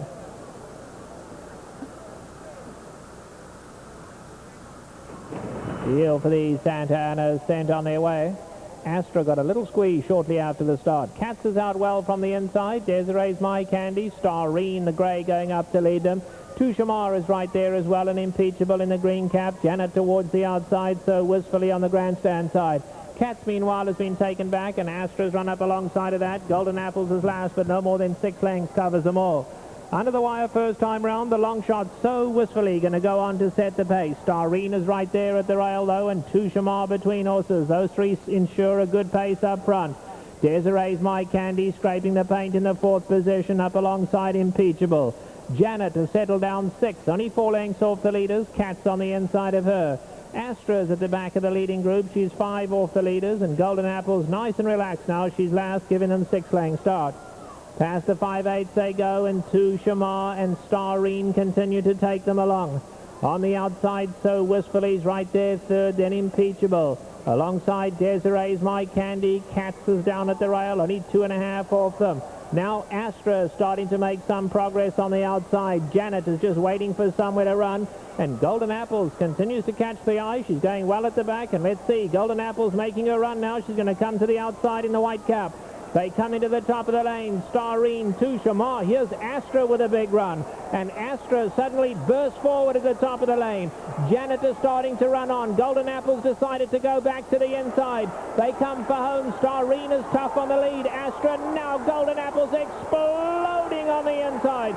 Starine the leader, but Golden Apples is coming flying. Looks like Golden Apples just joined them at the quarter pole. A bursting finish from Golden Apples. Could not have been more impressive. Golden Apples, Starine, then came Astra, Tushamar, Katz, Desiree's My Candy, Janet Impeachable, and so wistfully was last. Golden Apples proving once again she has got one wicked stretch kick. A real nice job by Garrett Gomez. He debated, looked like turning from whether to go outside or find room inside. He went inside. He overpowers Starine in the final 16th of a mile. 3-1 the price on Golden Apples. We will be right back.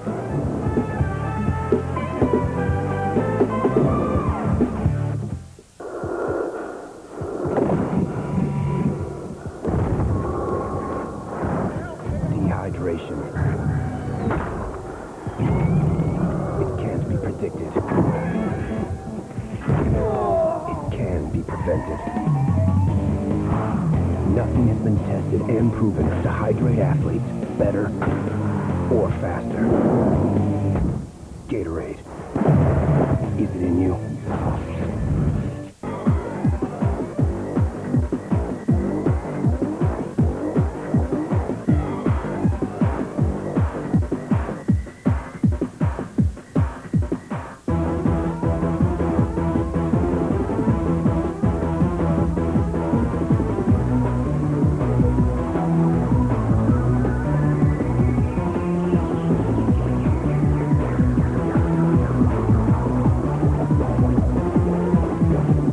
My K-Swiss in the city.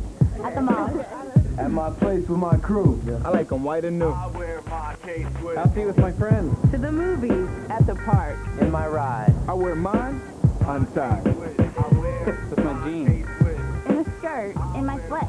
On my chest. While we're checking out the girls. When I want to look my best. At a party. To the beach. Southside. I like my K-Swiss fresh out of the box. I wear my K-Swiss. The best damn sports show, period. Weeknights at 8 in the light. Sensational running of the Grade 2 Santa Ana Handicap, and Golden Apples is the official winner. Garrett Gomez up for Ben Cecil and owner Gary Tanaka. That final time of 1:47 flat, just 4/5 of a second off the stakes record, and the second fastest time in this race in the last 10 years. Let's watch it all over again. Really poetry in motion as Golden Apples. Garrett Gomez kept her covered up. She's just at the far back of the pack in the green silks, white cap. Garrett had a decision to make turning for home. He decided to go inside, and it paid off. Starreen is not exactly coming back to the field. That's the gray mare on the lead. Gomez goes to the inside, goes to the right-hand stick, hand rides the final 16th of a mile. A very impressive win by Golden Apples. She's a length-and-a-half winner against some of the best fillies and mares in the world on the grass. Good try by Starreen, and if you caught the gallop out, Astra, who finished third, galloped out very strongly and really finished off well her first start in quite some time. Finishing fourth for the Superfecta was number 5, Two Charmant. Trifecta, 54.60, 8.80 to win Mutual on Golden Apples. We'll take a break, come back with more at Santa Anita Park.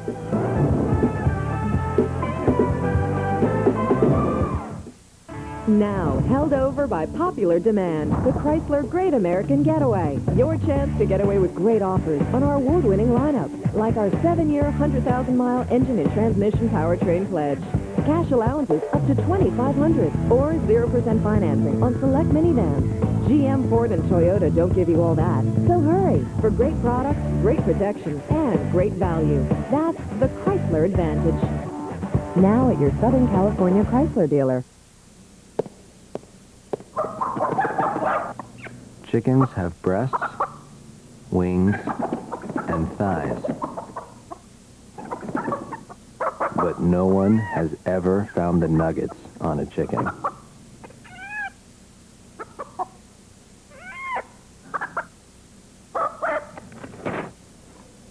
It's not there either. Introducing chicken breast strips from Carl's Jr. Because chickens...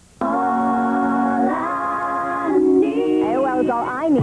I've got a brand new grandson. I still have a younger brother in college. I email him a lot. Very easy to use. Instant messages are amazing. I love hearing... You've got mail. AOL is really quick. America Online has new music.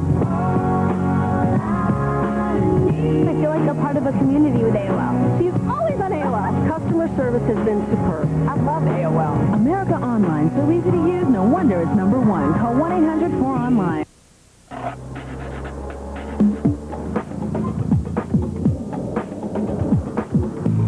Hey! Hey! Hey.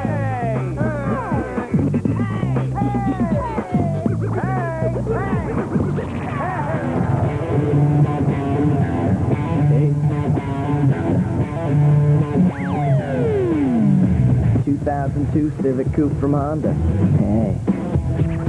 Do your own thing.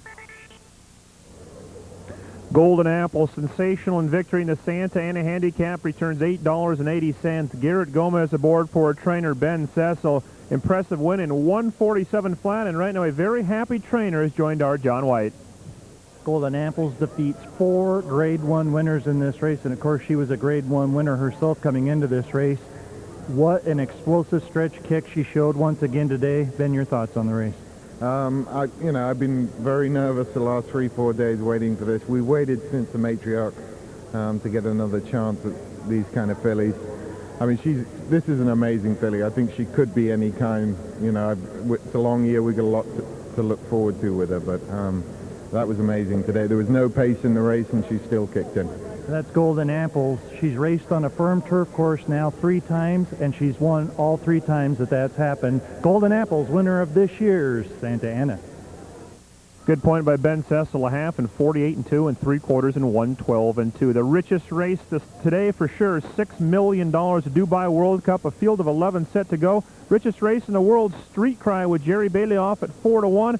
Saki was the favorite at 3-5. Here's this morning's Dubai World Cup.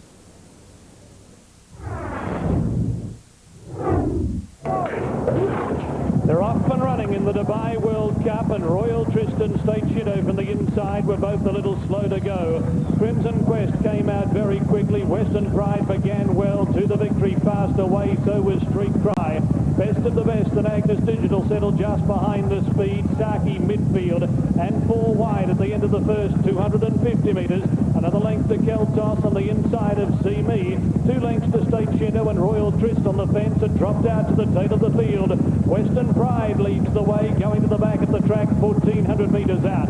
to the victory, slides to second, 3/4 of a length off the speed. Best of the Best is third on the inside of Crimson Quest. A length away then came Street Cry, a length and a half to Saki, followed by Agnes Digital on the inside of the grey Keltos.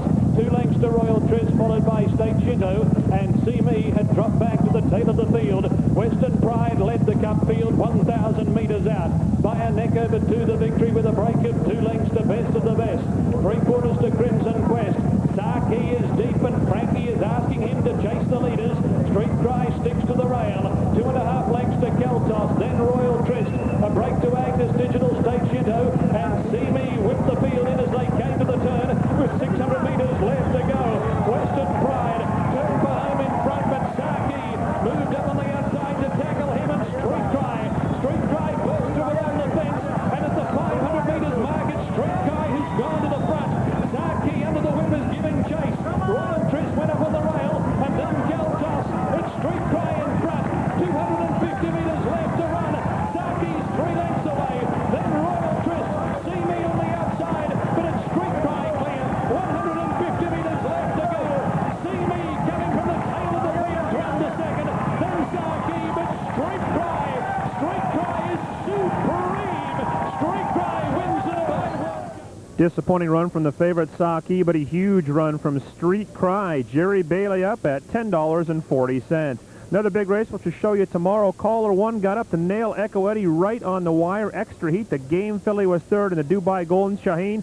And our heartiest congratulations to 80-year-old trainer Warren Studi. He wins his first $1 million race ever. Gray Memo, a California bred no less, with Gary Stevens, wins the Godolphin Mile. So Warren and Trudy Studi, congratulations from everyone here at Santa Anita Park. We'll take a quick time out, come back, and wrap up a very busy Saturday afternoon.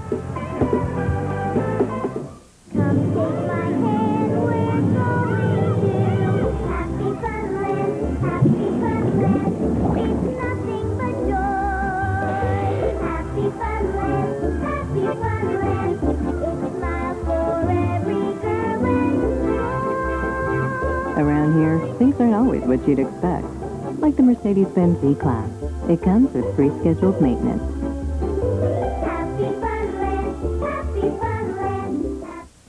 You can feel it from the minute you arrive. The sheer excitement of 2,000 slot machines and table games ready to make you a winner. It's all here. Casino Morongo. Superb dining, big-time gaming and entertainment with thousands of real winners from our famous Winners Club. Want to win a lot of loot? Collect lot of loot tickets.